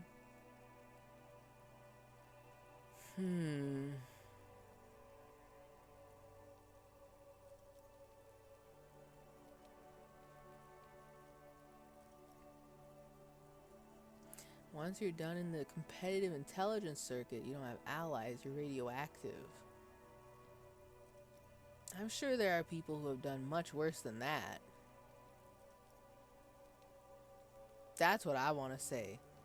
I mean, I definitely want to say Papa Lolo, but I do want to say, surely there's much worse, right? But then, does that sound dismissive? Because she definitely did something that people are really not happy about. Let's just go with 5. That's a lot of shit you've gotten yourself into. It is. Many people lost their jobs. Not just C-suite. Ordinary people. What I did to get to accounting... She shakes her head at the thought. A lot of people got hurt. But that's just more of my shit you shouldn't have to deal with. You're solving a murder. That can wait. Look into her eyes. There's more.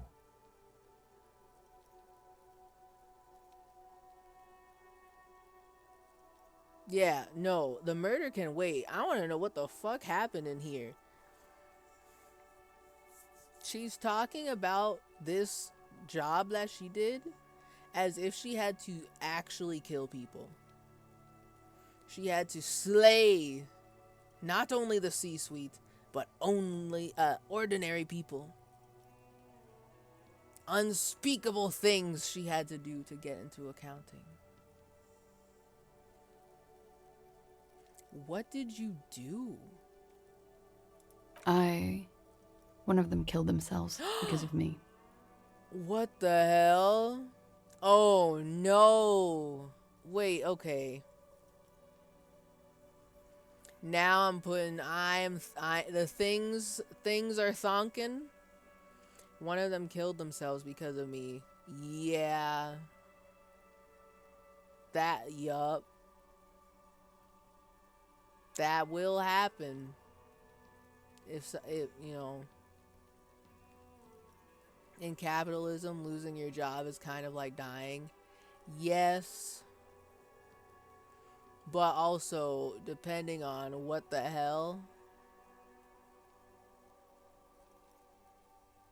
Okay, I'm thinking multiple things right now. Yes. One, I guess it kind of depends on the culture. But if the shit that went down was bad enough, and it's not just the company is over and done with, they have been like humiliated and shit, awful, terrible. So I don't know what's going on. Maybe big crimes are being committed, and then one of them kills themselves. And also too, she mentioned ordinary people, and they're like, yeah, this is a mess. This is a lot. There's a lot going on here. This is a lot. That's shake your head. Not easy to deal with. How do you deal with anything? It's all just... How do you do it? She looks at you with pleading eyes. Girl, you asked the wrong guy. I literally don't remember a damn thing. I don't remember a fucking thing that happened like over like 3 days ago or some shit. I'm cooked. I can't remember shit. Literally. I'm a cop. What I do is right. Stupid. How do you do it? I mean, to be fair, if we're gonna be super honest, he doesn't really deal with anything. I mean, he does and he doesn't. He doesn't really deal with it, though. He doesn't. I think we can be honest with her on this. How do you deal with anything? It's how do you do it? I don't either. There you have it. The way of the warrior. She's already almost devoured the cigarette she just lit and looks at it sadly. So, what happened here the night he died? We were there. Together. In bed, I mean. She points to the window. The silhouette of the bed is visible. Tell me exactly what happened. Okay. Oh. He was in a kneeling position. He had just entered me. I was on my back, looking at him. I heard the window behind me shatter, and I turned to look. There was a hole in the glass. I mean, I didn't necessarily... I didn't need a play-by-play of the sex. I just wanted to know...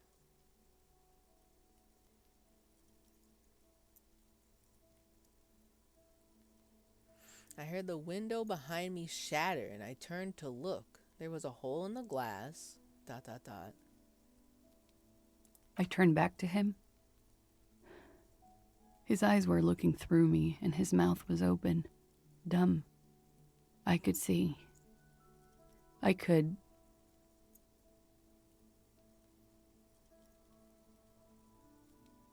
Her chest rises and falls with each word. She keeps herself together and says it.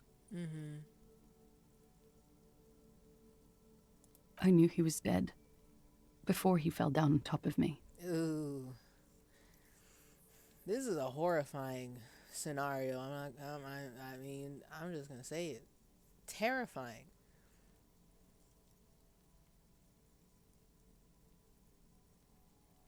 You were right. He did enjoy the moment of his death. God damn it. Now is not the time for me to remember this, is it? Is it? Better not to mention it. Oh, man. But that means I was right. When I was just fucking around earlier, that means I was right. But it wasn't the autoerotic asphyxiation.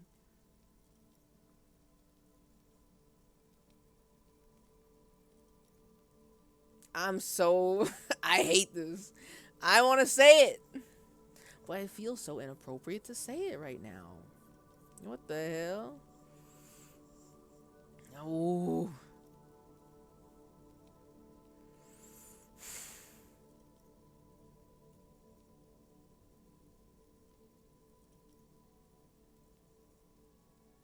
Man, I want to say it. If else, I'll be thinking about it and thinking, what the hell would she have said to this?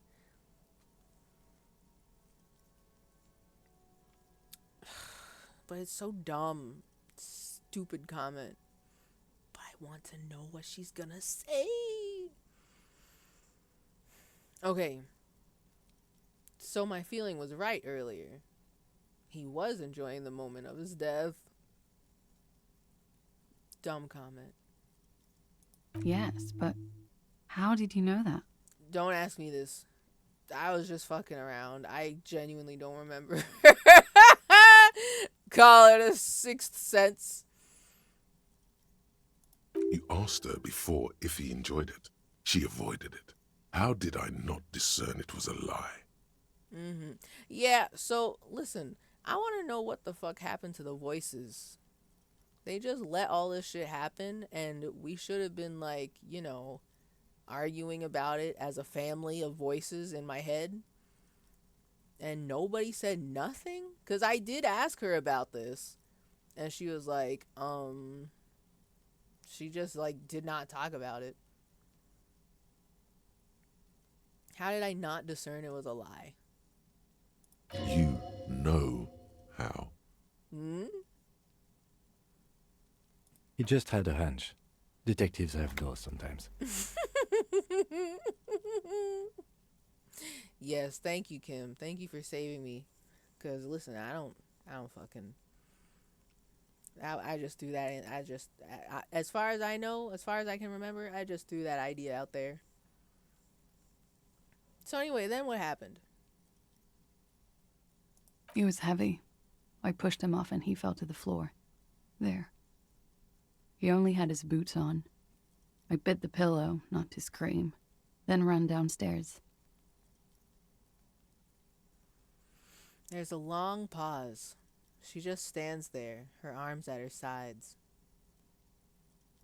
I waited for the second shot to come. For me. I thought there would be one. It never came.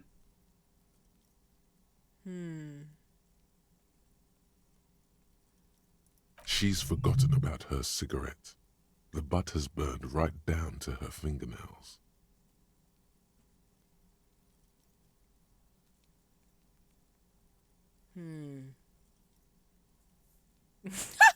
Are you sure you're not making this up? Dumb comment.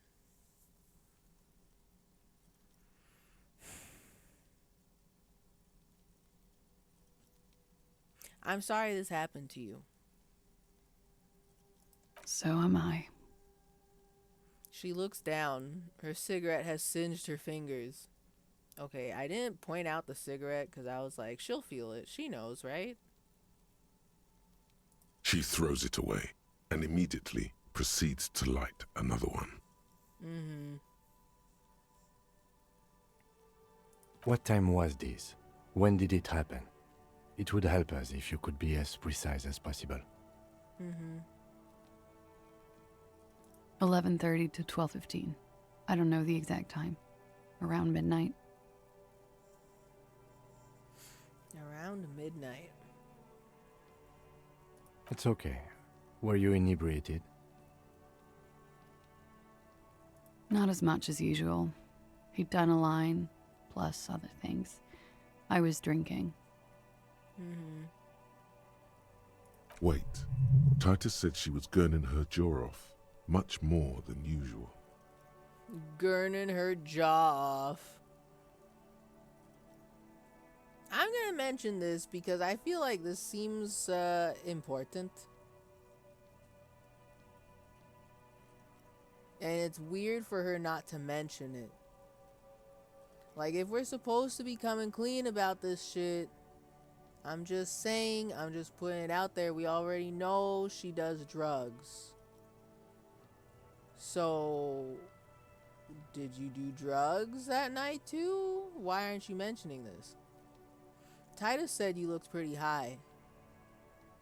Oh, yeah. I did one of his lines, just to clear my head. She tilts her head. Good thinking. Clear your head. You should clear your head. Get into his mindset. No. Electrochemistry, you're gonna be the most ignored voice of all the voices. I hope you know this. Did you hear or see the shooter in the course of this? No. What did you do then? Nothing. I was trapped. I was stuck in my room downstairs. I got some clothes on and crawled back up, drew the blinds. Blood was coming from his mouth. Not a lot, just a little. He was still on the floor, slouched. I couldn't be there with him anymore, so I ran down and out of my room, into the hallway, down the stairs. I knew there would be people there. Run, woman. Run past them and out into the streets where it's dark and people move. To the lorries at the intersection, as far as you can.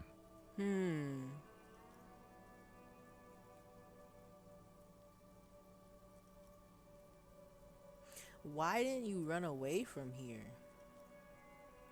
I guess if she thinks that, oh shit, those guys are after me now, they're gonna come after me next. They got him, and now they're gonna come after me. I guess it makes sense to ask, why didn't you run away from here? As a matter of fact, why are you here now? I already ran. I ran from an entire Isola. I can't run any further. Not with these people. This is as far as it gets. Damn, okay. So what happened after you ran downstairs? Sylvie was tending the bar. A lot of people were there. The Hardys were at the table in front of the stage. I think the Union box was full. Ruby was there too. They were having Ruby? such a good time. I sat down and they all welcomed me. I didn't even have to say anything. Ruby knew something was wrong. Okay, Ruby is a new name. Sylvie, I think that's the woman who we absolutely traumatized with our presence. You know, this was before I took over Harry Henry's body. Ruby, nobody has talked about before. That's brand new. Ruby? Yeah, right? Before we continue, who is Ruby? Ruby. You know, the leader. The leader? Of what? The leader? Of what? Literally, yes. Kim is just like me for real. This is why we get along so well. We are the same brain cell. We are the same brain cell. The Hardy Boys. Oh? Is that right? She says it as if it's self-evident. I thought Hardy was the leader of the Hardy Boys. Well, nominally, yes. Ruby's the one they go to when things happen, like things they need taken care of. She's the organizer. Is that true? Is that so? Mr. Oh, there's only Hardy Boys in this house. Ain't no such thing as a Hardy girl. Okay. All right. This Ruby, in her phrasing, is entrusted with great power. She trusts her. So do the others. Would you say she is the 8th Hardy Boy? He looks at you. Why not? Okay. All right. Let's go on. What then? Well, Ruby said let's talk upstairs. I showed her the room. I've known these people since December. They know my situation, that I can't leave a paper trail. Ruby was the first one I told. She said she'd take care of this. It's what she does, you know, take care of things. I helped her get the body to the bathroom. We used a belt to pull him up under the shower, to keep him upright. To mislead you, they were tampering with the body. Well, yes. Ultimately, yes. To produce lividity, matching a hanging? Yes. Okay. Ruby is smart. I would not have thought of that. Ruby knows some shit. My thoughts on just this decision alone is Ruby ex-police? Is Ruby on former Policia? Because she kind of got on that very fast. That was a very fast idea. Maybe something else, but I'm thinking maybe she was a doctor. I don't know. Maybe. We completely missed the tampering. Looks like you got there in time. What was this, 20 minutes after death? That's what I'm saying. That's fast. Oops. Oops. We completely missed the tampering. Okay. Wait. Visual calculus, medium failure. Just oops. Okay, wait. Visual calculus, were you gonna tell me something useful? Or, because I mean, the time to tell me something useful was when I was looking at the body down below. Okay, About 20, yes. Ruby explained it would make the blood... You know what he does. She looks at the ground, then raises her light brown eyes to meet yours. Then what did you do? Ruby went outside to talk to Titus and the boys. I was just looking at Lely in the bathroom. I had to put his clothes back on. His armor, too. Oh. It was tough, but I've seen him take it off and put it on many times. Oh, what the hell? I didn't even think about that. He was wearing nothing except his boots. So she had to put all that clothes back on. Or did he? I can't fucking remember. Okay, we found him naked. He just has his boots on. Right? Or did someone steal his boots too? I can't remember what the body looks like. I can't remember anything no more. But whilst he was out there just hanging, people were stealing his armor. So he was naked when we got there. And then I think he was still wearing his boots. Nobody was able to steal his boots yet, but everything else was stolen. It took Ruby maybe half an hour to come back with Titus. I'd gotten him ready by then. They carried him out. I knew what they were going to do. Make it look like a hanging. Ruby said they would. Mm-hmm.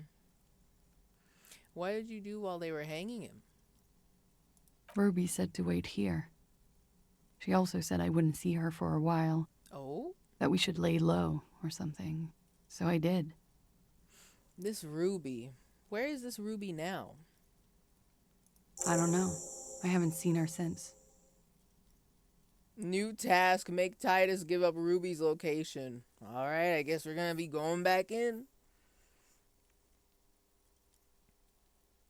We will need to take this question to the Hardy Boys. Mm-hmm.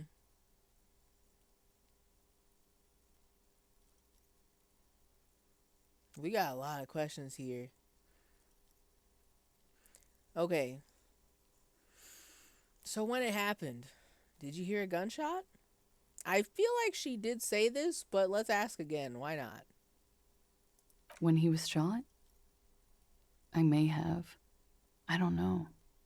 I couldn't hear anything over the glass exploding. Okay, that's weird. She did mention the glass exploding, but she didn't mention a gunshot. And like, I don't know. I feel like logically, wouldn't the gun go off? Bullet goes through the window, makes the window glass crash, all of that, and then it hits him. It would be really fast, but that's how it would work. Yes? So if she says she can't remember it. She doesn't remember hearing anything over the glass exploding. That's weird. The gunshot wasn't that loud.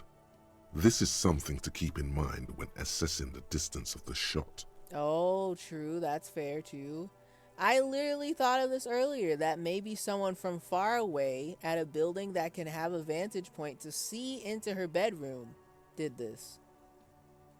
A sniper from far away. So maybe she didn't really hear it that well, because it was that far away. Okay. Did you kill Lely? We literally just went over this. Why would I ask her that? Because I don't believe her? Could the people after you have killed him? That's the first thing that went through my head when I heard the glass break. Mm-hmm. And? I thought they'd found me. They've killed him to punish me. All last week, I've tried not to talk to anyone or be seen with anyone. She looks at her cigarette. So they wouldn't be hurt. Hmm. I've come to understand, however, this is paranoia. What happened didn't have anything to do with me.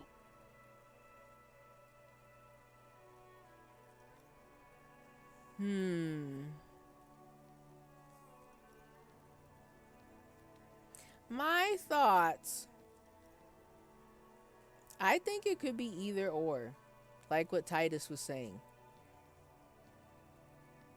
But at the same time, if she was the actual target and they killed him to punish her, But, like, this is a big company and they're big mad, right? Why would they continue to let her live? Is this like psychological mind games? They kill people that are around her that she cares about just to fuck with her and then let her live, giving her this paranoia.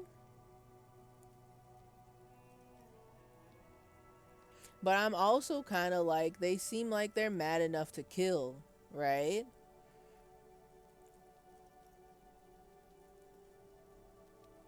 But also, if they found her and they're mad enough to kill, that means her life of like not having a paper trail didn't really work out. They still found her. And if they're that mad at her, I feel like they would just kill her, honestly. Unless these people are cruel enough to just, you know, kill people around her but not kill her. That's weird. But also, this guy's a mercenary, and he doesn't really sound that cool to be around, personally. So, like, maybe I'm just saying, perhaps he also had his enemies as well, like Titus was saying.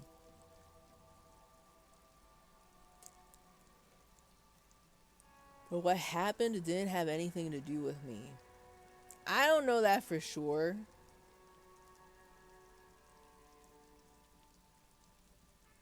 Either way, something to consider is what I'm going to say. Because I can't really definitively choose one or the other. Maybe it did, maybe it didn't. Either way, something to consider. We can't go after Loose Cap. Not yet. There are other, saner leads. Are you trying to talk me out of this becoming some like crazy like hitman mission where we have to pick off members of Luscop one by one so they stop chasing after us and Claye? Come on, Kim. Come on, Kim. We could have this be a whole big action movie and shit. What do you mean it's not a sane lead? Continue. I don't ask you to, Lieutenant. If there's one thing I know, it's that you'll get nothing from there.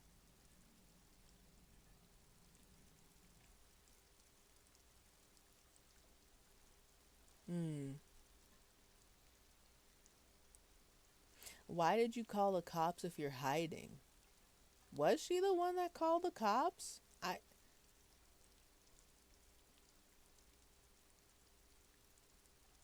Wasn't it Sylvie that called the cops?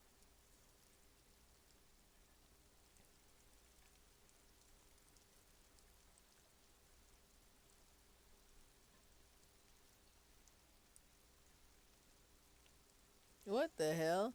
Well, now I'm confused. I thought it was Sylvie, you know, the girl we terrorized who used to work here. I thought it was Sylvie who called the cops.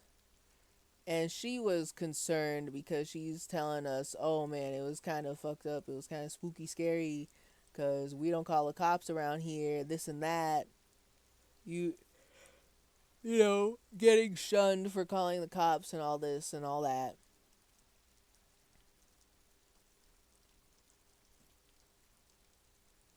Okay, I'll ask it though. Let me see.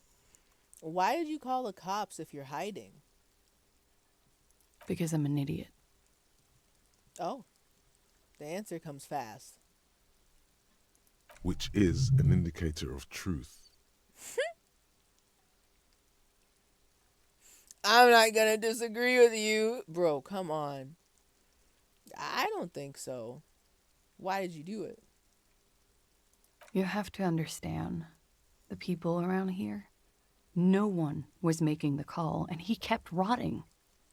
And then they picked his clothes off, and that little fucker threw stones at him. Okay. No one was making the call, right? As because of the established, nobody around here likes the cops. Nobody here likes the cops. Nobody here trusts the cops. And they shun each other if you call the police. And also everyone like seems to trust the union more than the police. But the union is the one who hung him, so they're kind of like, I don't want to get involved in that shit. Okay. I guess I misremember. I thought it was Sylvie that called the cops. Maybe it was just her? I don't fucking know. I don't remember that detail. And yeah, and that little fucker threw stones at him. That's so true. Her jaw is clenched. Her throat moves. It takes all her strength not to cave in and sob. Once. Just one time. Mm-hmm. He kept throwing stones at him for 3 days. I could hear the thud. Thud. So I called you. I hope with all my heart it's not the last thing I do in Ravachol. 3 days straight, he's throwing stones. God, Kuno is so fucked up. She definitely called the cops. That was task complete. It could not have been a lie. That is impossible. Okay, drama. All of a sudden you want to work again. All the voices all of a sudden want to work again after getting called out for being swayed to not speak. Okay. So she is telling the truth. She called the cops.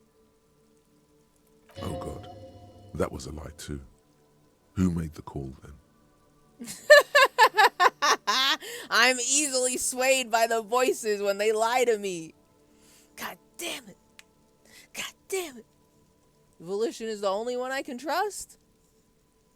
Is this true?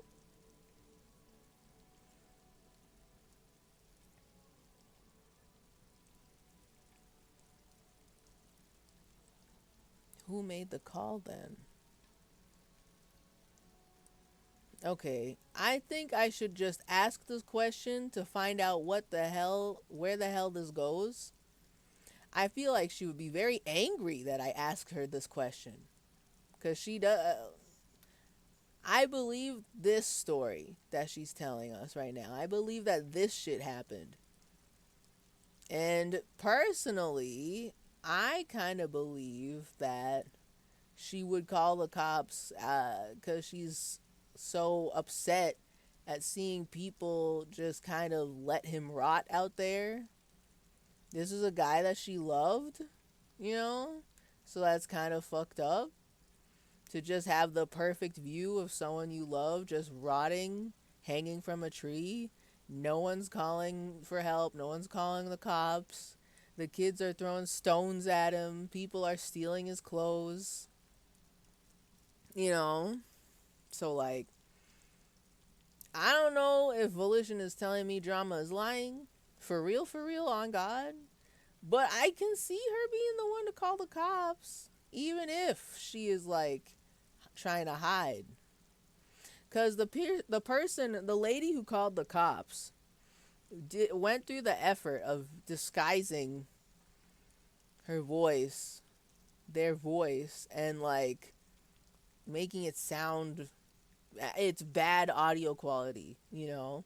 And at first they couldn't tell the gender of the caller. I think that's right. So, I feel like she would do that. I don't think that's a lie. So, now I guess I'll ask this question. Let me ask this. I don't think she's going to appreciate this. She's going to get mad. But, did you kill Lely? What? Why would I put myself through this? Insanity. Get myself cornered like this. She gathers the last vestiges of her strength. Why would I put myself through this insanity?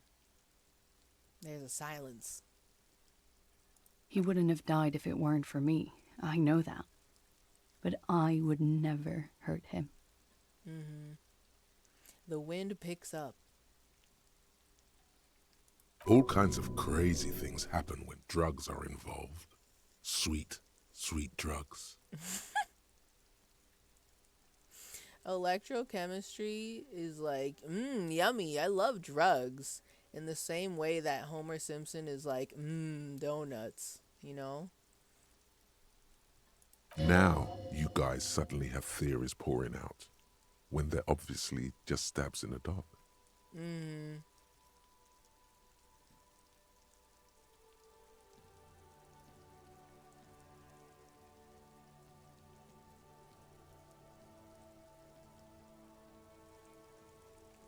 Downstairs people have this crazy idea that you killed him. Downstairs people is very funny. Who are these downstairs people, by the way? Surely not the Hardy Boys, the only people who know what really happened and would just, would be the ones privy to all this information and would even think this.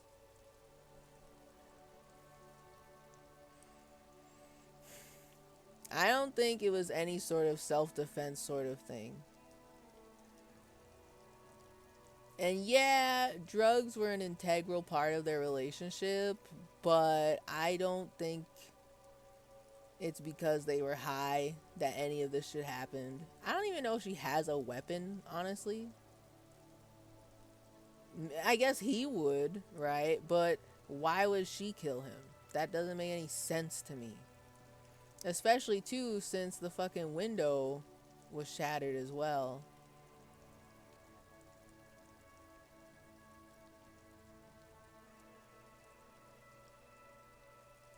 I mean, yeah, it doesn't make sense to me. Why would she kill him? Let's go with number one. Just a little bit wacky, a little bit crazy. Downstairs people have this crazy idea that you killed him. I'm sad to hear that. They must have said it in some fit of frustration or under pressure. They couldn't have meant it. I've talked to them after it happened. No one has implicated me. The downstairs people, meaning the people in my head. I mean, the voices that are talking to me, She's getting scared now of you, the downstairs people, all of it. The downstairs people. Okay. I don't want to first off, I didn't really like this question because I feel like I personally don't believe that she killed him. And I don't want to scare her off. I did want to see what would happen if I clicked on it. But this feels like a question I should have started off with. And then, ask all the other questions about, what happened? Tell me what happened, what time it happened, all of this. I don't think there was any self-defense thingy. Like, literally, all these questions, these ideas, is shit that would have made more sense in the previous theory. Where, the boys were telling me, she was raped by this guy, so we killed him. She killed him in self-defense, but that's not what happened. Like, we know that's not what happened now. I feel like this doesn't make sense to ask her, to continue asking about. Okay, I'd like to ask you some other questions, miss. Like what? She waits, her light brown eyes wandering over the floor, over your face. So, when was the window changed? Point to it. Last week. Angus and Titus's brother, I think he's called Tibbs, took care of it. That's lore. What the hell? Angus and Titus is brothers? That's lore. That's big lore. That would explain why Titus is so protective of Angus. Maybe Titus is the big brother. Damn, okay. Damn. She takes a drag. You should have another look at that window after this. That's what I'm fucking saying. Reconstruct the scene. It's right there. In her bedroom? Inside? Yes, you see the glass sparkling out of the corner of your eye. I looked at the window earlier. The game was like, there's nothing you need to look at here. Tee. And now my hunches are correct. Okay. Well, I asked everything, madam. I asked everything that I wanted to talk about. I think we're done here. For now. She nods, silently. She doesn't even smoke. Just picks up the cold coffee and holds it in her hands.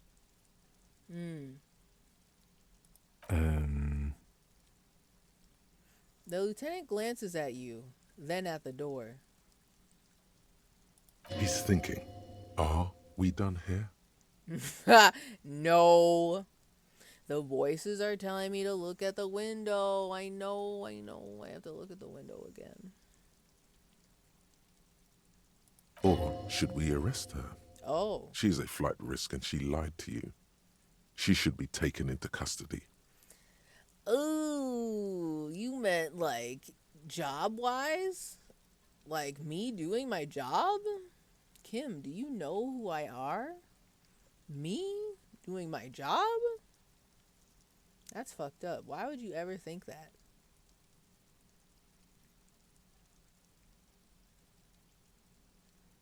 I don't think we should arrest her.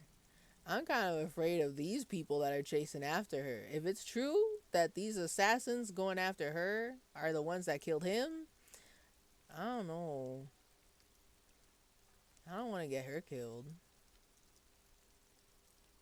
No, that won't be necessary. Just leave her alone. She's been through enough. She doesn't need this police brutality. I mean, I agree. Drama voice. This guy won't budge. You have to wake Multiface up, forcefully, if you want to continue pushing her. What is Multiface?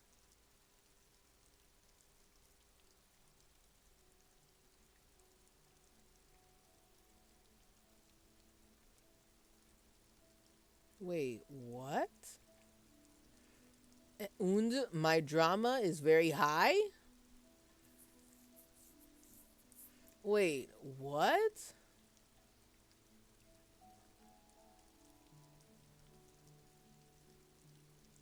Wait, what? This guy won't budge. You have to wake Multiface up forcefully if you want to continue pushing her. Who the fuck is Multiface? Also, is this for the drama guy to wake up? But pushing her for... But now I'm confused. Because now look at all this shit. All of these are things that I do remember saying and talking about with her.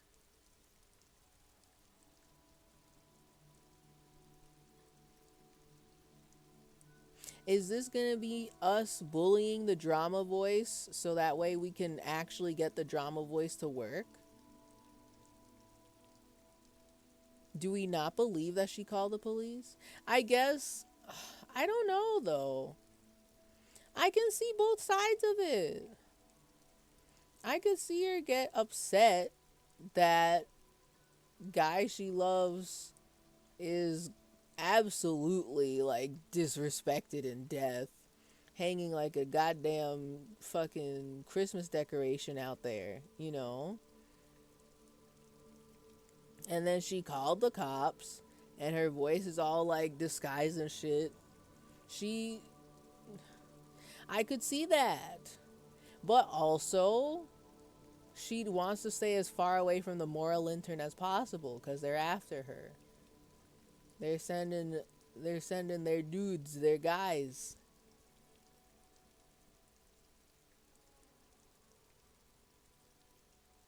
+3 manipulating your skill set. +1 the love that did him in. +1 lied about Lely enjoying death, and +1 semen sample avoidance. We did tell her that we took a semen sample. We did that. We did. And she had nothing to say about that, really, I don't think. And it's a 97% chance, very high, that we succeed.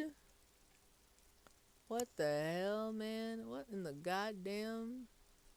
It's getting late. Okay. It's getting late in the real world. 1. 2.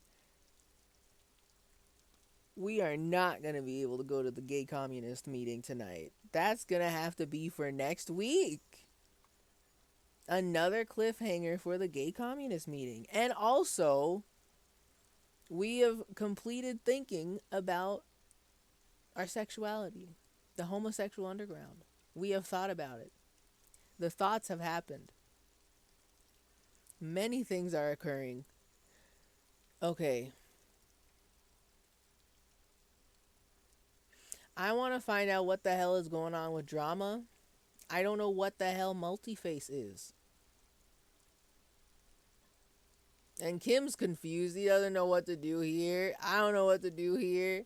I kind of don't want to arrest her. I don't want her to get killed. I kind of feel like she will get killed if we arrest her. Oh. But this is a white check that we can retry. So we have it all. It's so in our favor right now too. Okay. In God's name, wake up. Who? What? Dear Lord, you've been lied to. She could have killed her lover and lied to everyone. She's not the most fair and just at all. She's smoke and mirrors and will-o-wisps. Oh? Okay, so I needed a 14 to pass the legendary check. I rolled a 21. I think that's pretty good. That's pretty fucking good. So, but like,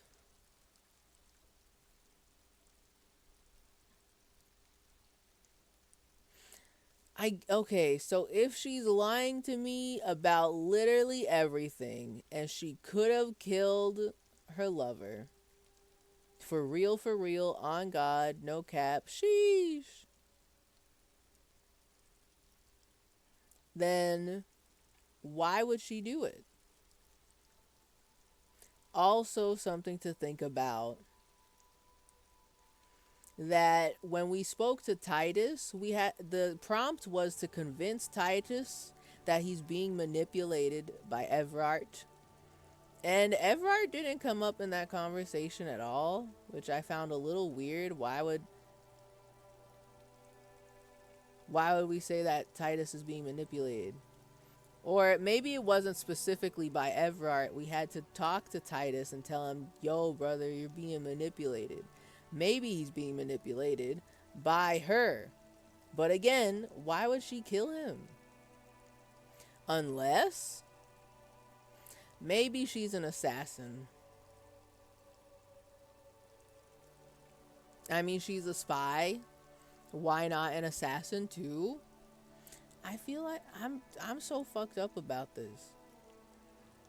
Have I been super deceived this whole time? Does she in fact have the power to kill? But she seems so affected by this.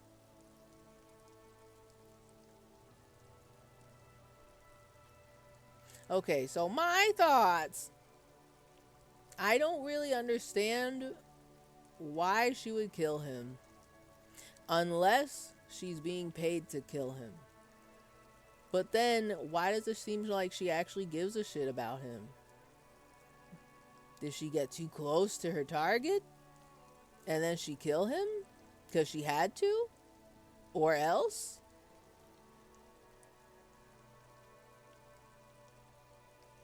But if that's why she would kill him, You know, because it's just doing business. Who wants him dead? Only person I can think of who really for real on God wants him dead would be Everard Clare.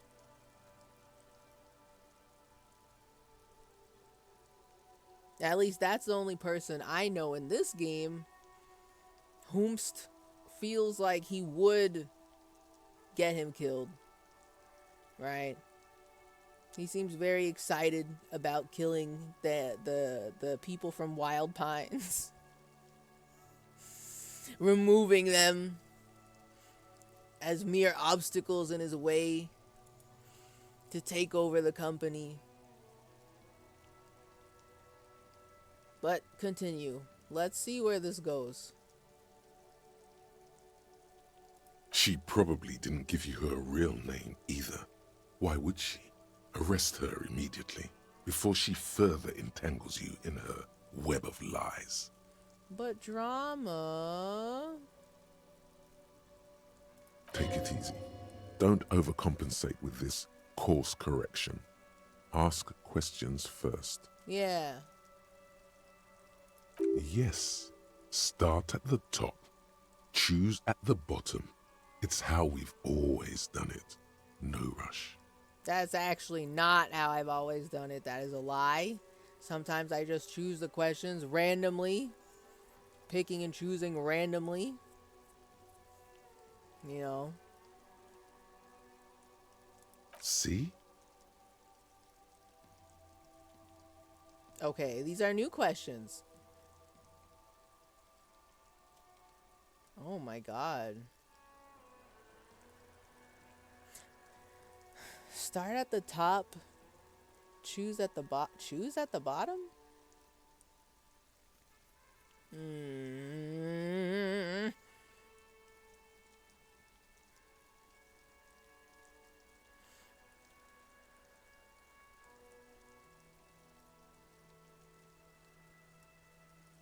I don't know. Honestly, this game...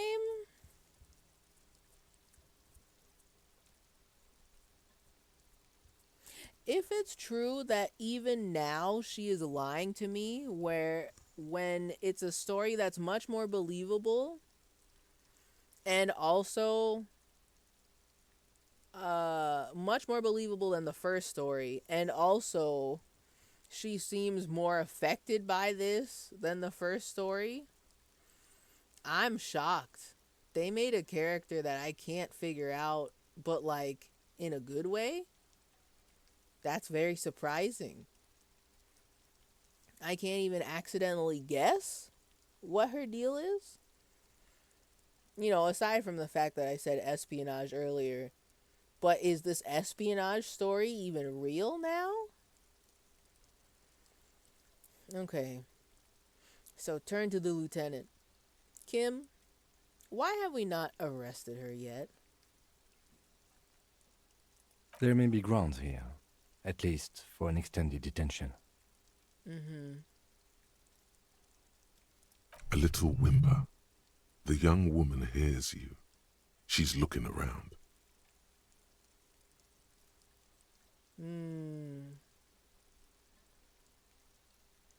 A little whimper. So, like, I'm trying to figure out what's real. The thing is that I don't feel... I believed her this time. So I don't know what is going to happen when I ask all these questions. This is crazy, dude. They made a character lie to me for real, and I can't figure it out. You know? I think you didn't make the call to the station. I did. What is this? I called your desk or whatever it is. The numbers are all over town. Call 8102 for emergencies. 8102. She takes a step forward. There was an older woman on the other end. It sounded like she was smoking. She took my complaint. She coughed She coughed. Okay. I remember the phlegm in that cough. That is the emergency's desk number. Yay, free money. Hey. That is the emergency's desk number. Anyone could know that, sire, by looking around and calling the desk. I don't believe a single word she says.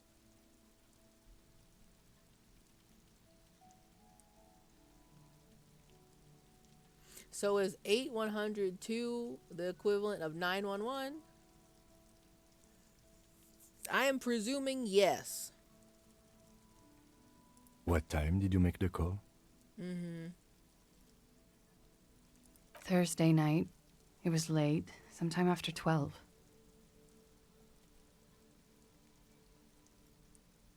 Thursday night. I was gonna say, excuse me, that's not the same time that he was killed.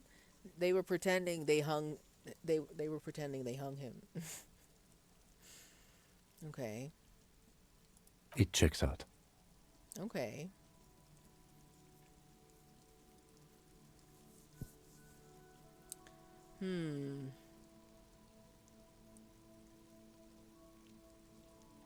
Anyone could know the number, and that someone coughed. It means nothing. I guess normally I like interrogating the characters that we come across here, but I don't have enough belief in this. I don't know where this is going. I believed in her. And so now you're telling me she was lying to me the whole time? Again? And now I'm like thrown off like crazy. I have like zero confidence in this additional interrogation.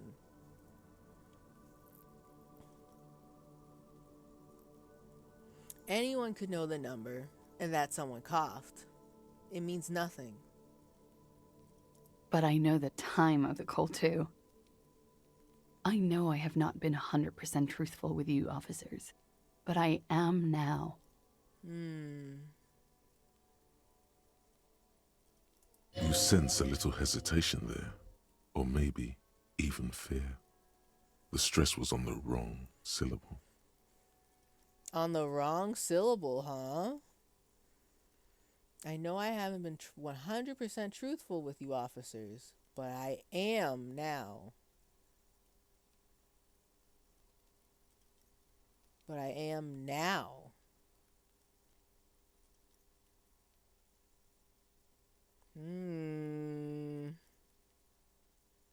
Welcome to the Wake Up Club, brother. Okay. Maybe if I catch her on one of these other questions, that's when I will actually feel this is the correct course of action. Because right now I'm kind of like, I don't know. Your real name is Nklaye Amandu. I agree. Oh. You wouldn't give us your real name, not when people are after you. Okay, see, that shit makes sense, actually. If she's getting chased down by people who are connected to the Moral Lantern and that big company that she brought up before, that's true. She would not give us her real name. That's so real. And what's so fucked up, too, is that we suspected before that this isn't her real name because she wouldn't show us her passport. Right? Okay. Oh, Lord. Her voice cracks suddenly, like there's a garrote around her neck. No, I'm nervous. I'm so nervous right now. Why is this intense? Like, why is this third round of questioning makes me so anxious? I'm kind of like, oh man, we're gonna make her cry over this?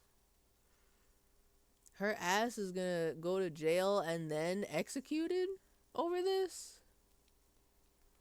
Oh man. Okay. Okay, what? Okay, it's not. Okay. You admit to it. Okay.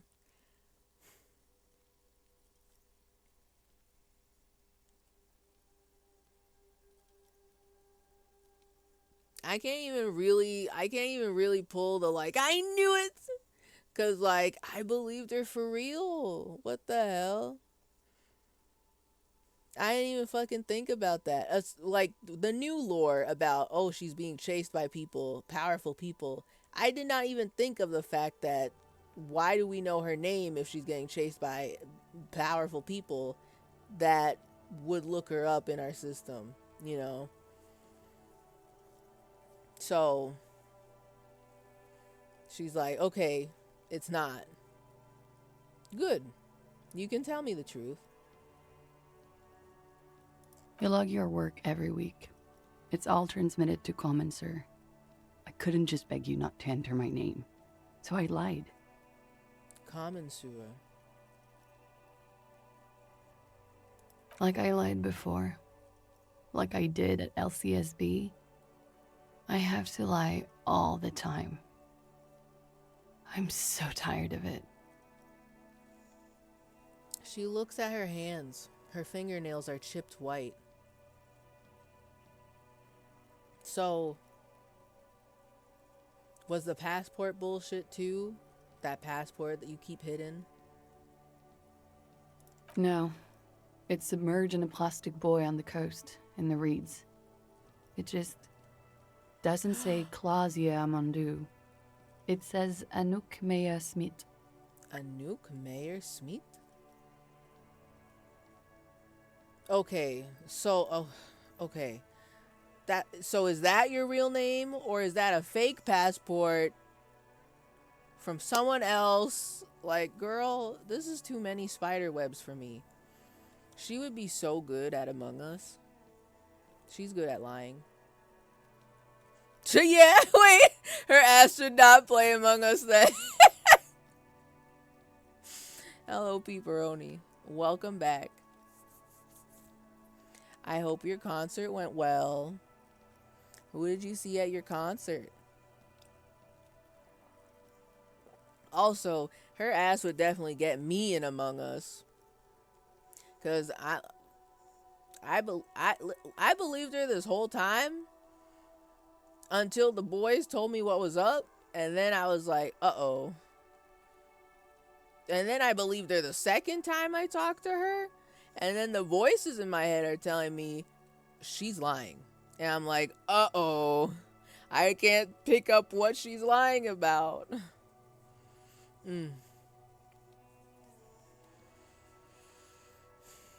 It was good. The opening act was killer, and the main act was great too.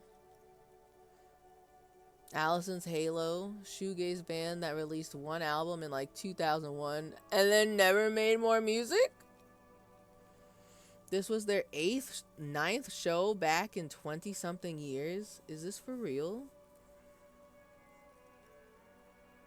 They released something in 2001, never made more music together.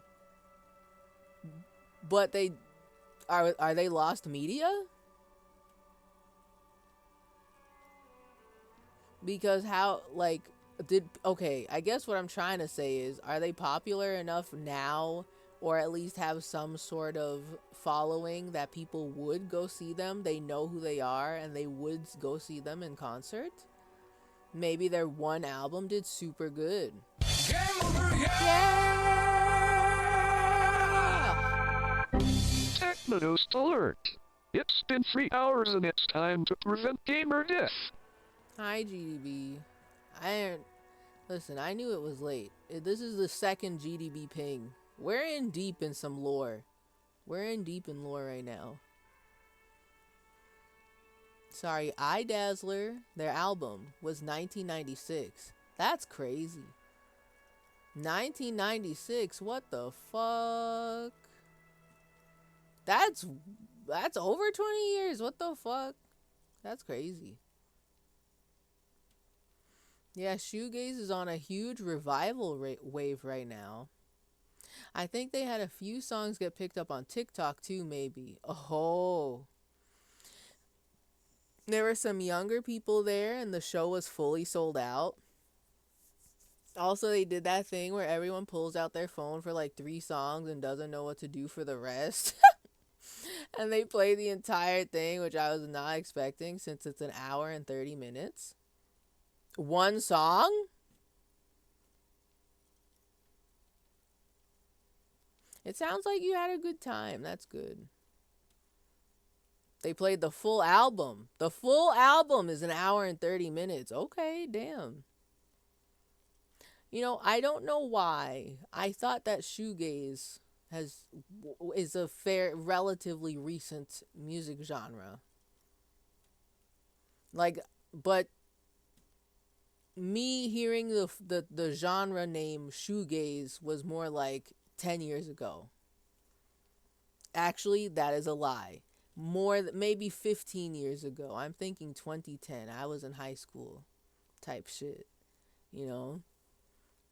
I just would not. I'm surprised that it goes back even further.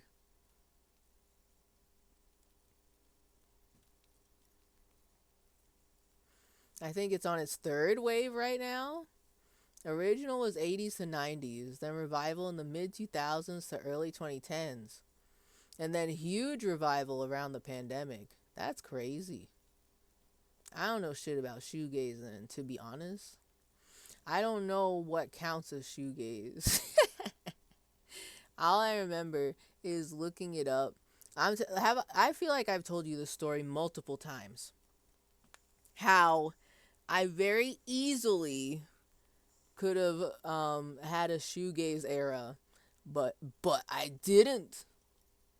I very easily could have had a shoegaze era in high school, but I didn't, and I got into EDM instead. And all I can remember about what shoegaze is all I remember is literally looking it up on fucking Google, and then in Wikipedia, some shit about how they're called shoegaze because they're gazing at their shoes while they play on the stage, and I still don't know if that's true. I don't know what the fuck it is really. So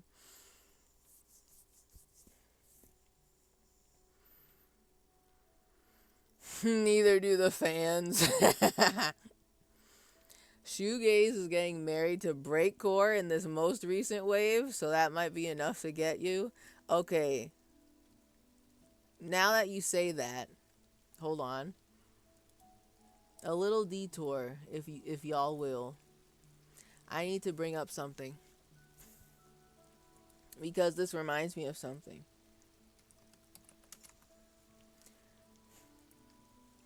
Hold on.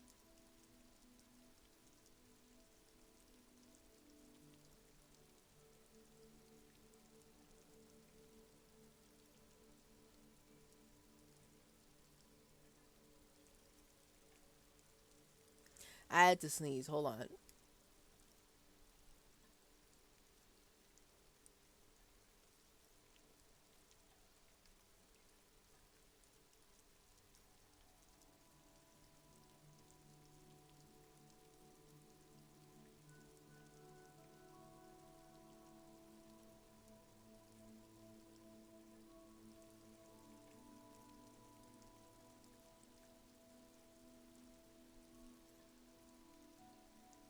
I had to sneeze and blow my nose. Now I'm actually back.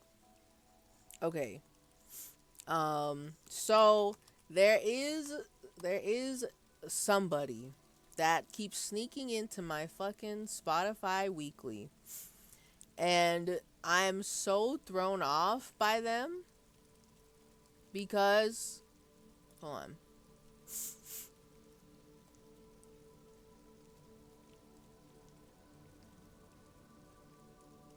Because I go to their fucking spoofy and they're labeled as shoegaze, and I'm like, that doesn't sound right. What the fuck do you mean? That doesn't make any sense. That's not what I expect shoegaze to sound like. And it's fucking, it's shit like this. Full Body 2 is their name. They keep sneaking into my Spoofy Weekly because of this. Or at least there was a moment where they were very aggressively in here. Sorry, VOD watchers, you won't hear what this song is, so I will post a link as well. Oops, I didn't mean to add it to queue. Don't do that. I meant to get a link. I right-clicked and immediately went to add to queue. Where is the link? Okay, I found it. Yeah, this sounds more breakcore-y to me. Yes, you know. Oh, I forgot you can also see the title and the song name too. Whatever, have a link. Whatever. But I like them. The stuff that I have in my likes from them, I like them a lot. But then when I go to look at their spoofy page and I see them on like shoegaze playlists, I'm like, wait, what? What do you mean it's shoegaze? It doesn't sound like shoegaze. I don't get it. I don't get it.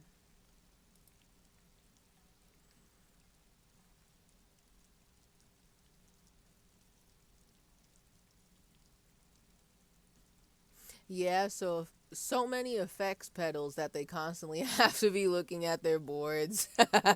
Okay, so that part's real. Wikipedia did not lie to me 15 years ago. Understood. Tagabo is a big one. The shoes are gays. Hell right. That's what we're on about. That's what I'm talking about right there. I tell you what, right there, right there. You know. Recently, Feeble Little Horse had some gazy breaky stuff. Gazy breaky.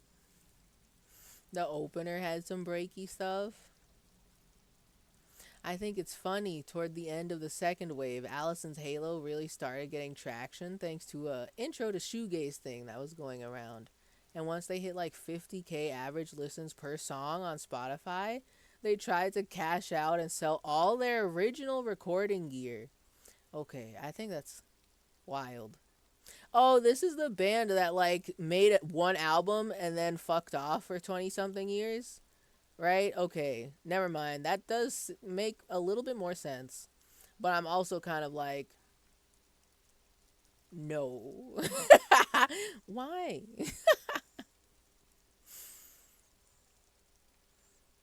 Full Body 2. They collabed on some shoegaze stuff, but not all of their stuff is shoegaze. Okay. They were supposed to be on tour with Feeble Little Horse, but I think they got sick and the tour blew up, and I'm still so sad about that. Oh, as in the tour was canceled. But yeah, that's what I'm talking about with the third wave stuff. A lot of those sounds coming together, exactly like some of the Full Body 2 stuff. Okay. So you mean to tell me that I missed fucking second wave shoegaze, but I'm right on time for wave 3? Damn, that's crazy. I don't know what second wave shoegaze sounds like. Or would sound like. And I'm only here by accidente. I showed up for the breakcore. And then, you know, I'm here now. I do love how my music taste just kind of, it's schmoving. I started out with EDM, then at some point we vaporwaved for a really long time, and now I'm here, I guess, in the shoegaze room. Wait, what the hell? Ringo Death Star sounds familiar, and I don't know why. But Nothing is okay. It's a musician called Nothing, and the O is like the O with a slash through it. Is that Nothing? Because, oops, they are all over my Spotify likes, if that's true. A different Nothing? That's fucked up. That people gotta stop naming themselves the same thing as other people. I can't even find them because I can't type the O slash. Okay, never mind. I found them. Yes, they are in. Oh my god. They're in here a lot. They're in here a lot. Hold on. What's a good one?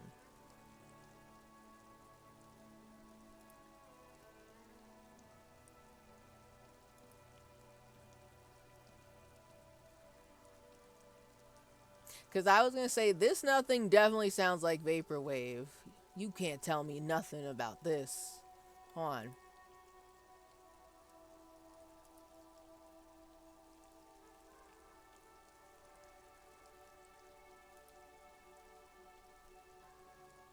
Especially when they're throwing in fucking PlayStation noises in here. Wait, hold on.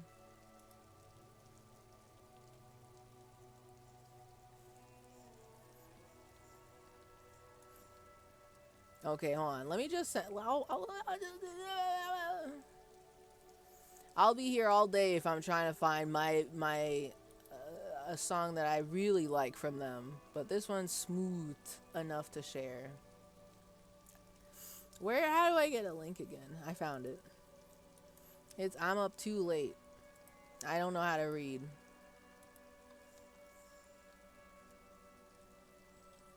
So that's the link to this song that's playing. So this band called Nothing, they're literally called Nothing. No fancy stylization of their name or anything. Because these fuckers, it's like, I don't remember the name of this character. 2 vertical bars, nothing, and then the O with the slash through it, and then 2 more vertical bars. Now I was gonna say, now that's not shoegaze. I know that for sure. That can't be shoegaze. You know? They're literally called Nothing. Okay. Nothing fancy. Cool thing about Nothing is I think most of the band members are ex-convicts. Is this cool? I mean, it's cool that they are now doing art, making music, emerging in a new realm. You know, I'm not sure. I guess every question I have about this is probably too much for 2:45 a.m.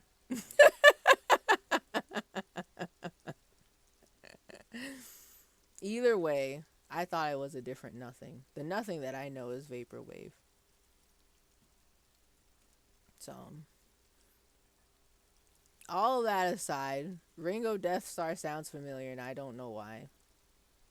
Maybe they just have a catchy enough name.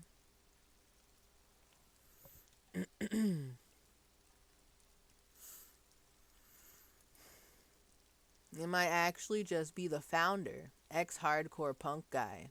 Okay. I played a lot of their stuff. Nothing or Ringo Death Star?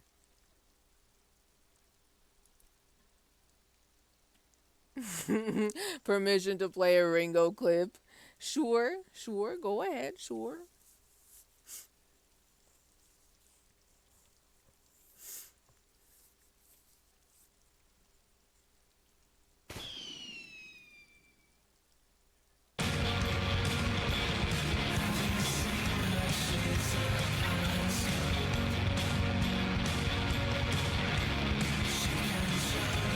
Not for me.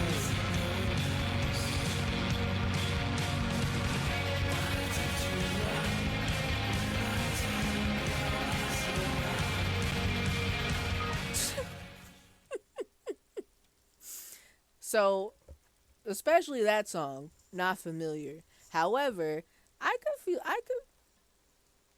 that's the general vibe of Ringo, very washed out fuzz. I feel like I could get into this. Specifically, I like when guitar is distorted, electrical. I like that. I don't know how to explain that, but you know what I mean. Maybe I could get into it. Maybe. You know. This is a serious message to everybody watching my update right now. Peace and love, peace and love. I want to tell you, please, after the 20th of October, do not send fan mail to any address that you have. Nothing will be signed. Nothing will be signed. I think that's wild as hell. People just out there accepting fan mail and shit? That's crazy. Wait, actually, that's like extra crazy because, like, he's a Beatle and shit. And he was still signing shit for people via the mail? That's very generous. I would get tired. I would get tired of that. You didn't sign my anthrax.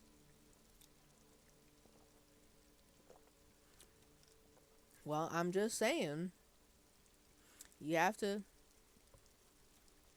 doll up your anthrax packages so they never I can't say that. That's too wild to say, actually. But if it was a prettier package, maybe. That's just my suspicion. I'm trying to be a detective out here, you know.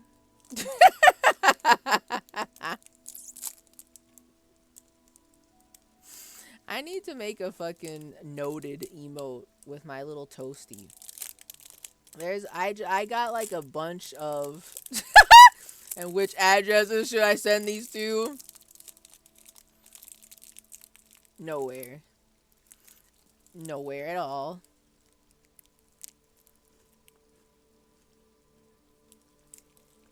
Sorry, I have another granola bar that I realized I did not eat.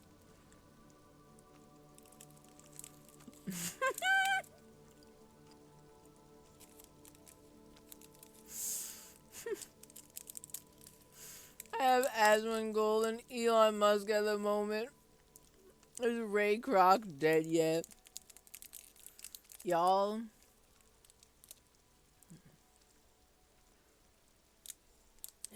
Can I be a confession in this 3 o'clock hour? Can I confess something to the court right now?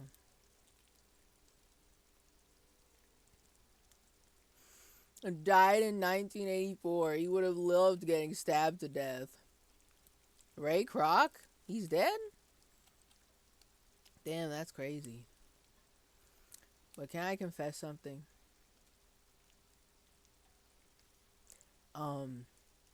Recently, I've been observing a lot of nerd-ass drama in this past, like, week. And a little bit, like, a little bit last week, too. But I did not know that it blew up to such insane heights. You're talking about the PoE stuff? Actually, no, I just found out about that shit today.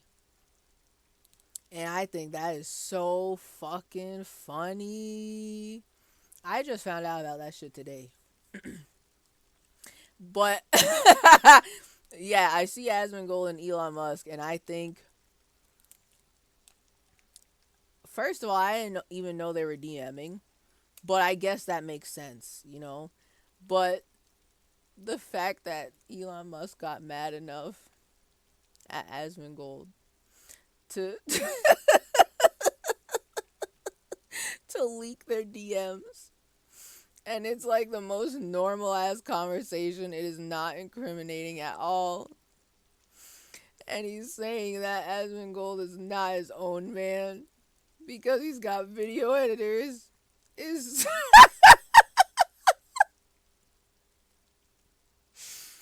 that's so fucking good. That man does not fucking know anything at all. That fucker doesn't know shit from fuck about anything. Nothing. Like, I don't okay, like, I've seen some people, I saw one video explaining what happened, a little teeny tiny bit of what happened, more so the, like, Twitter fallout that Elon Musk got mad at Asmongold. He talked shit about him. He leaked their DMs, and then he removed his check mark, right? Asmongold's. And that made me laugh really hard because I was like, what is going on? Why are they beefing? I didn't even know they were talking. So the drama I was paying attention to was all the shit going on with Pirate Software. And then I guess they happened at the same time, the PoE stuff and Pirate Software's, like, tomfoolery. And now I gotta go and see what the hell is going on with Elon Musk and Asmongold and find out why are they beefing. This is so weird, in my opinion. The Game Awards that review bombs you if you win? Okay, what? I don't know anything about that. That's new. That's new drama. I don't know anything about that.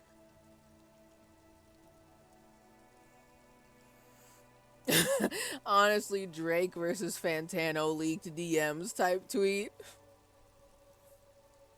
Shooting yourself in the foot with the least flattering leak. It's so true.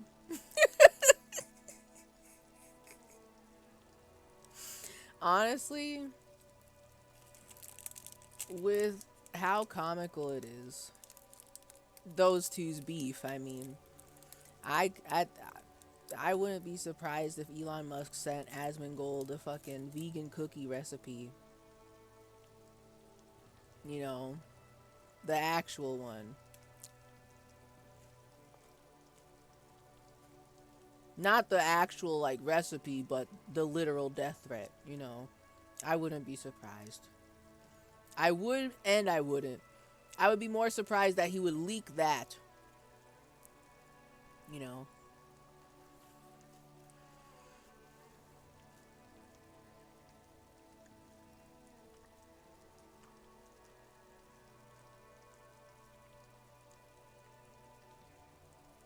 What? Y'all on that Pluto internet. I've never even heard of this. The Anti-Woke Game Awards, where you have to pay to vote for a trans game maker.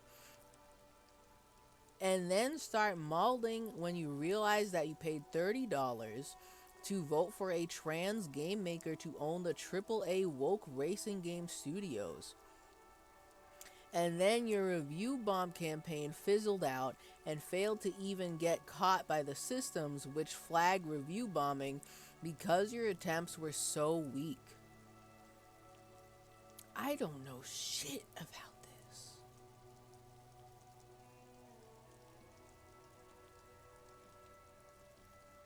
I don't know what this is at all. So y'all are saying the game, you keep mentioning the Game Awards, and I'm like, do you mean the actual literal Game Awards, Jeff Keighley, who loves fucking Kojima Game Awards? Or is this some, like, bullshit that the same guys who made the anti-woke gaming spreadsheet made, and it's like some really cringe nay shit that they're self-producing? And they vote for whatever game they hate the most, and then they go review bomb the winning game. That's what I thought this was. Just reading these messages.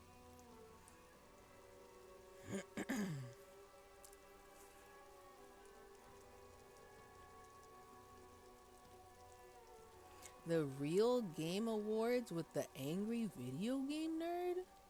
AVGN is involved in this?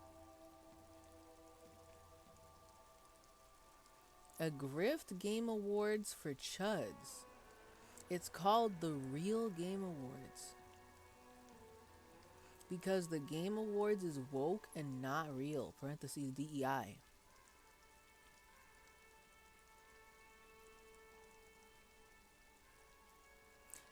I don't understand. Okay, so God damn it, I hate the internet. Okay, So, so like, is it a game awards where I've consumed this all through osmosis, so I can't even give you real details.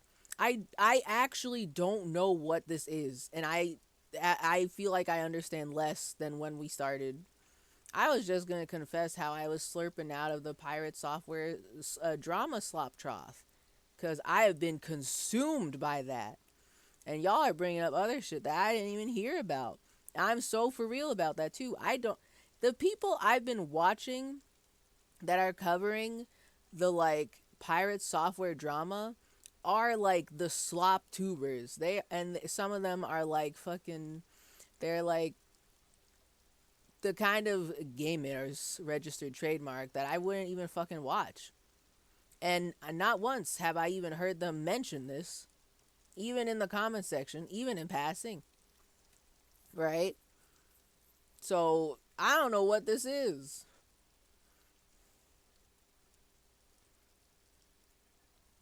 Okay. The gist of it is anti-woke game awards put on to steal money from chuds and give awards to games that should have won the game awards for real.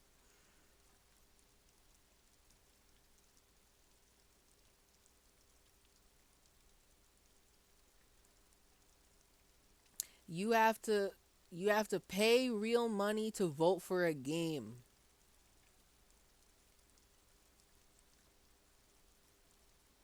Okay, so these are games that should have won the game awards for real in quotes because those games are not woke. Okay, so it's a bunch of people who they're baiting and switching. They dolled up this like anti-woke game awards, and dumbasses are like, "Oh hell yeah, I got to let everyone know how much I hate this game that has a gay person in it." Woo. So then they for some reason are dumb enough to pay $30 to vote for games in whatever category. And then at some point it's revealed that your money just got sent to a totally woke game. Have fun with that, loser.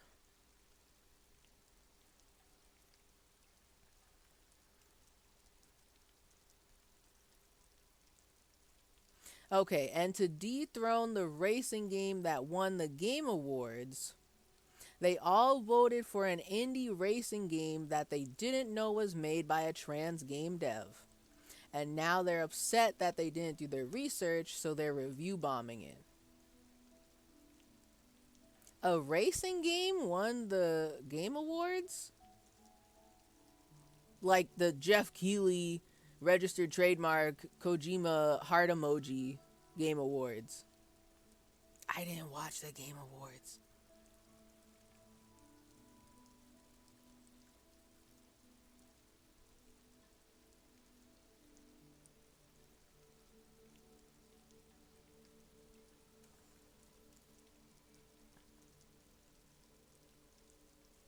The games who won are like, we're not affiliated with these guys. And so they get a bunch of reviews like they're so hateful because they're rejecting us, the real gamers.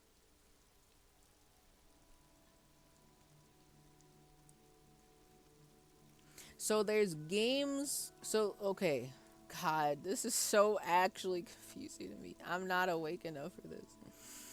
So the real Game Awards, aka the bait and switch, pay money to vote Game Awards.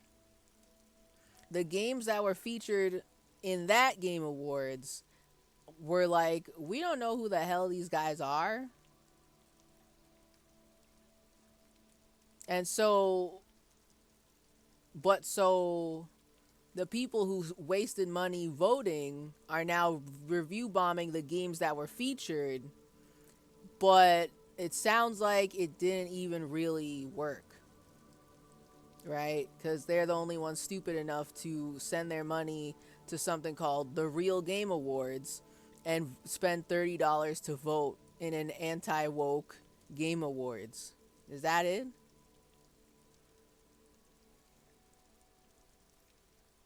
I don't know what racing game won a Game Awards award, because I also did not watch that. Right? I don't know. I don't know what the fuck is going on. At this point, I'm also confused. Me too. Y'all. I don't get it. Because my ass is over here like, okay, so if the games featured is not part of this scam, not scam, but this, I mean, it is a scam. So if the games featured aren't part of the scam, where'd the money go? Some third party who set up the quote unquote real game awards just stole all their money. Is what I can only assume. Okay.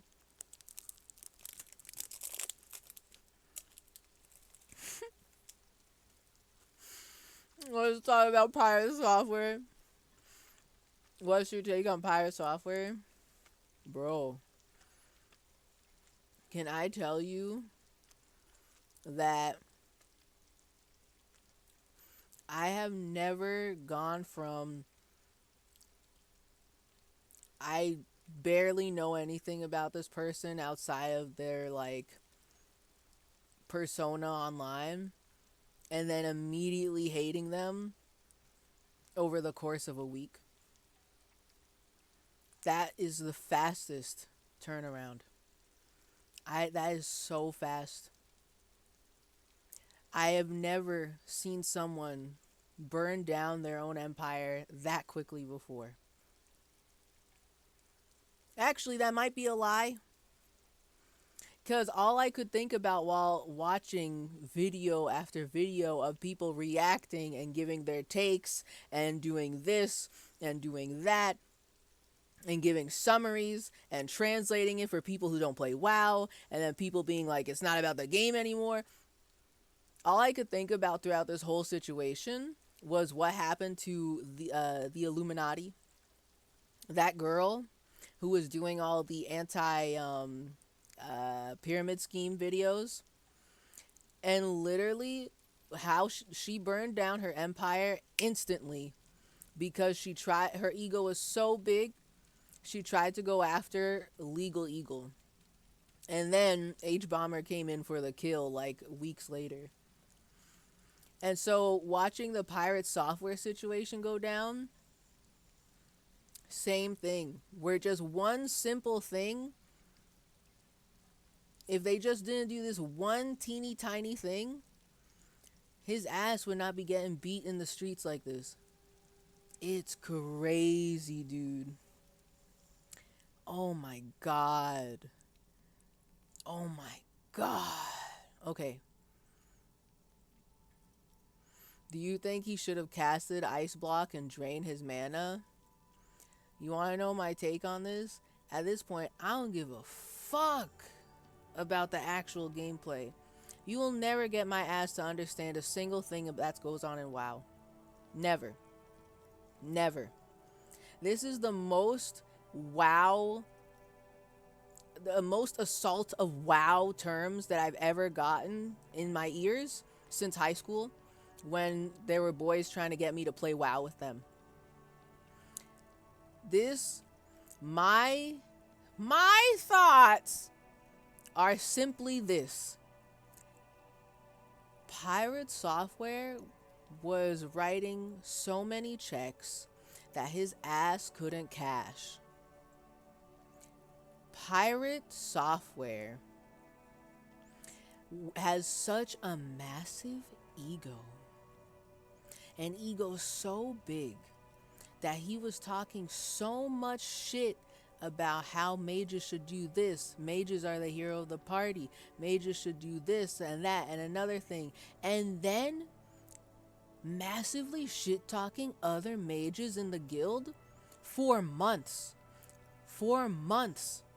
And then in this situation where he could be the god mage that he built himself up to be, he didn't do jack shit.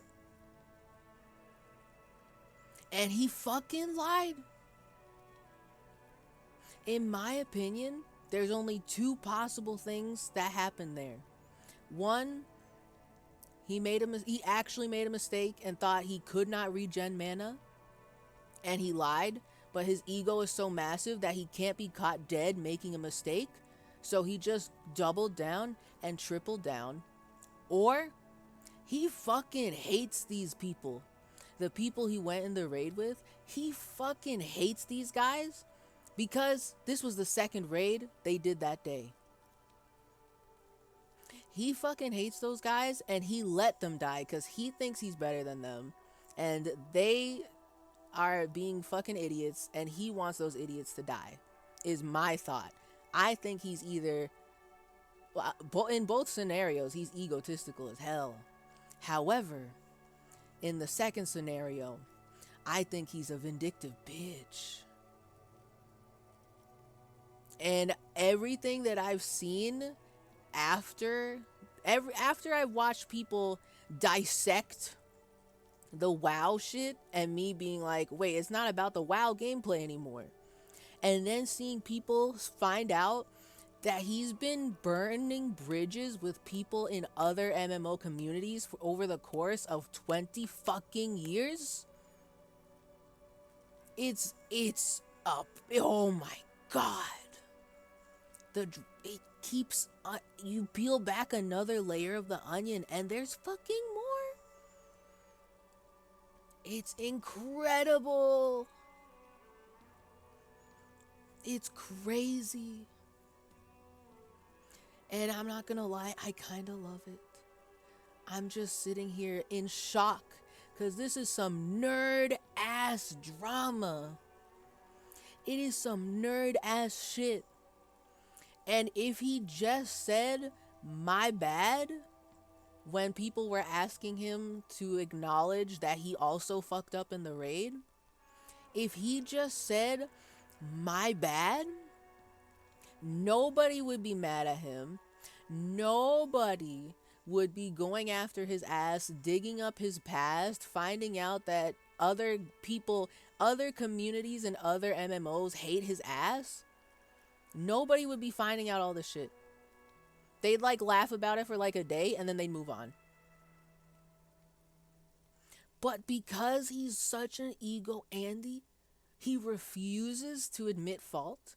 He refuses to take criticism.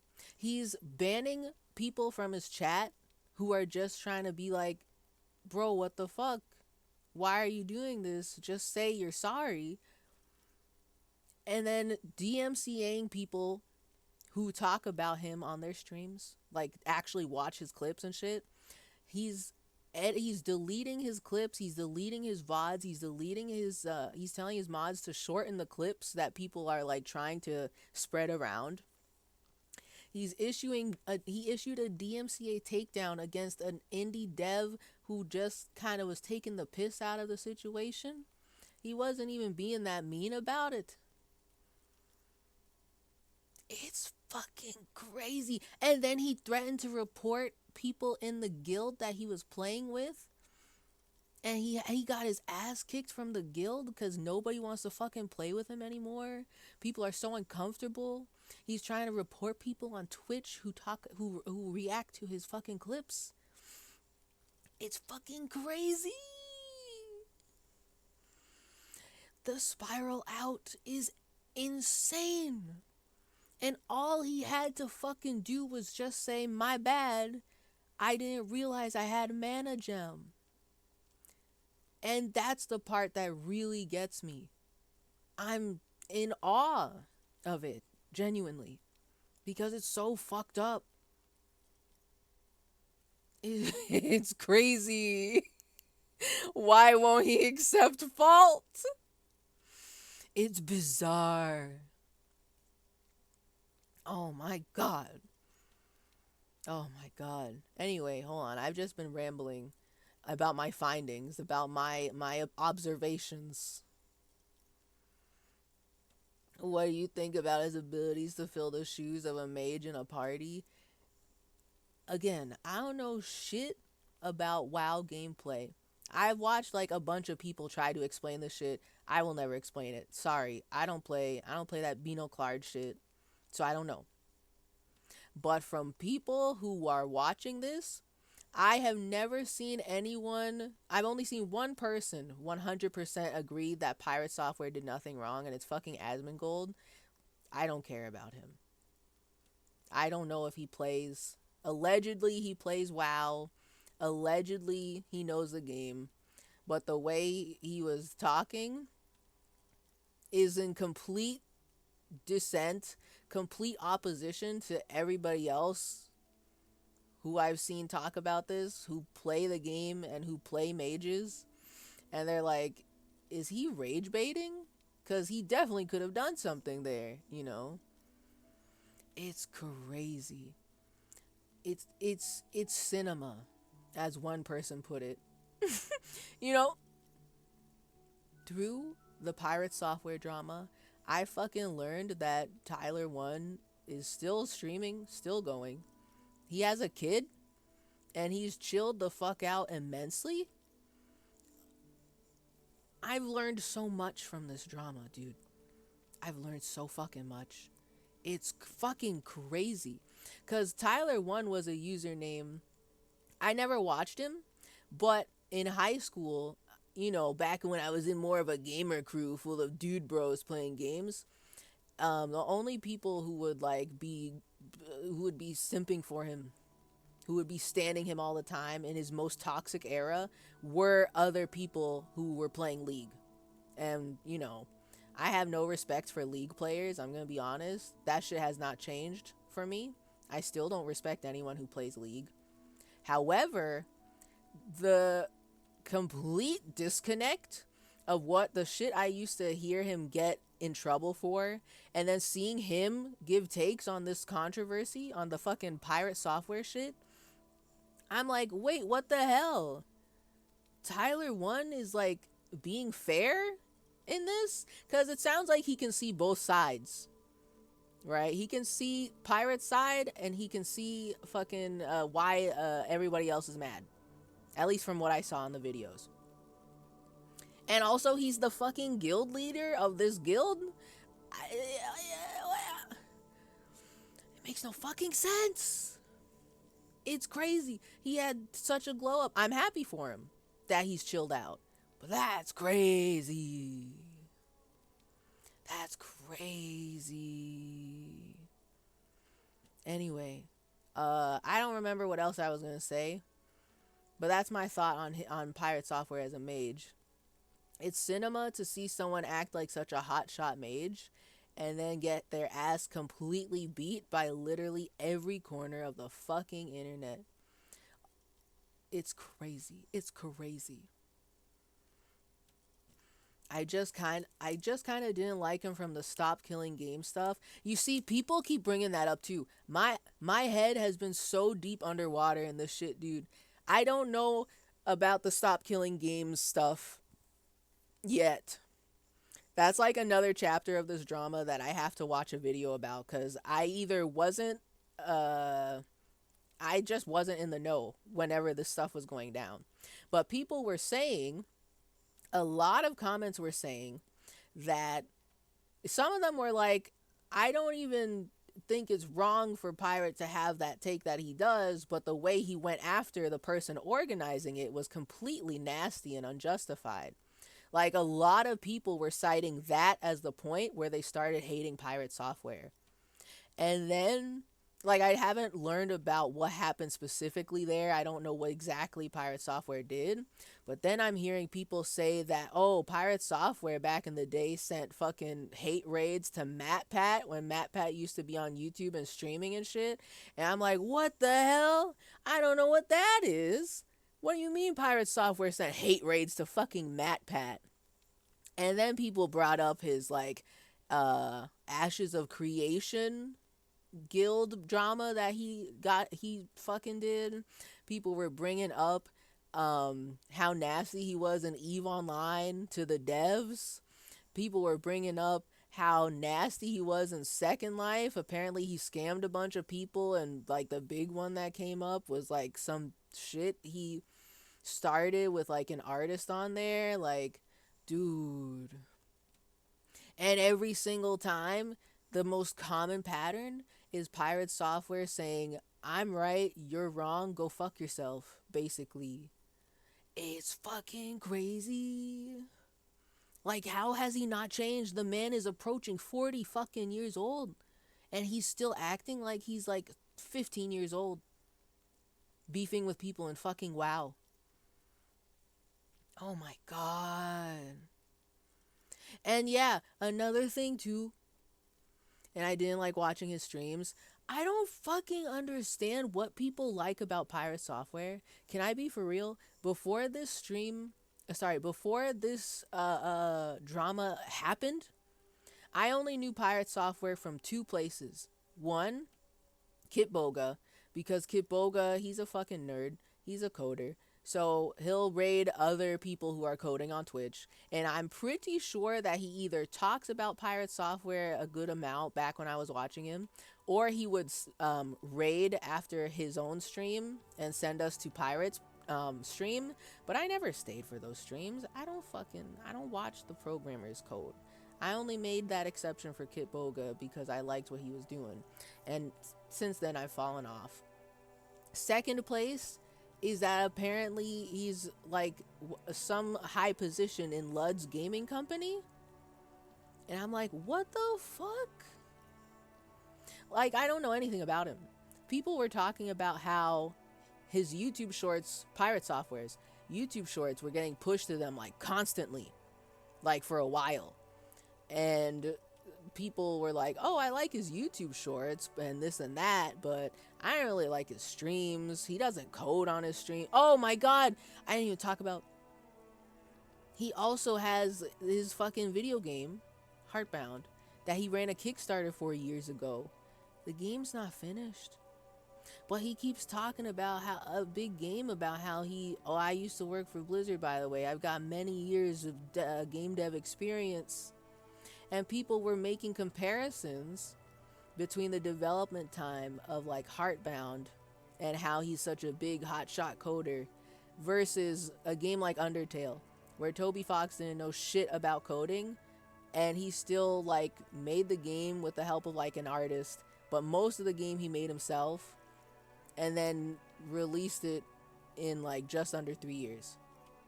And then people are talking about Omori, where Omocat didn't know shit about coding at all, so she had to learn everything from the beginning.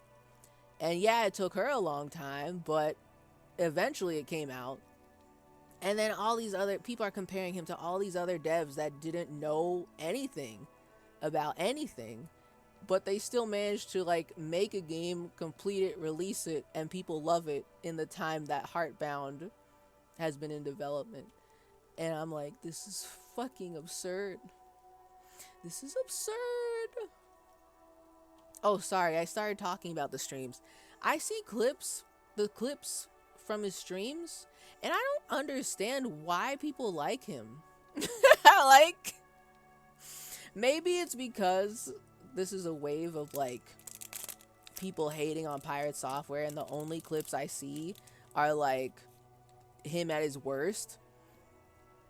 But he kind of just sounds permanently condescending.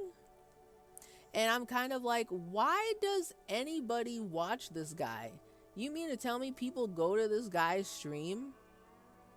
They go to this guy's stream, they give 20 subs, they get berated, they get like condescended to, and then they're like, wow, I love Pirate Software. He's my favorite streamer. Like, people like this? They enjoy this? Because to me, that shit's annoying. I don't know what is going on. Apparently, from what I've been hearing, on his YouTube shorts, people got this impression that he was a wholesome 100 Big Chungus streamer. But that's just in the shorts. And then the streams, he's like insufferable. And then they see him play games, and they're like, wow, this guy's a fucking dick. Why is he acting like that? I thought he was wholesome 100 Big Chungus. So I don't know. I don't get it. I don't know. This is the most Pirate Software content I've ever fucking seen in my life. And I'm shocked that he got this big acting the way he does. I don't get it.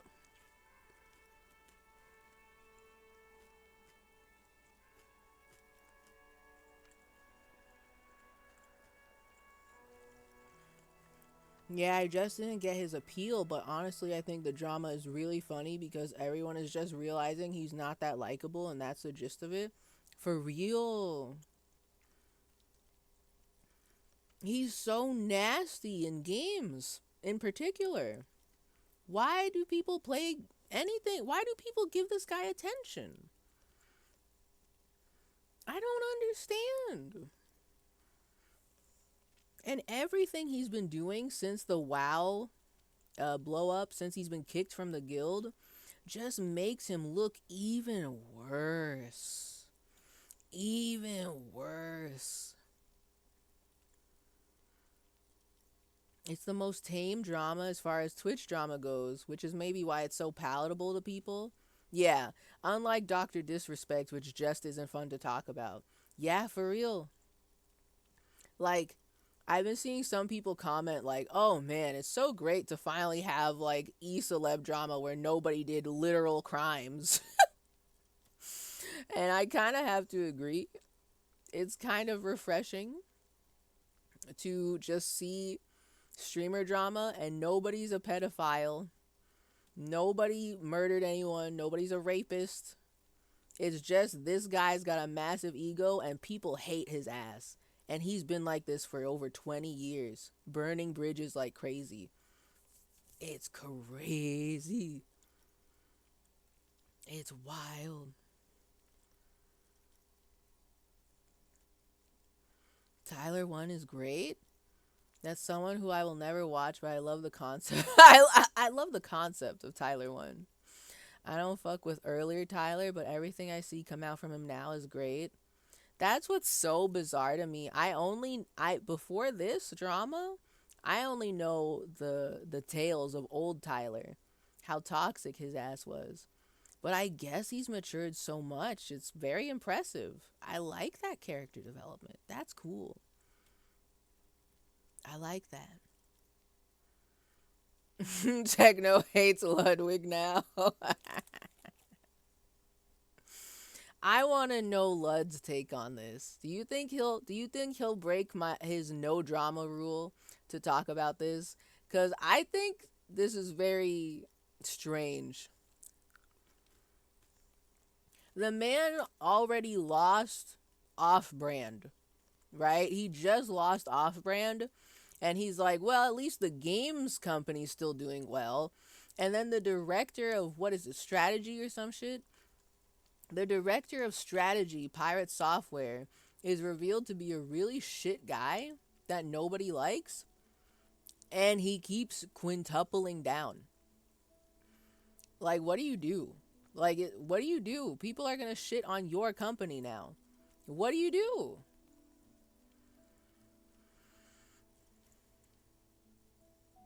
Tyler 1 grinded WoW out for like 1 million hours and stole the guild from the dude who put it all together and has no lifed it for his entire life. What the hell?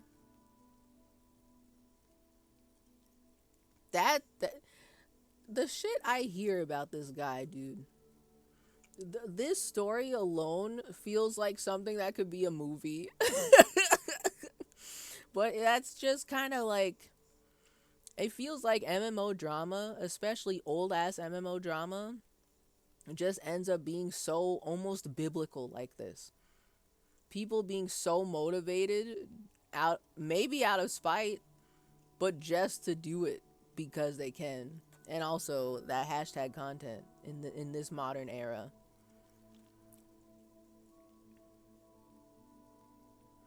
To borrow Tumblr lingo, punishable by death, Toby Fox is a Spider George situation. I don't know what the fuck that means. This must be that new Tumblr shit. That Tumblr is gonna rot your brain, PP. Be careful. Don't be on there too long. They will ruin you.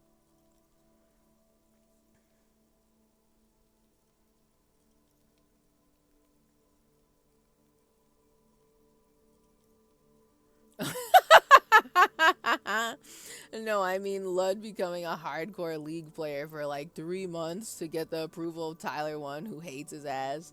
I've been hearing a little bit about that. Why does Tyler 1 hate Lud? There's probably a video on this, but why does he hate him? And to be fair, I just said that I don't respect League players. I mean, I'm at the point where it wouldn't take me much to hate them just because they play League, but I'm trying to be fair and being like, I just default don't respect them because they play League. But that could change. And in Lud's case specifically, I don't necessarily like him. I don't really dislike him or hate him. He's just there. I only know him because of Germa. If it wasn't for Germa, I want to know who his ass is.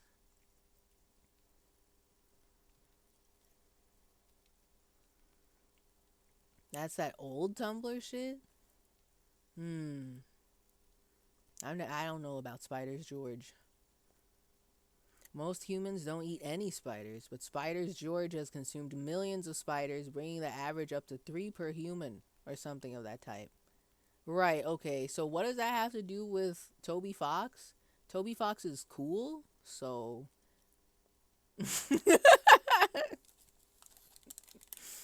Anyway, the fucking pirate software drama has consumed my YouTube for a little bit. It's fucking crazy. I'm watching people that I never would have clicked on. Crazy.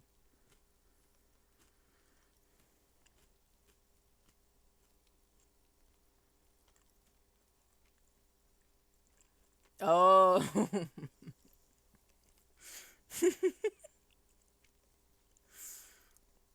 Lud and Tyler were on the same league team for some charity or game event, and Lud was absolute dog shit, despite telling Tyler one he was a great support. Oh.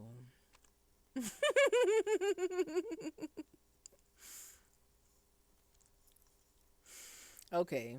Considering how Tyler 1 seems to be, yeah, I think he'd hate a guy forever because he's shit at League, and he would never play with him again. That makes sense to me. I could see it.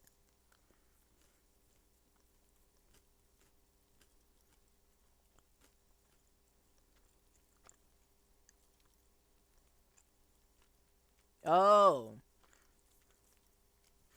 Toby Fox being a successful solo dev falls outside the standard deviation and shouldn't be a metric to judge game devs against.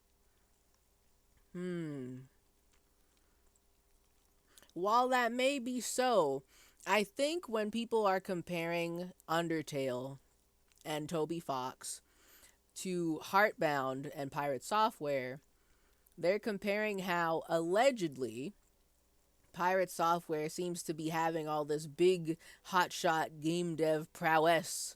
His daddy worked for Blizzard, and he worked at Blizzard for 7 years, by the way, and he knows all this and all that, and he's giving out game dev advice on the daily, and every day he's coding on stream and this and that. Yet his game that was kickstarted and has $20,000 of other people's money, by the way, his game that was kickstarted has never finished. I don't even think he's working on it anymore. There is someone out there who literally calculated, who has been calculating how much time he actually spends coding on stream, and how much of that time spent coding on stream is for his game Heartbound. This game's been in development for like 8 years, by the way. Like, it's crazy how much he just completely ignored all those Kickstarter backers and fucked off as soon as he became a streamer. Like, he keeps on stringing along people by saying, I'm working on my game Heartbound, but his ass ain't working. It's basically marketing for people to come see, oh, look at me, I'm a game dev, and I'm here to tell you anyone can make games. Yeah, that's cool, but you're not working on this game. Why do you keep talking about it? If you're tired of the game, you should just say so. If you want to stop working on this, you should. He's rich enough now, he can just refund all those Kickstarter backers, put the game on the shelf, and not have people bring it up as like a point against him anymore. But his ego won't let him admit fault. And it's crazy to me. That shit's crazy to me. Like it's like watching someone purposefully choose the hard path when they really don't need to. Or I guess, as someone put it that I saw in a comment the other day, it's like watching someone drown and you want to help them and you're trying to help them, but they're refusing your help. And it's maddening. Everyone keeps getting involved because they're like, dude, just apologize. Dude, just admit you fucked up. But he won't. Oh my god.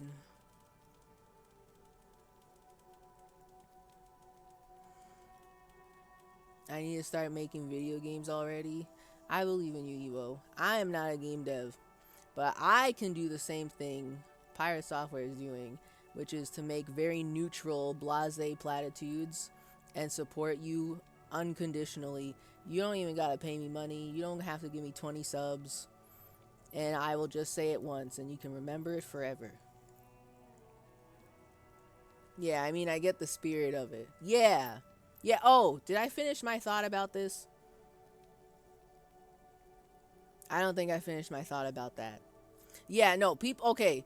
People were comparing the Toby Fox and Pirate Software and Undertale and all that because it's, you know, fucking big hotshot game dev who worked at Blizzard, by the way, versus Toby Fox was just a dude who's an artist, a musician, and he really wanted to make a game, and in under 3 years he managed to make it somehow. I don't know. I didn't even know it only took him 3 years to make the game. Undertale is so good and in depth. Well, more in depth than you would expect from like an RPG Maker type of game, you know? And then Pirate Software, what the fuck is he doing? What are you doing? You should be doing laps around Toby with your 7 years at fucking Blizzard, by the way. And yet, he don't.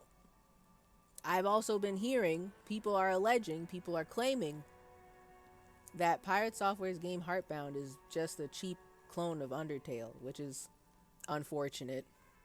Because boy howdy are people comparing the two of these guys a lot. It's embarrassing. I don't know. This shit's crazy. All I can listen, I could talk about this drama for like a way too fucking long time, because there's so much stuff I have discovered that has rocked my world completely. I did not know it was like this, but I need to stop. I need to cut it out.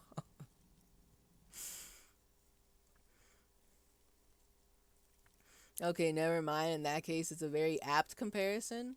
If it's literally just an RPG Maker-esque Undertale clone, then I get that 100%. I don't know exactly what Heartbound looks like for real. I've only seen like teeny tiny little clips. It does look like an RPG Maker game. And I took one look at the little heart icon that his main character for that game, I assume it's the main character, has, and I instantly thought of Undertale and the little heart icon for Undertale. You got your little heart that you fight with, and I was like, oh no. Oh no. Like, bro, you can't. Everyone's calling it an Undertale clone. I haven't seen gameplay of it, but people keep saying that, and I'm like, dude, you can't. Like, it's fine to take inspiration from stuff, but you can't have it be... You gotta do better than settling for cheap Undertale copy. Dude. Come on. Come on. Oh, it's crazy. Every new thing I learn about that situation is crazy. And YouTube knows exactly what I like, because they keep recommending me new shit from people. It's fucking crazy. It's crazy. It's crazy. It's insane. It's crazy. What was I doing here? I was supposed to be interrogating her. I'm supposed to be interrogating her for the third time. For the third time. And I was saying that I believed her, but now the questions are starting to make things make more sense. Like, oh, she never showed us her passport. So, have you asked her about pirate software yet? We need Claye's breakdown of every single misplay that pirate software made in that WoW raid, with diagrams, with MS Paint drawings. We need her take. Okay. Oh my god. Anyway, Claye, or should I say Anouk Mayer Smith? Falsified documents? Right? That's what I said too. I said that like an hour ago. I said that. Passport and visa. Mm-hmm. Given to me by my employer. Mm-hmm. I can't even use them. My employer probably leaked the name, Maya Smith, to hurt me. Wait, okay, so is Claye your real name? Or is that another fake name? Because I don't think you would give us your real name, would you? Why would they do that? Because I didn't show up to a rendezvous. They don't take that lightly. What? I didn't show up because I was afraid they'd do something to me. The job was finished. I'm just a liability now.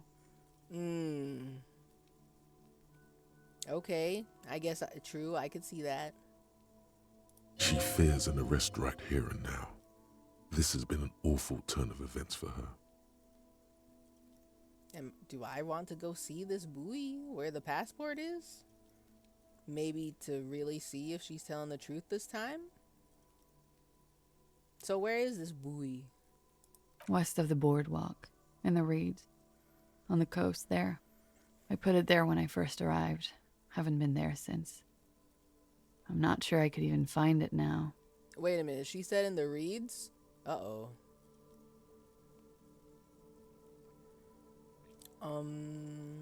I think I may have found that place by accident the other day. I think I did. Because the game was telling me, oh, there's something about this place. You need to come back here later or some shit. I think they tried to steer me away from it because I don't have the critical information. Maybe? Something was funky about a patch of reeds. That's all I can say for sure. It's useless. Okay. Oh, I'm going to accept it. West of the boardwalk in the reeds? We have to check this buoy out. Except the lieutenant makes a note of it. Mm-hmm. You're welcome to it. It's in the reeds northwest of here, past a broken sewage pipe, right near the water line. And I hope that's written down somewhere in my notes, because my ass will not remember this. I won't remember this. Not next week, I won't, because this is going to... I thought that I would have time tonight to go to the gay communist meeting. I do not. It is not time for the gay communist meeting. And it's been 7 hours. I'm too tired to do anything more after this, you know. So once we're done talking to her for real on God, then next week for sure we're going to the gay communist meeting, and we may also be able to explore the homosexual underground, because I think that one is done cooking. I think that one is done. Okay, so girl, tell me your real name. It's Katarzyna Alazie.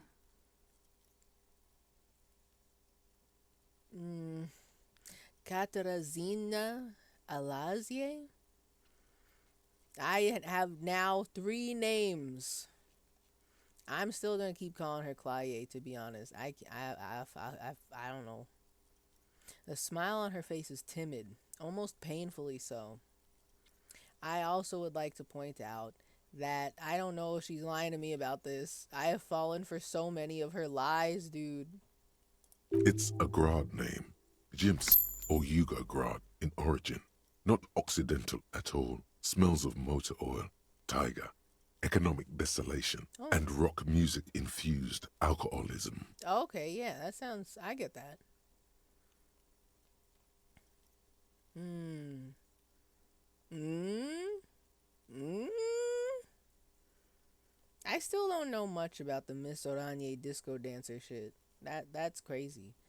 Um, that's different lore. Hold on. Katarzyna Alazie is not even an Oranese name, is it? It's not even Muindi. It's Grad. Let's confront. Let's go.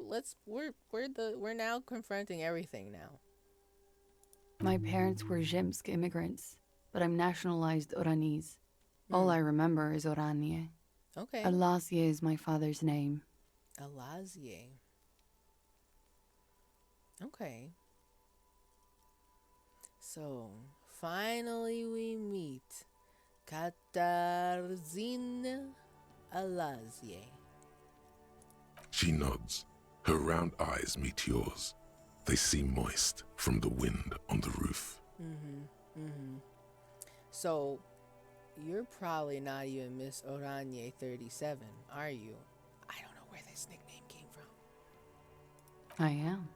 They can never take my sash and my scepter from me. Oh shit, as in like a beauty contest. Oh my god, I didn't even think about that. Miss Oranje 37. Damn, okay. Okay. Her smile quivers. Yes, they can, for lying. Okay, enough. She nods, her back straight, ready for whatever is next. Well, I do want to ask, what if I told you you're under arrest? But I don't want to actually arrest her. I don't want to actually arrest her. Well, also, what if I'm being bamboozled? Again, times 3. Enough. My ship sails in the morning. I wonder. I wonder what's for dinner. Dinner? I wonder. I wonder what's for dinner.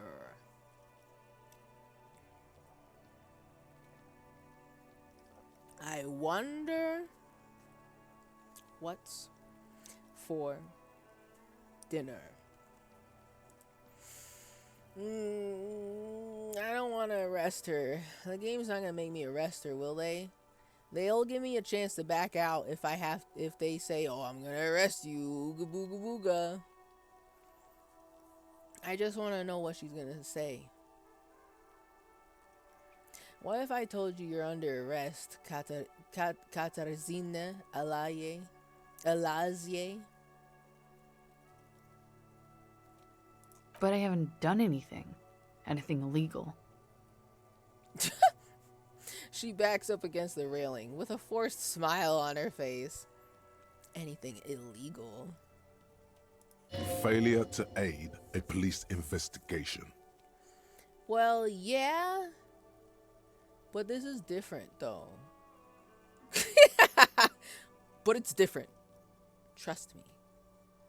She purposefully misrepresented information crucial to the case. Yeah. Yeah. Yeah. Yeah. That's the part I'm still trying to think about. Because so allegedly she did not kill him. I still kind of believe that she didn't kill him. So if that's true, then my thing is kind of so if you didn't kill him, why not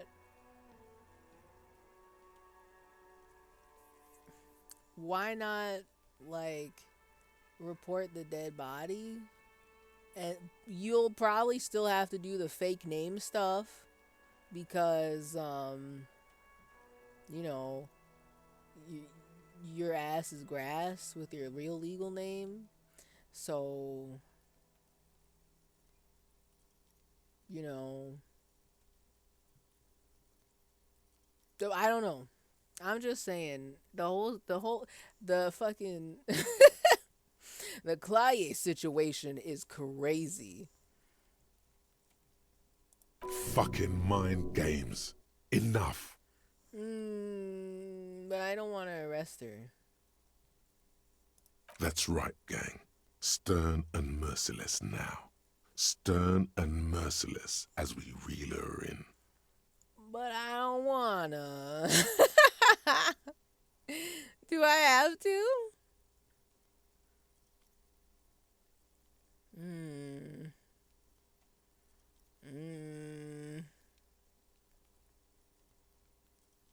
Cause dude, she's gonna get killed for real.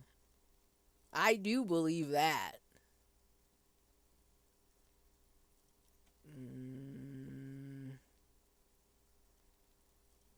You're a flight risk.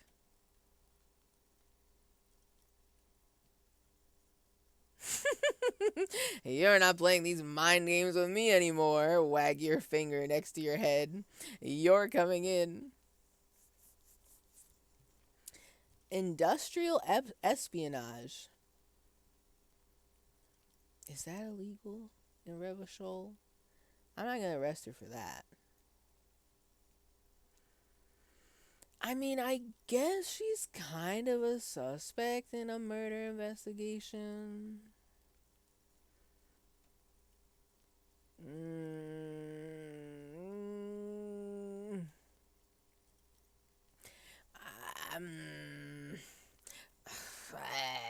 I don't want to arrest her.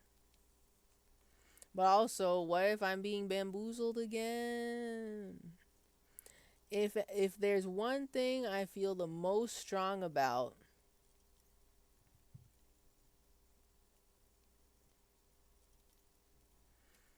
it's misrepresenting information about the case.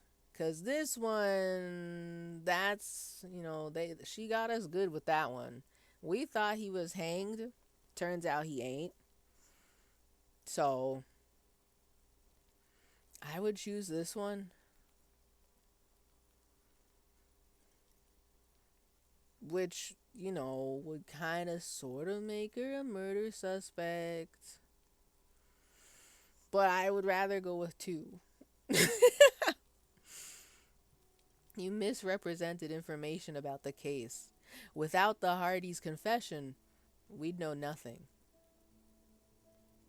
The lieutenant produces a pair of handcuffs. We're arresting her for real? No. I don't want to arrest her. I didn't want to arrest her for real. Kim, put the handcuffs away. I didn't even know you had those. Please, no. Oh. No, this is going to go bad. This is going to go bad. We are already, listen, we're already on a rooftop, yes? I don't like it. This is going to go poorly. This is going to go so bad. This is going to go so bad. Her eyes become round with fear. She tries to back further off. I think I know who did it. Who shot Lely. I can tell you. I can help you. Wait, what? She thinks she knows who did it and who shot him.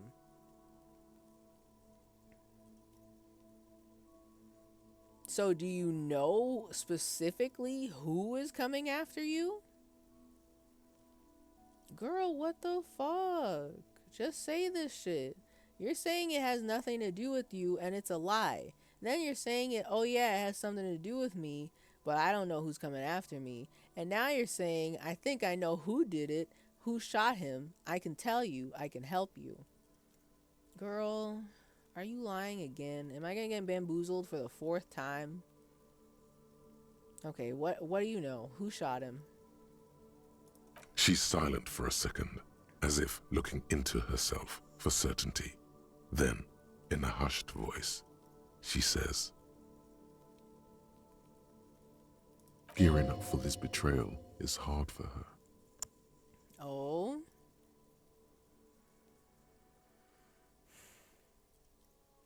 Ruby.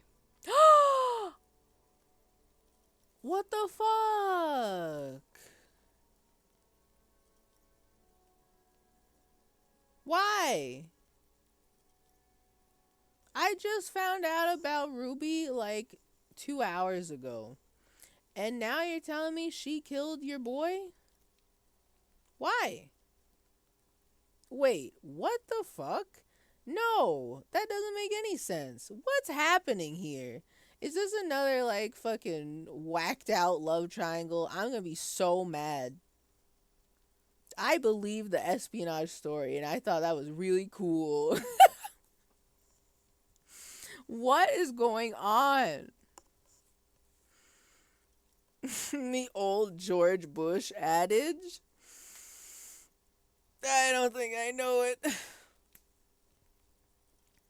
Every time I think of George Bush now. Wait. Okay. So I was going to say every time I think of George Bush now, I think of the time he had shoes thrown at him during that one press conference thing and how it got memed to hell and back. That's all I can think about at this time. Yeah, I don't remember nothing else at this time. Okay, so why Ruby? Why do you think it was her? That's weird. I thought she was your bestie. I thought she was the fucking mom of the Hardys. What happened? Why do you think it was her? She has this thing for me ever since I met her and the boys downstairs. She's been pretty frank about what she wants.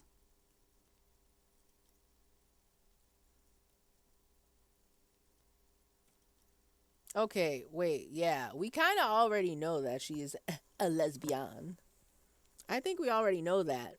Because we saw she like drives a truck, yeah? And her truck cabin area is like full of like images of like very beautiful movie stars. All of them women. Probably like 99.99% women. And what was it? There was a moment where we were looking at it and Kim was trying to tell us, I don't think this is relevant to the case. The fact that she's lesbian. But then I chose the dumb answer. I knew what was happening, but I chose the silly dumb answer of like, oh, she must be into film. Oh my god. That's so cool. That's so futuristic. Fool me once, shame on you. Fool me, you can't fool me again. Incredible. Words to live by, honestly. I feel like I'm being fooled right now, to be honest. I feel like I'm being bamboozled yet again. Specifically in the game. Thank you, W.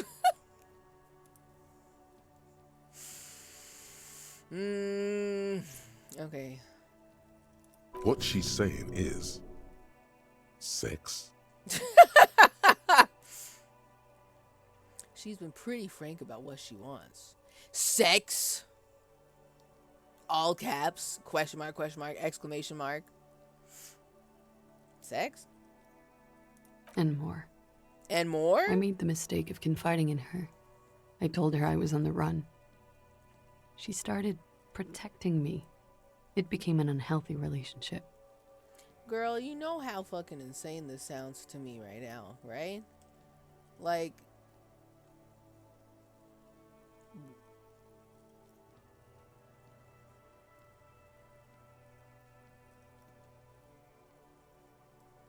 So there is a weird love triangle, but it wasn't with Titus.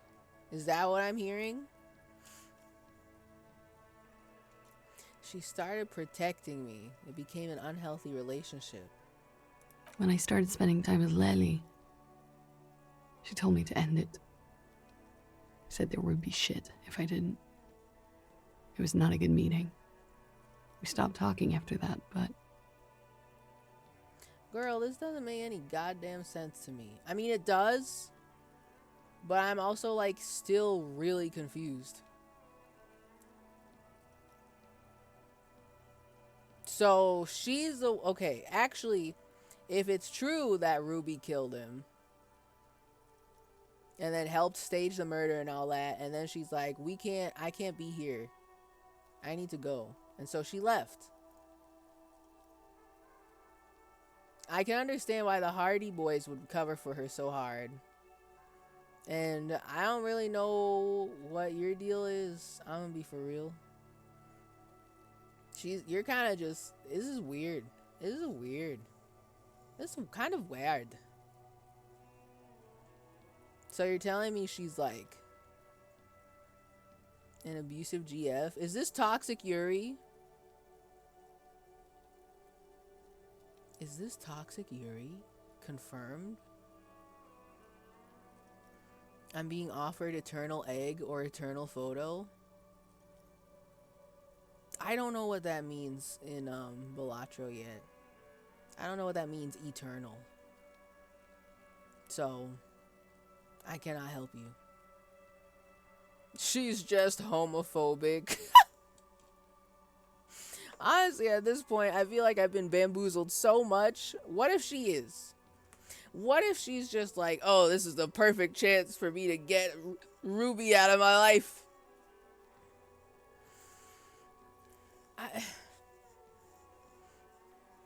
Man. Okay, so she said there would be shit if I didn't. It was not a good meeting. We stopped talking after that, but ... I don't understand. What exactly in your relationship made you think she is romantically interested in you?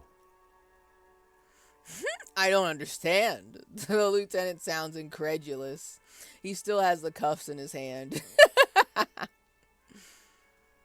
What exactly in your relationship made you think she's romantically interested in you?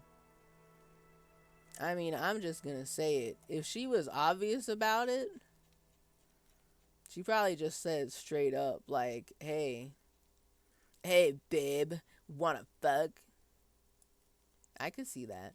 I don't know shit about Ruby yet, but maybe that's how she is. She said she's in love with me. She even asked me to run away with her when I told her I'm a fugitive. She started developing notions about our relationship.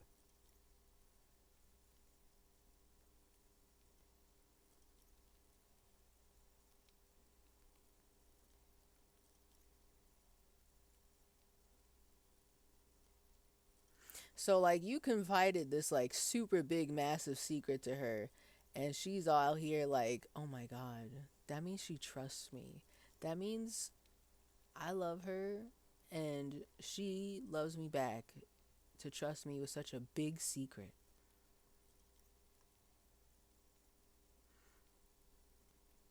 Is that what I'm hearing?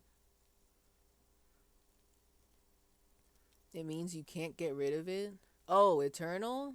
Okay. I didn't know there were... I mean, I saw the little infinity symbols on some people's Joker, but I don't know what that means. I did not discover it yet.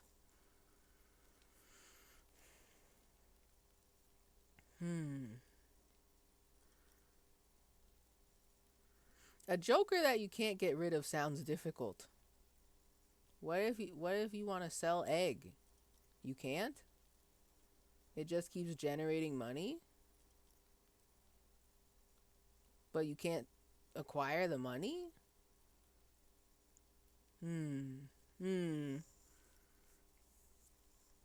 Okay. When I told her I'm a fugitive, she started developing notions about our relationship. And you led her on? Kim, I wasn't gonna say it, but I was going to say that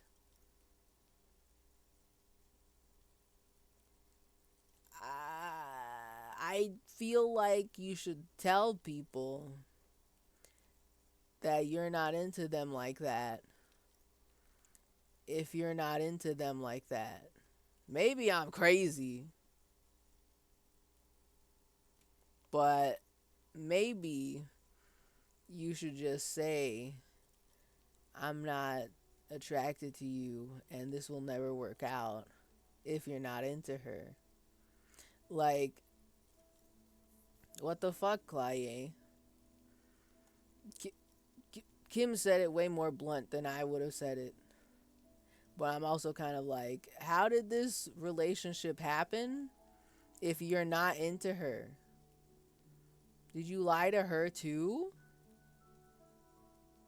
A little. I was flattered, you know? But then I had to let her off, and it was not easy. I came to regret being friendly with her. We maybe kissed, nothing more. What the fuck?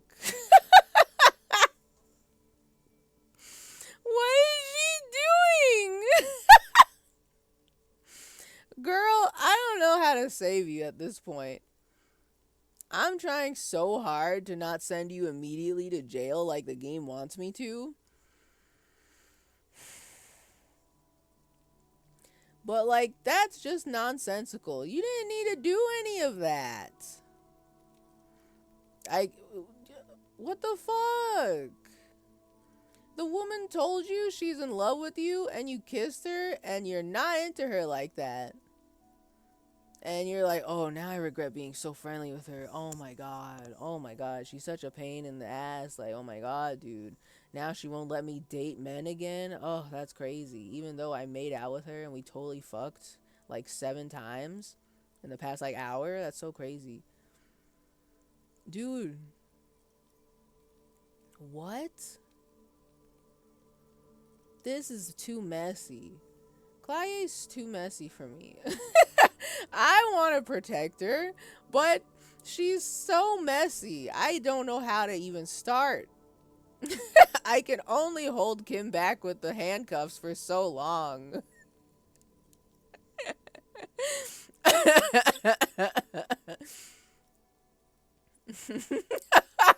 Blunt Kim. Oh fuck, I'm so fucked up right now. Whoa. Kim would never do a weed. Actually, he might. I could see it. Maybe. Maybe he would. Maybe. No guarantees. Maybe.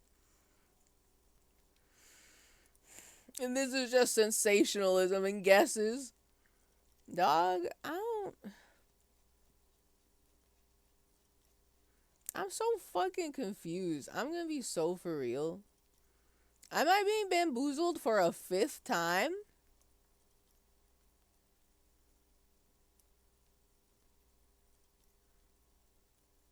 Because this could kind of make sense if Ruby was into her.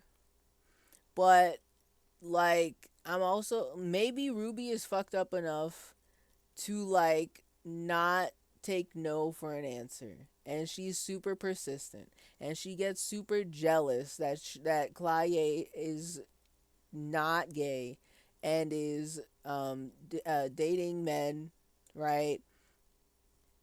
And maybe Ruby is fucked up enough to kill the guy she's been dating, right? That part I could see, but I don't know anything about Ruby at this point. She's not here.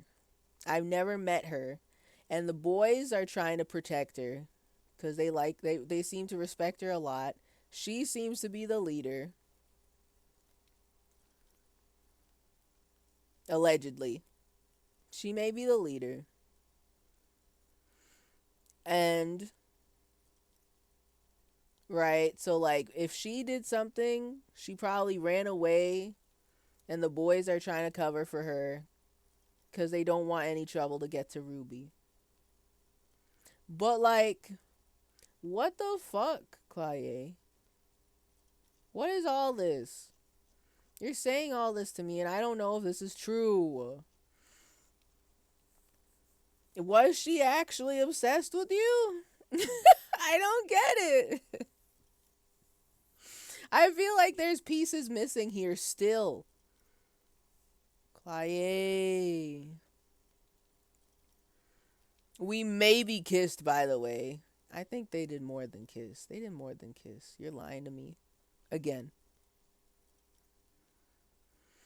But it does sound like, from this portrayal of Ruby, it sounds like she was fixated on you. This is just an assumption. Yeah. That's what I'm saying, too. Like, Ruby's not even here to defend herself or explain anything. She's just gone. So something happened. Something must have happened. One of these things has to be true. Because Ruby's just fucked off. She's out of here. She's gone. Right? And the boys want to protect her because they like her, they respect her a lot. She's the big boss, right? But I really don't get what the hell is going on with her, Claye. And yeah, this is just an assumption. True. Because what was it?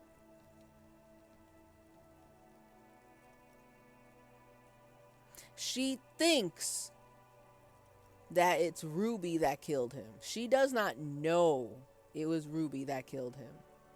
Allegedly. Because if what the hell? This is why I'm so confused. If she knows it's Ruby, unless Ruby had a sniper and fucking killed him. I don't fucking know. I don't know, dude.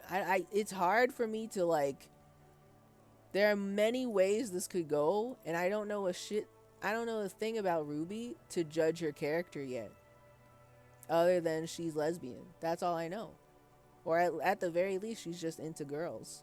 Yes. I don't know anything else about her.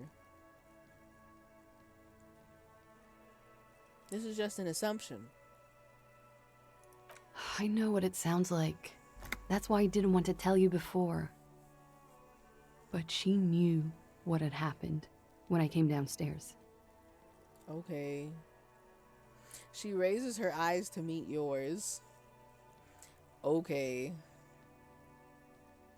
She knew what had happened when I came downstairs. When she said this part of the story before the first time, I just assumed that Ruby has got like that, like, sixth sense of, like, being the mom friend of the group, and then she sees someone distressed and she's like, something's wrong. I know, I'm an empath. I can feel these things. Right? What if Ruby's just an empath? What do you mean she knew? You don't know that she knew. Somehow, she knew Lely was dead. She wasn't surprised at all. When we came up here, she was calm as a stone, too. She cleaned it all up like she had a plan. Wonder who the goofy friend of the group is. The goofy friend. The goofy friend is the fucking guy that looks like a rat. What's his name? Skanky? Stanky? Sneaky? Cheeky? What's his name? The guy whose real name is Dennis. He's the goofy friend. Cheeked up. Yeah, that's his name. Cheeked up. Okay. And now I read this, and I will say this. The first time she told me this part of the story, I remember commenting that Ruby kind of knows her shit. She made this plan to make it look like he got the fucking Lely got lynched like immediately. And I feel like that's a little bit too fast for me. Like, why would she think to do that? Why would she think, if she's just a regular ass person? Which, I mean, I'm gonna be honest, I don't think anybody in this town is a regular, just a regular ass person. Maybe she has some sort of like medical history where she would know, like medical experience, not medical history, medical experience where she would know that if you put the body like this, it'll make these marks and make it look like this.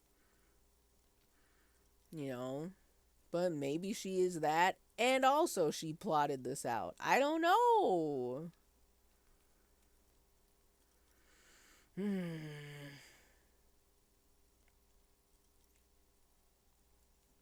When Ruby said there would be shit happening if you didn't end your relationship with the deceased, was she threatening you? She came over one night, drunk, said she'd turn my life into a living hell. I've been threatened before, so I can tell when someone knows how to do it.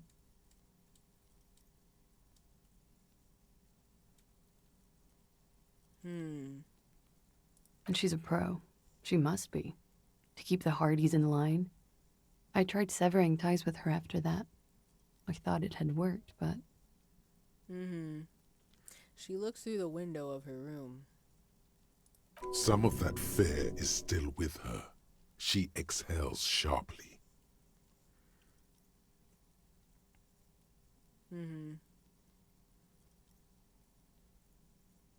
What are you talking about? She's afraid you'll arrest her.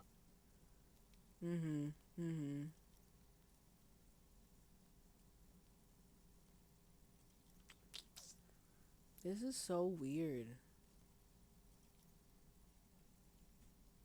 Okay. And how could she have killed him? She could have had access to the roof. You've noticed that door there, right? Maybe it leads downstairs. I've been trying to go through this door since fucking day one since I got here, Claye. Yes, I've noticed that door there. She could have come to the roof through that, then taken the shot right here, where I stand. It was dark outside. I wouldn't have seen her.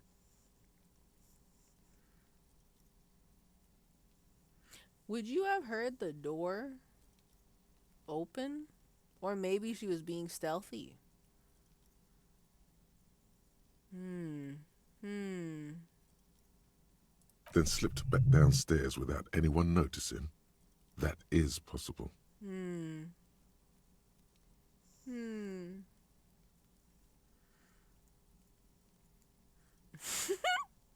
I bet she hollered, "This smacks of gender," before turning that party into the fourth of shit.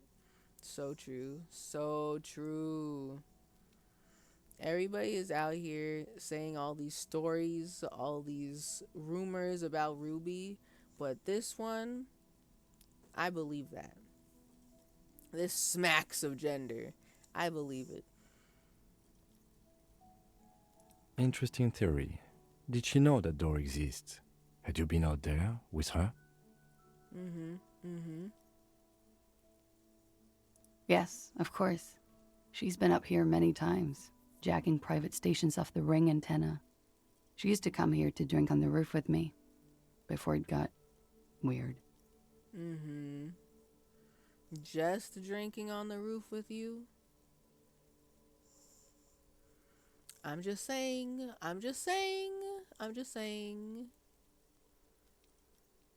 Okay. That's it for Ruby. Okay, and what?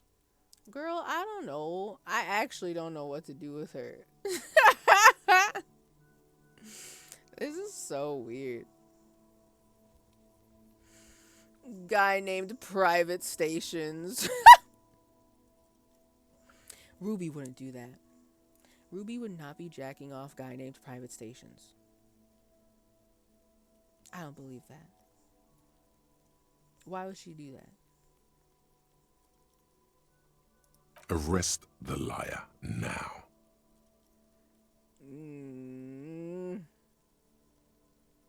Why? She told us some pretty interesting things there. Don't arrest her. Push her a bit more, but then let her off. That Ruby theory was solid. And she's beautiful. Stupid. Dumb. The voices are still enchanted. The spell is not broken. Hold on.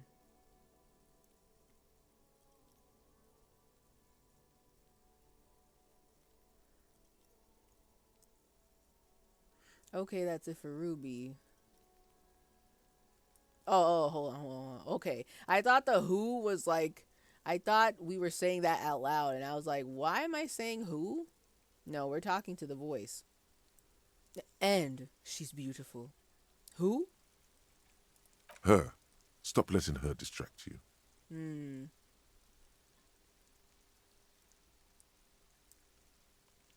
Don't arrest her. Push her a bit more, but then let her off. That Ruby theory was solid. And she's beautiful. Okay, but if I click on this, we better not instantly fucking arrest her. Okay, everyone relax. All right. That's all good, but I think we should still take you in, just in case. Step a little bit closer. Still? After all this, sir, please. It's a shitty world, and I know I'm shitty too. I know. Her hand turns into a fist, slowly, crushing the cigarette she's still holding. But I don't deserve to be sent to the moral intern and ground into paste just because I disturbed the sanctity of accounting. That's some multinational. Multinational? She's gearing up for a last stand. This is it.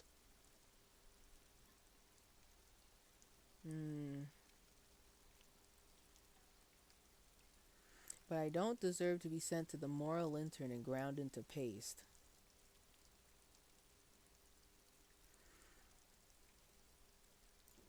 What do you deserve then? I don't know. To spend my days with smoke, drink, and dance, wallowing in shit. Just like everyone else. What other option do I have? You have those station calls, right? Where I have to show up at the station or I'll become a fugitive. You can write me one. You don't have to take me in right now. I promise I won't go out anymore at night. I'll be right here.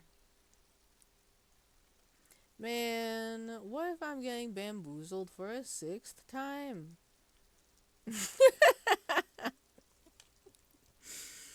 Oh man.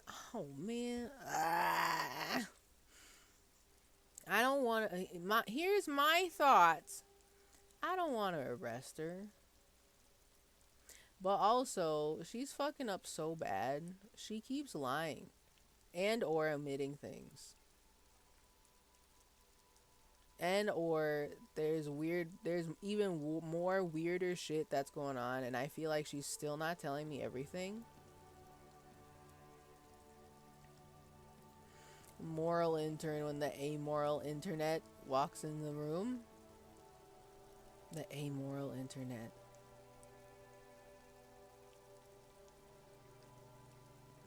The internet with no name morals.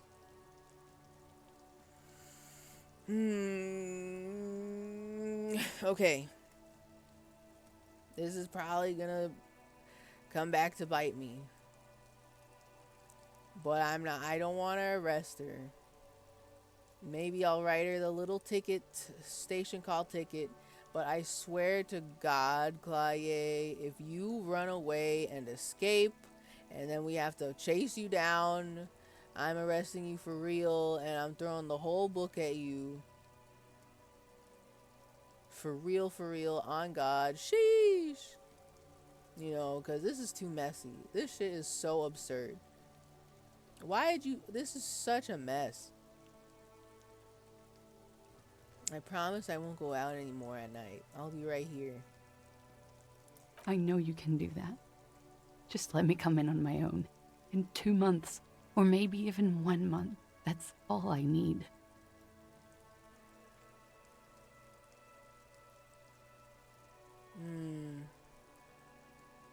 You do have the form. He looks at your ledger.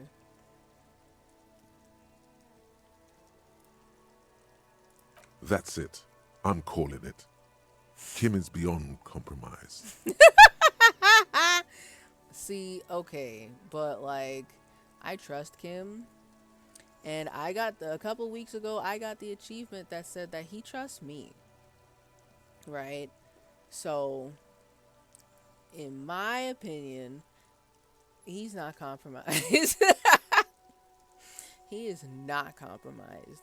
I can tell you that much. He's for real. He's the one who's got the handcuffs out. He's at the ready to arrest her, yeah? He's so not compromised. Definitely, sire. But this was gonna be my next question. What will have changed in 2 months or 1 month? Everything could change. This city, the extradition rules, the people after me could be in jail. Or maybe Revachol. She falls silent. The people after me could be in jail. You know, I would like to know how long she's been on the run for. I would like to know how long these people have been after her. Is this like a year?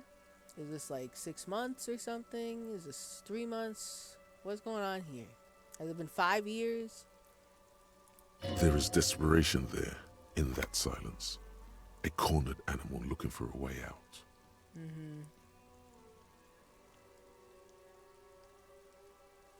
Maybe Revachol could be free. I could be tried in a free Revachol. An independent state that doesn't hand its detainees over to the moral intern.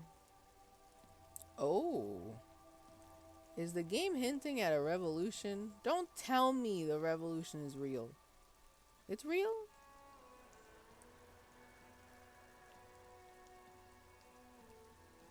Don't tell me that me, the superstar gay communist, police superstar, sorry cop, bisexual.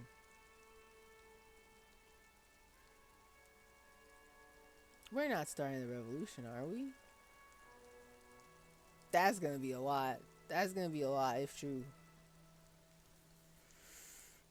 But okay. I find that hard to believe, miss. The handcuffs jingle in his hands. I do like the sound of that. ... Another Revachol, free, independent.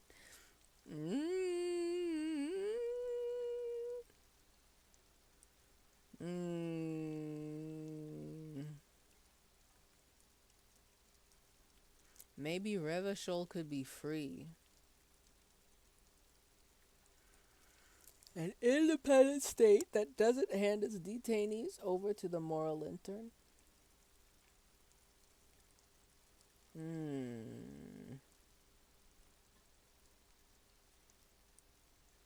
I also find it hard to believe.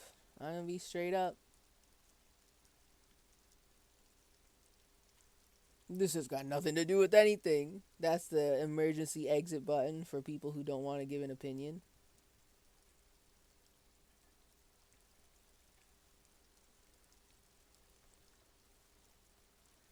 I'm gonna be for real though.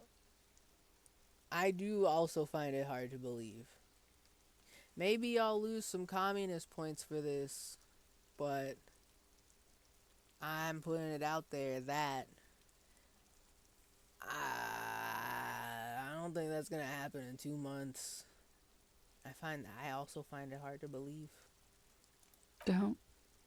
The world can change. It has changed before. She looks at you, frozen to her spot. That's not the answer she was hoping for. Thought that you were some kind of patriot or communard, did she? Oh? Is she sniffing for communists too? I'm kind of. Listen. I don't think the game would let. No way would the game let me do this. To free Revachol, free independent, free from the moral intern. I don't know. I don't know, man. I don't know. I still haven't gone to the gay communist meeting yet, so I don't know how possible that is for us. Okay? So I don't know.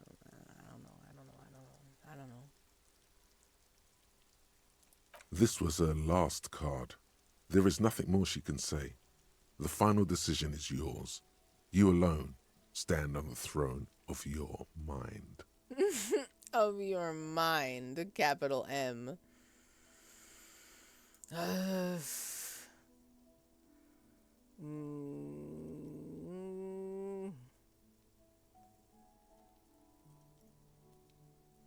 My thoughts. I don't want to arrest her. I will give her the ticket that says, hey, you should just do this thing, forehead, in whatever many time. And then, but if I find out more shit and you lied about all this again for the 6th time to me and I bought it again, girl, I'm gonna let Kim handcuff you. Okay? He's dying to use those handcuffs, alright? And I have to call him off. Okay? How could you do this to him? He loves those handcuffs.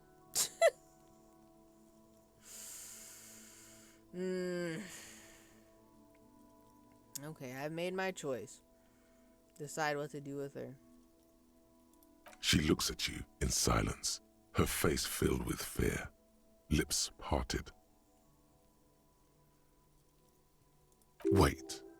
If you arrest her, Kim will have to transport her. You'd be without your partner for the rest of the day. Oh my god. The game knows exactly what would stop me from arresting her. I was already not going to arrest her. I don't want to be without Kim for the rest of the day. I want to bring Kim to the gay communist church nightclub, homosexual underground. So I can't send him away now. What the fuck? What the fuck? We can't send her away. I'm tripling down. We're not sending her away. Shut up. He's making a decision, and it's his to make.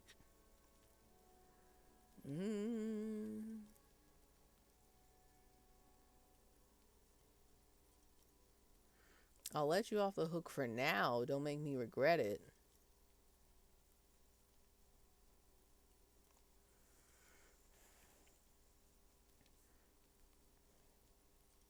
Let's write you a station call, Katrazine. If you miss it, I can't help you anymore. How much time do you get with a station call? I forget. I can't type. No. It's supposed to be amoral intern. But I also like the phrase amoral internet. I think the phrase amoral internet would be a good username. And or album cover, album title.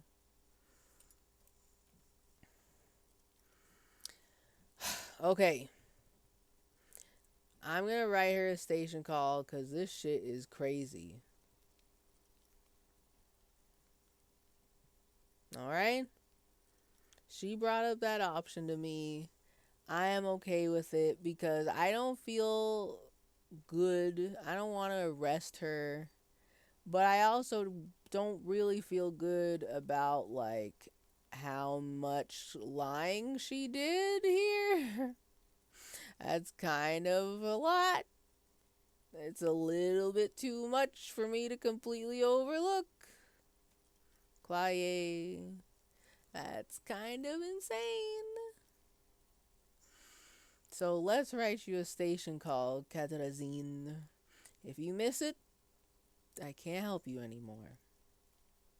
Write a station call. I won't.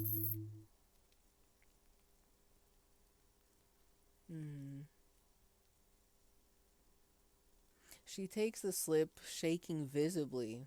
Then she collects herself. This may have been a grave mistake, sire.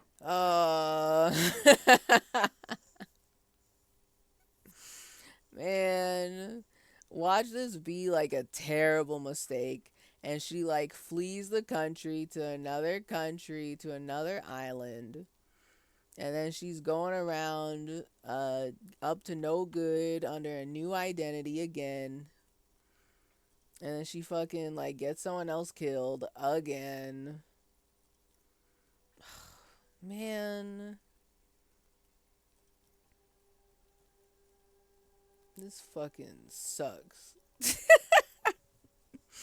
I feel like I don't, this one's complicated. I have very complicated feelings about this. This may have been a grave mistake. Maybe, maybe not. Mercy is rarely a complete mistake. Okay, damn volition. Let's go. I promised I will be right here all the time, nights too. I'll help you any way I can in this investigation, and I will be at Station 41 in 6 weeks. I promise. In 6 weeks. Okay. Please don't lie to me anymore. My brain is so tired of trying to find the lies when you speak to me. And it's difficult. They made her good at lying. I don't think I have any more questions about her and Ruby right now. I need to find out more about Ruby. Because all I'm hearing right now is different accounts of who she is and what she does. And I don't know if Ruby is fucked up enough to kill like this or not. You know? So let's change the subject for the time being. She slowly lights another cigarette and steadies her breath, as if in the presence of some tiger. You are. This is not the end of this. Oh shit. Now what's this all about? Look up to the gray sky? This is a white check, you may retry it. So let's get back to those lies you told is probably how I get back to talk about Ruby later. So, but I am tired. It has been 8 hours. I can't be here. This is almost uptimer hours. That's so fucked up. I can't be here anymore. That's so wrong. I haven't streamed this long in a very long time. Let's return to this later. What? Oh. Homosexual underground. Let's go. Wait. Let's go. Maybe you should stop obsessing about your own and other people's sexuality. Feels like it's about time to do that. You thought about this for 8 hours? Not only should you stop, you should tell Kim you've stopped obsessing about other people's sexuality too. I'm sure he'd appreciate it. Unless you already got him killed because you were obsessing about your sexuality. What? There's no way of telling from within your brain. Wait, But what? for your own sake, please say you didn't. Whoa. Hold on a second. Whoa. Hey. Whoa.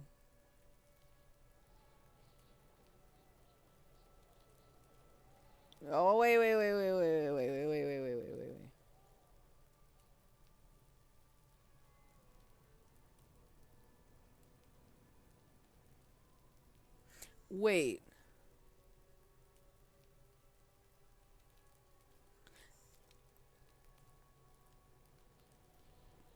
Wait, what? Okay, hold on. Bonuses stopped obsessing about sexuality. Nothing happened? Are we not investigating the homosexual underground?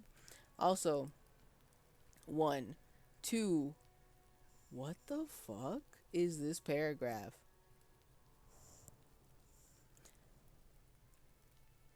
Hold on. You should tell Kim you stopped obsessing about other people's sexuality too. I'm sure he'd appreciate it. Unless you already got him killed because you're obsessing about your sexuality. Is the game telling me something? Is the game telling me that this is a possibility that can happen? Unless you already got him killed. This is a terrifying paragraph to me. What do you mean? What are you talking about? Dude?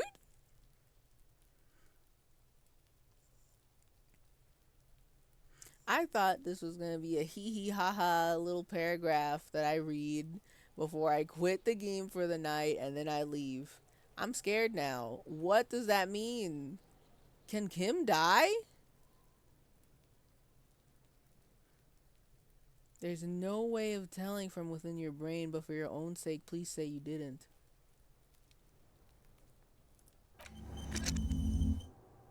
Excuse me? Excuse me? What the hell? I'm terrified of this alternate reality. What is going on? This is how I'm going to leave. I'm going to be leaving thinking about this alternate timeline where Kim could possibly die. That's fucked.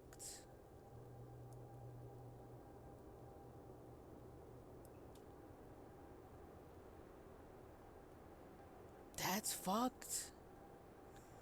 What the hell?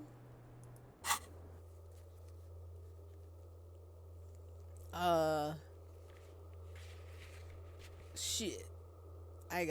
There's so much happening. Why are you thinking? As you look back, you think, so love did do him in, after all. Fucking. This game is trying to pull me in forever. I can't. Okay. I was right. ... If it weren't for her, he would not have been there. The shot would not have connected with his soft palate. Why'd you gotta describe it like that, Turn to Claye. Looks like love did him in after all. She's silent, holding on to her coffee mug. No vapor rises from it. It's cold. Yeah. It appears this one has not been entirely corrupted. This may help. This may help the others see. Oh? Oh, you mean Inland Empire, or? Say nothing. Let her answer. Yeah. I'd like to think he didn't love me, or that it was chemically induced and not real. Why? Easier that way. He didn't love you. Was it real? I don't know.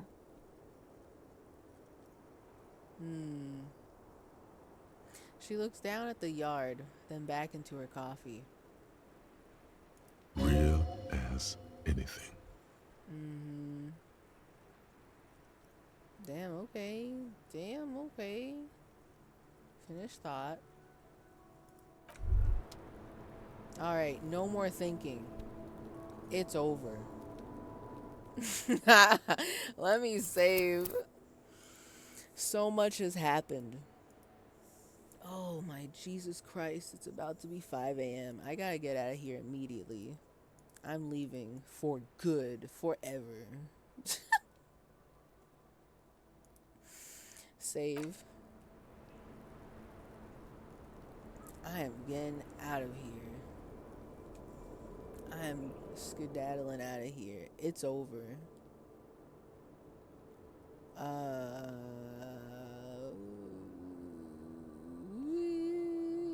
Main menu. So much shit has happened. And I am terrified of all the knowledge that I have obtained this evening. That's so fucked up. Why would the game tell me that? Why would the game even allude to the fact that Kim can die? That's fucked. Kim is immortal. Why would they say that to me? That is the most evil thing that the game has ever done to me. How's that sunrise? The sun doesn't rise until like 7 a.m. You're a little too early on that. Just a little bit. Just a wee little bit. So, I'm quitting. I am haunted. I have been lied to 7 times in a row, probably. I'm haunted. The game, how dare the game talk to me like that? Even make me conceive of such an idea that Kim could die? That's fucked. That's evil. Why would they do that? Okay, hold on. There's like no music playing. Let's just start here. I don't fucking know. Alright. So.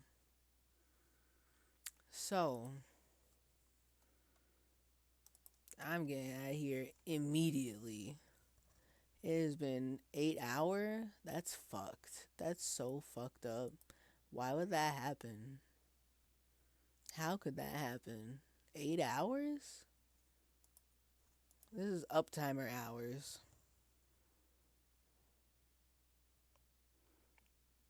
Fucking, hold on. Let me look at my follow. There's nobody who's gonna be up at like 4, almost 5 a.m. Are you kidding me? Well, okay, there's people who are up, but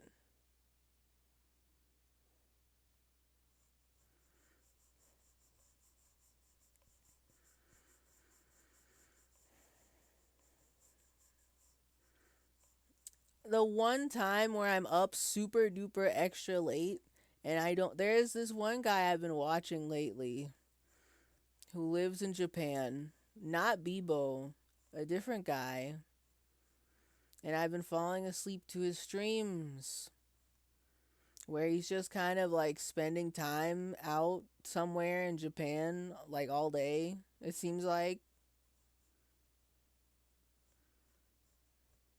And he's not here. Hey. Alright, well. The next best thing, because I don't want to think anymore.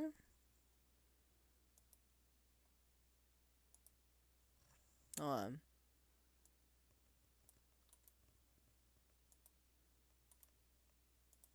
Next best thing.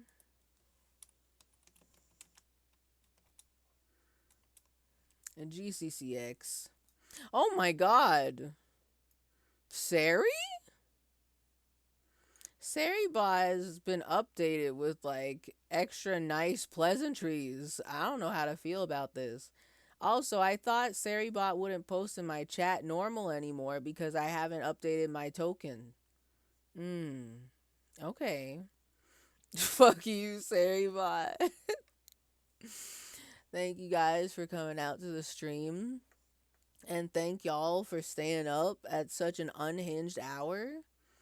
I did not plan to stream this long, but it just feels right to like resolve that interrogation and not just leave in the middle of it. And I feel bamboozled. I feel like I've been betrayed by the homosexual underground. I feel haunted by the thought that I could be doing this playthrough without Kim by my side, and I think that's the most fucked up image that this game has ever shown me.